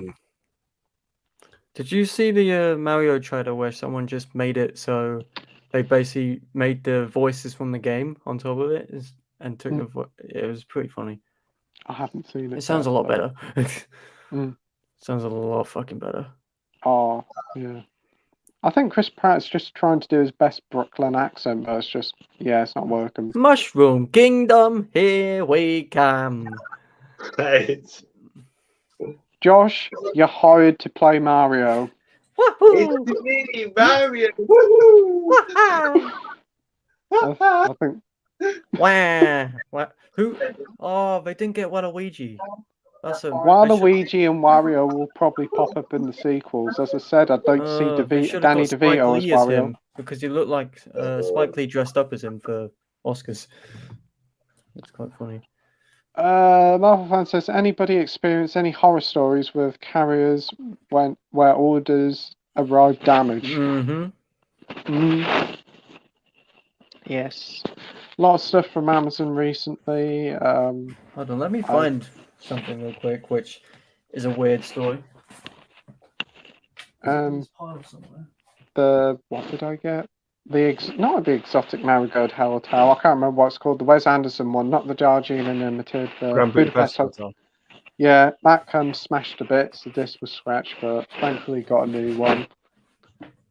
I haven't got it anymore, but basically I ordered off Music Magpie White House Down, I think it was called. 2 for £3. Opened it, came with the fucking Purge inside instead, which was quite funny. Oh wow! But I've had a couple steelbooks damaged, but luckily I'm not one of those people who cares. As long as the disc works, That's true. I think the major thing I probably had is when they sent me Bunny versus Monkey instead of Hocus Pocus. Yeah, that was funny. I still have the book. I've read a bit of it. It's quite entertaining. You read a bit of it, ironically or unironically? Just out of pure interest. Oh dear. Peter says, hey, we don't spoil endings here. No, we don't. Peter says, yes, Eyes Without a Face by Billy Idol's so good. Oh, it's such a good song. I always like the one, is it Rebel Yell? I love that song. Rebel Yell, yeah. Marvel fan says, I'm still waiting for the Fast Times at Richmond High, the Criterion Blu-ray to be dispatched. It depends on Savvy can source any more back in stock. Well, that's a shame. You've been waiting a little while for that, haven't you, Marvel fan, I think? Hopefully you'll get it soon. David says to Jamie, when are you going to sort your YouTube channel out? Show your Blu-ray collection, that'd be nice, mate. And what is your YouTube channel? Me? Yeah. JS Dark Knight, and my Instagram's JS Dark Knight, JS Dark Knight 1. Yep, I put Jamie's Instagram in and the name JS.91. That's the same name as your YouTube channel, isn't it? My YouTube is JS.night, but my Instagram JS.night1. Well, let me know if right. you record a video and I'll edit it for you. I don't Oh, mind. thank you. Oh dear. I don't even know how to edit on YouTube. I'm Yeah, that's why you got me, man. That's why you got me. Oh, thank you. Oh, brilliant. Dr. Impossible says, Jesus Christ, Pete, Down and Buds and May comment, you've got a long way to go. H.E. Betts would stroke you. What? Oh, this is about this fried tomato film that I said looked like the cover of Down and Buds and May. What? Fried tomato. Killer tomatoes, is it? What is this Kathy Bates Tomatoes film? I was just like, yeah, Kathy Bates tomatoes film. I don't know what it's called. Dolores What's it called, Claiborne? Andy? Fried green tomatoes at the Whistle Stop Cafe. It's called. That's a long name. It's a really good film. Yeah. I'll have to pick it up and make up for it and give it a watch. Oh, Rogue says Edgar Wright is readapting The Running Man in a new film that sounds closer to the source material. That actually sounds really good. Yeah. I haven't heard about that. Edgar Wright can do no wrong. Yeah, sign me up. Last Night in Soho is his worst film, but I still think it's pretty great. What would I say his worst film is? Scott Pilgrim, I'd say. Oh, that's my Sweetest favourite film. one. I'm not a fan of Scott Pilgrim. No. No. I like Scott Pilgrim. I like them all. I think he hasn't made a bad film. I'd just say that's probably his worst of a good bunch. Yeah, got the 4K here. The 4K looks like shit, but I've got it. Yeah, I've heard it's just not very good. Just a Blu-ray, isn't it? Yeah. I just wanted it in 4K though, because it's it's probably my favourite Edgar film, apart from Baby Driver. Baby Driver's great. The soundtrack and that's superb. Oh, I tell you what though. We're supposed to be getting a sequel to that, but whether that happens, I never know. I just got this the other day. I remember you put that up. That does look incredible. Wow, jealous. Oh, wow. No, it's the vinyl. Let me show you. Oh, wow. It's got the discs. Oh, wow. And for 15 quid as well, a record fair. Usually it's about 30. Yeah, Usually good about price. 30. Yeah, I managed to get quite a few records for cheap. Oh, wow, that's great. To go with my soundtracks, I've got that one and I've got the Joker soundtrack now. Oh, cool. Alan says the two Count Yorga films are very similar to the Hammer Dracula films. Yeah, I'm thinking about getting that box set of it, but it's like 35 quid for both films, which I think is a bit expensive. New transfer with extra bits and pieces, fair enough, but you can pick up the films in the hour itself about 9 quid. Have you seen the Yorga films, Andy? No, not seen them. No. Have you guys seen them, Jamie, Josh? No. Never heard of them. No. Dr. Impossible says, get fried green. It's one hell of a fun time. Okay, I will do. There's an insult for comparing it to Down and Buds of May. I'll have to get it. Alan says, Shutter is a good creepy movie involving a ghost in a photo. Ooh. Is that the one on Disney Plus? Because I think there's one called Shutter on there right now. The name rings a bell, but... Is it Naomi Watts? No, that's Shut In, which is... that's something. Dr. Impossible says Kathy Bates was great with Jack Nicholson in my favourite comedy About Schmidt. Yeah, About Schmidt's great. Schmidt's... I like that. Really, that's good. It's really sad. I've not seen it. It's really sad though. Yeah, you're right there. It is. It's a very dark comedy. Marvel fan says they should have included Carry On Laughing in the Christmas specials with the box set. Yeah, I could imagine they'll probably re-release them with that in. Pete says, I love the part in Ace Ventura, Pet Detective, where they spoof the crying game. I don't remember. Yeah, They did a newer version with a little kid, didn't they? Yeah. Junior, which was fucking Yeah. terrible. It's one of the worst things I've ever seen. It's so bad. Yeah, that wasn't good. Oh dear. Dr. Impossible says Amazing Stories did a great Mummy episode called Mummy Daddy, directed by William Deere, who did Teenage and Bigfoot and the Hendersons. Mm. Oh, There's Amazing Stories that series.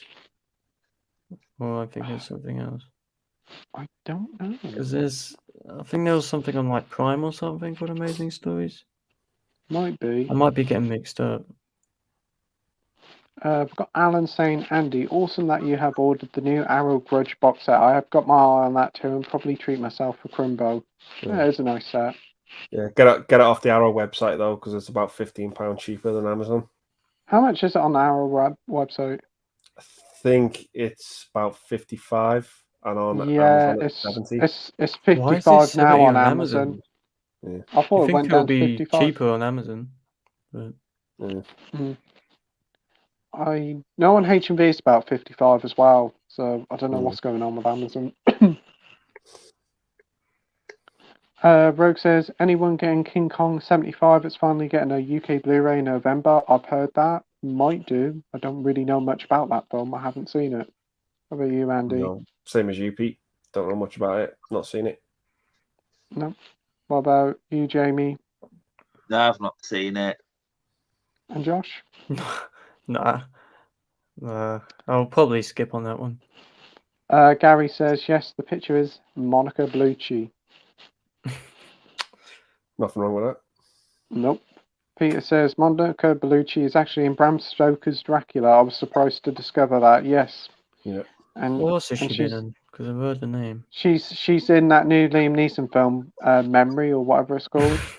Oh. She's in Irreversible. She's in Matrix, isn't she? Second Matrix film. She's in Skyfall as well, isn't she? No, she's in Spectre. Oh, Yeah. he's one of the 8 women Yeah, okay. She's in Shoot 'em Up with Clive Owen. Yeah, she's in that. Oh. Alan says King Kong is another classic animal rampage movie. Timeless. Yeah. The Jack Black one. No. No.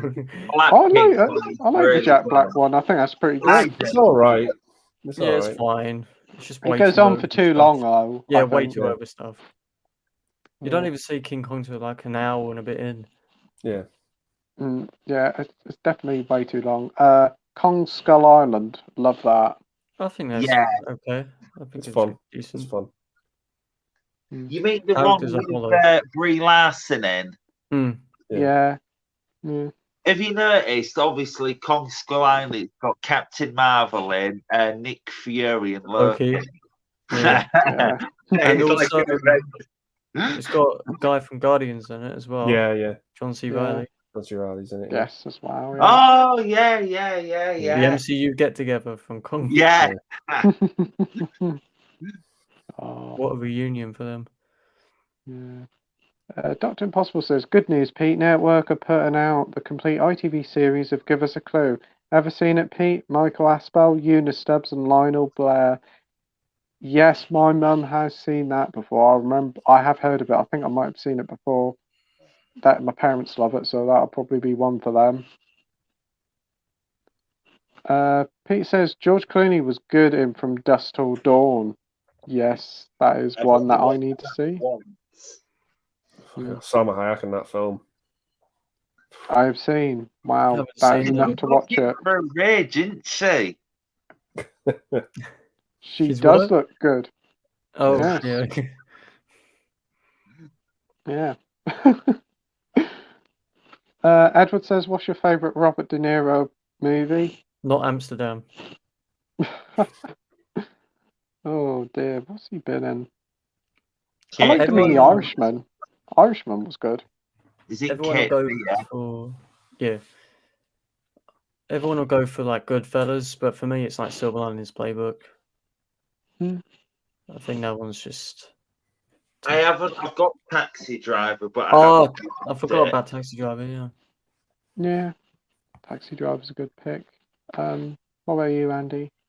Mine's a movie that he was in and he directed it as well, called Bronx Tale. I was about to say Bronx Tale. Yes, Fucking love that's a Bronx good Tale. one. Yeah.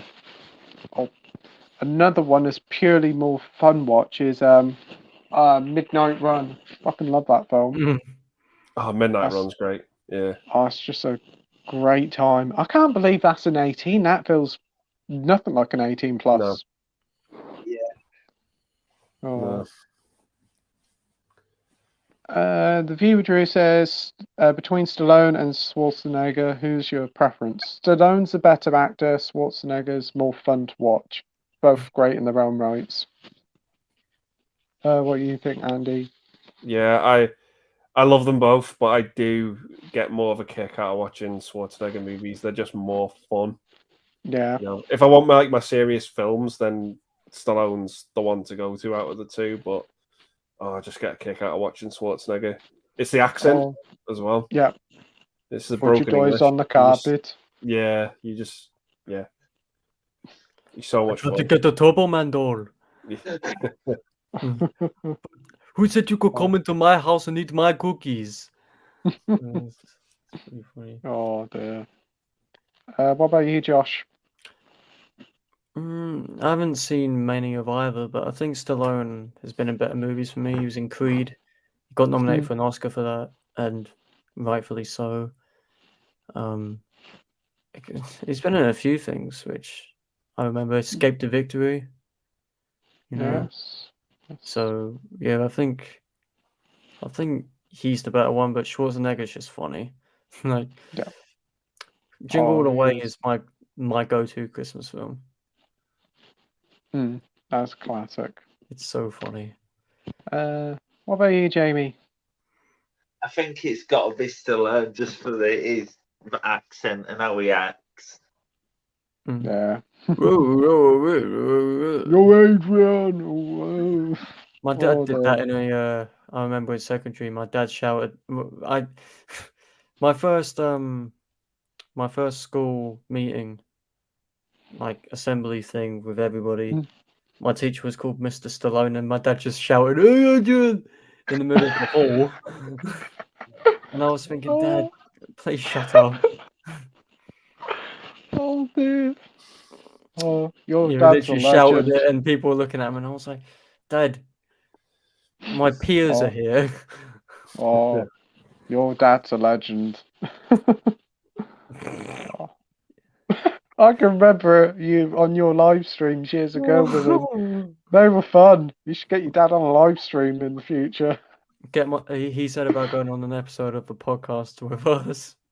Oh, brilliant. Brilliant. That would go horribly wrong. I think we'll be laughing most of the time. That might have to be the next one, you know. Oh, that'd be fun. Alan says, Pete, great to hear that Jurassic World Dominion Tesco stock sold out. Hope this bode well for the return of physical media to the shelves, but I'm not holding my breath. Shame it's Dominion that's selling out. Hopefully they can do like a top 10 sort of thing. 10 different films that are good, the newest ones. Alan says, sweet dreams, guys. I'm off to catch some supper. Great stream. Night, Alan. See you soon, mate. See you tomorrow night, mate. Dr. Impossible says, Outside was a terrific Clooney film. Yeah. I haven't seen that. Oh. Have to keep an eye out for that one. Add to that the political thriller Michael Clayton with Clooney and the Three Kings. I might have seen that one before. Tilda Swinton won an Oscar for Michael Clayton, I think. Yeah, I love Tilda Swinton. Yeah, she's great. Yeah.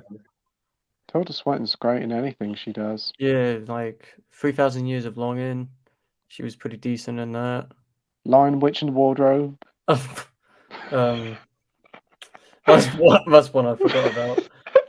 I was trying to forget. Thanks, Pete. We need to talk about Kevin. That's fucking yeah. Oh, that's a good one. Yeah. It's got my guy Ezra Miller in it. Yeah. that film has aged like fine wine for him, isn't it? Yeah. Who would have known he would have predicted his future in that film? Okay. Oh dear. He's a DVD time Film traveler. Bloke says, my Mario movie would be an adaptation of Hotel Mario. Joe Pesci talking about touch. Oh, the Fuck's Hotel sake. Marios. Oh, the old Mario CDI games are What terrifying. happened to Dr. Mario? I thought we were getting that, weren't we? Dr. Mario, I don't think so yet. Oh. But yeah. The Hotel Mario, he sounds like he smokes about 40 fags a day. Mm. Marvel fan says, I waited nearly a month for the Blu-ray. I'll probably get it within 2 weeks. Hopefully you'll get it, mate. That's a long while to wait. Dr. Impossible says, Bob Hoskins was all right in Mario Brothers. Did you ever see Space Truckers with Dennis Hopper? I need to I've see it. heard I've of it. seen the poster, but I need to see it. I've heard of it.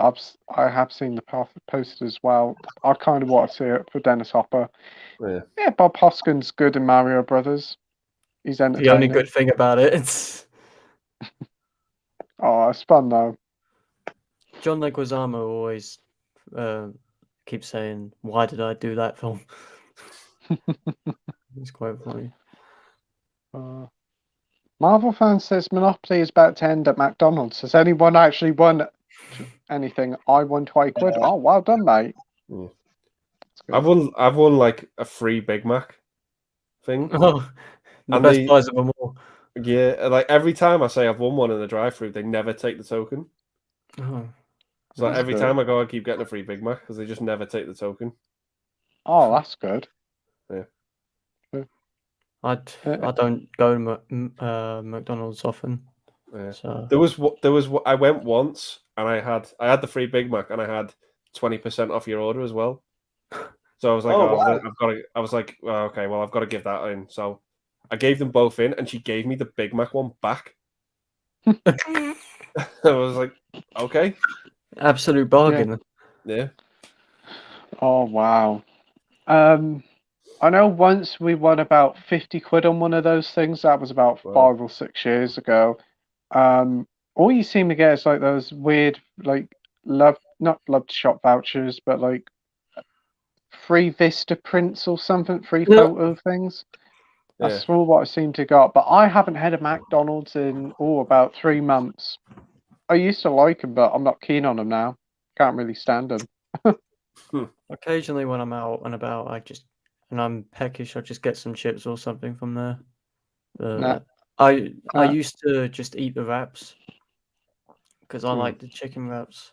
Oh, the wraps are nice. And it's better for it's better for my liver and stuff because I've got liver issues, so I have to be careful. Yeah. But, Yeah. I'm not Subway's more my speed. I like Subway. I always have the same old thing, the spicy Italian with just lettuce and cheese. I don't like anything else in it because I'm such a fussy eater. But for me, coffee's my takeaway. I'm the coffee expert, the coffee connoisseur. After all, Greg's. You always get free sausage rolls from Greg's. I don't like the sausage rolls from Greg's. I prefer the pizzas. Costa, Cafe Nero, Subway. Oh yes.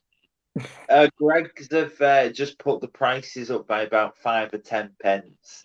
Yes, I noticed that. Yeah. The cheeseburgers at Macca's have gone to $1.20 for the first time in like 30 years. Yeah, they like robbery. $1.20 for a piece of meat. It's cheap. Yeah. They put up the prices a lot at McDonald's. I know one McDonald's where I'll go to, they're like £8 for a medium meal. It's ridiculous. A bit much. DVD Even Film Bloke says actually Tommy Wiseau would make a good Bowser. I did not hit Mario. I did not hit him. Oh, hi, Mario. Oh, hi, Mario. Good Toad. What have you seen the film The Disaster Artist? Because that is actually based on The Room. Yeah. I love that. It's really good, The Disaster Artist. I have heard it's pretty good. I got this absolute beauty with my copy. The Ring didn't get a UK Blu-ray release, did it? Rightfully so. It's not even got a UK DVD release. Isn't I it? was watching it. It's so funny. It's a good time. It is. It's a good time. It's Yeah. such a Yeah. cult Is classic. it on YouTube? It used to be, but it's not anymore. Ah, Yeah. Have you seen that people do like screenings of it and people just Yeah. go and make fun of it? It's Yeah. fucking great. Oh. So I got the American DVD of it, and you get like a pamphlet inside, and it's like all like Tommy Wiseau's underwear range that you can buy. And I'm just like, oh, no. What? That's fucking jokes. Yeah. Oh, I've heard it all now. Edward says apparently Power Rangers officially retiring its original 90s Red Ranger. I'm not sure about this. I don't know, because I've seen some of the cast coming back from the original. Well, one of the Red Rangers is now a porn star, apparently, or something. So there's Wow. like they're all doing something. Yeah. Well, Did and he chose that. that? Did you watch that Power Rangers short film? What was on YouTube a few years ago? I think so. Yeah. Might have It done. was so might have good. done. Joseph dark. Kahn one. It was really good. Mm. And then we I got didn't- the other one. I didn't mind that one, that recent one. That was all right. It went too It bad. was building up just to get going. sequels. Yeah, It just took forever to get going, that film. It did, yeah. it's a shame. But it took way too long. Edward says, "Are you guys going to see Black Adam?" Yeah. Might do. Yeah, I'll give it a go. Yeah. Yeah, I give it a go. guess. It's the Pebble, and it's got Black Adam in it. No, it's got Apparently- Doctor Fate. So apparently Henry Cavill is meant to be Black Adam. I Yeah, I've won't heard it. I won't believe it until I see it. Yeah. Yeah. Rogue says King Kong vs Godzilla 62 is one of my favorite monster movies now. The fight scene lasts 10 minutes, and it's so fun to watch. King of Comedy is my favorite De Niro film. I need to see so that. good, That's that on film. Disney. That's on Disney Plus, so I'm going to watch it Is soon. it? It's like, isn't that like what inspired Joker kind of Yeah. compared to it? Yeah. If you like Joker, watch King of Comedy. It's fucking great. Mm. Yeah. Awesome. Brogue says King of Comedy is a very overshadowed Martin Scorsese Yeah. film. We were talking about Tenebrae earlier. Yeah. It's the film of the day on Mubi. Awesome. And That's Deep good. Red's on there as well. Yeah, they're great films. Edward says, what's your thoughts on Marvel 5-6 phase delays? Uh, Fair enough. good. We need a break Yeah. from it. Yeah. Yeah. I'm the same. I'm glad. Hopefully they'll make better films. We need a They won't rest from just shit Marvel them for a out bit. this time. Yeah. If they make Daredevil show the same tone as She-Hulk, I'm not watching it. I'm sorry. Oh, I hope not. Apparently the new Daredevil TV series is meant to be a reboot. Oh, How? no. It's got Charlie Cox in it. I don't know how they're going to reboot that. Reboot. I know John John Bernthal is coming John back up as the Bernthal. Punisher. Is he? Yeah, he's coming back as the Punisher. It's been announced. That's cool. Oh, I bloody hope so. Because he was one of my favorite parts of season 2. He is great. He is. I do like the Punisher series. That I've only seen prison- the first season. That prison scene was just brutal. Where he was I've going heard about that. off. I need to see that. Gary says, don't forget Stallone and Over the Top. Haven't seen that one. Cliffhanger as well. Oh, Cliffhanger's great. I do enjoy Copland. that one. That's a good De Niro film as well. Copland. Isn't that James Yeah. Mangold directed that? Can't remember. Yeah. Could be. I know. Yeah. I know. I need to see that one. So that's another one on the watch list. Dr. Impossible says there's 2 amazing stories. Prime series, which is terrible, and the Oh. highly creative, amazing stories made in 85 to 87. Some of those from the 80s are great. Yeah, Awesome. I thought I was going somewhere with that. Pete says, Gary, I've got Over the Top on DVD. Haven't watched it yet. Yeah. Gary says, "What's your favourite Dennis Hopper role?" Mine is in Frank and Blue Velvet. Fuck me. Him with his mask shouting, "Baby, Yeah. what a fuck." Fuck Yeah. me. Jeez. That is terrifying.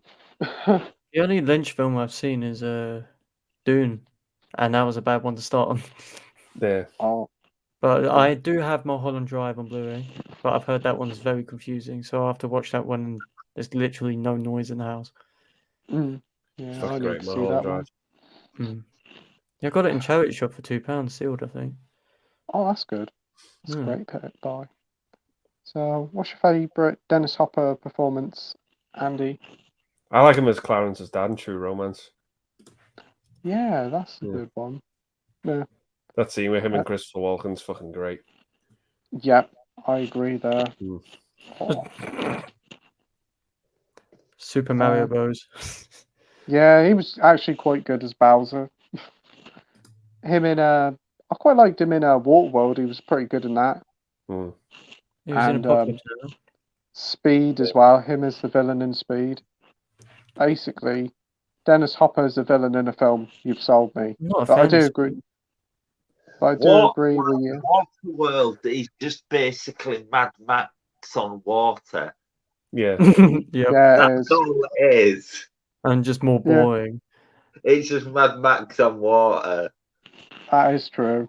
But I agree with Gary. Frank and Blue Velvet, terrifying in that film. You got any, Jamie? Dennis Hopper? Speed and since you mentioned it, the Waterworld. Yeah, great picks there. And what about you, Josh? I've only seen Speed. I'm not a fan of it. But I have seen, of course, Mario Bros. But he was Classic. in Easy Rider and Yeah. a bunch of other things. The original True Grit. So Yeah. yeah, I do need to see some more. Rebel Without a Cause is one I've been wanting to watch for years. Oh yes, he's in that as well. Yeah. Haven't seen that in years. I just need to get around to him. He directed Easy Rider as well. Oh, did he? Yes, he did. Yeah. Yes. I think there's a BFI film. Is it called Out of the Blue? He directed that one as well. I think John from Mondo picked that one up. That looked quite good. Dr. Impossible says the film from the 80s that remember picking up the LP for was The Legend of Billie Jean, Billy Idol, and Pat Benatar. Oh, Pat Benatar, I remember her. Yeah. Oh, she's great. It's such a good film, The Legend of Billie Jean. I need to see that one. Pete says, did Andy get anything from the indicator sale? No, not this one. I've sort of dropped off indicator. Dr. Impossible says Orlando with Tilda Swinton. Saw that at the cinema. Time travel. Awesome. Steve071 says my favourite De Niro film is The Deer Hunter. Still need to see that. Yeah. Ain't it like 3 hours long? Yeah, it's like 3 hours and 20-something minutes. Yeah, it's quite a long one. Dr. Impossible says good underrated De Niro film was Jackknife. I've heard of it, but I haven't seen it. Have you guys seen it? No. Same as you, Pete. Heard of it. Oh, what's going on here? Comments have gone weird. Edward said apparently Steven Spielberg E.T. gets 40th anniversary 4K Blu-ray announcement box set. Yeah, and we're getting a lunchbox edition as well, aren't we? That'll be why they're doing it, because of the anniversary. Yeah. Apparently the cinema release isn't very good. Isn't it? Oh. They stretched it out and everything. And apparently you can see every single pixel. Oh dear. That doesn't sound good. It's like the Avatar. Apparently Avatar in 3D is shit for 4K restoration. Is it? Oh. Right. Because I saw someone who went to see it, and they went to see it in IMAX, but it was cropped like that instead of full. And it's kind of like, what's the point? I agree with that. That's bad. Right, and that is the final comment of the night. So, thank you everybody for joining on live stream. Thanks everybody still watching. We've still got 10 people watching now. It just gone midnight. It's been a lot of fun tonight. stream I've ever been on. Yeah. Pardon, Jamie? This is the longest stream I've ever been on. I know, we've gone 4.5 hours. Wow. Yeah, it's unbelievable. Snyder, eat our hearts out, boy. But yeah, it's been a lot of fun. We've got DVD and Film Bloke saying good night. Thanks everybody watching the stream. Thank you as always for Andy for joining, Josh, Scott, and Jamie for joining. You've all been fantastic guests, and definitely we'll have to get you back on in the future. A lot of fun, actually. That's been great having you on, mate. I've been wanting to get you on the stream for a little while. Yeah, I'm glad you enjoyed it. It's always great to speak to you guys. Yeah, you too. Me too. Yeah. Well, anyway, we'll be all back. Me, Andy, and Mike will be back next week where we'll have another guest who I haven't actually asked yet. So I'll see you all next week. You take care and have a great weekend. Till next time. Bye.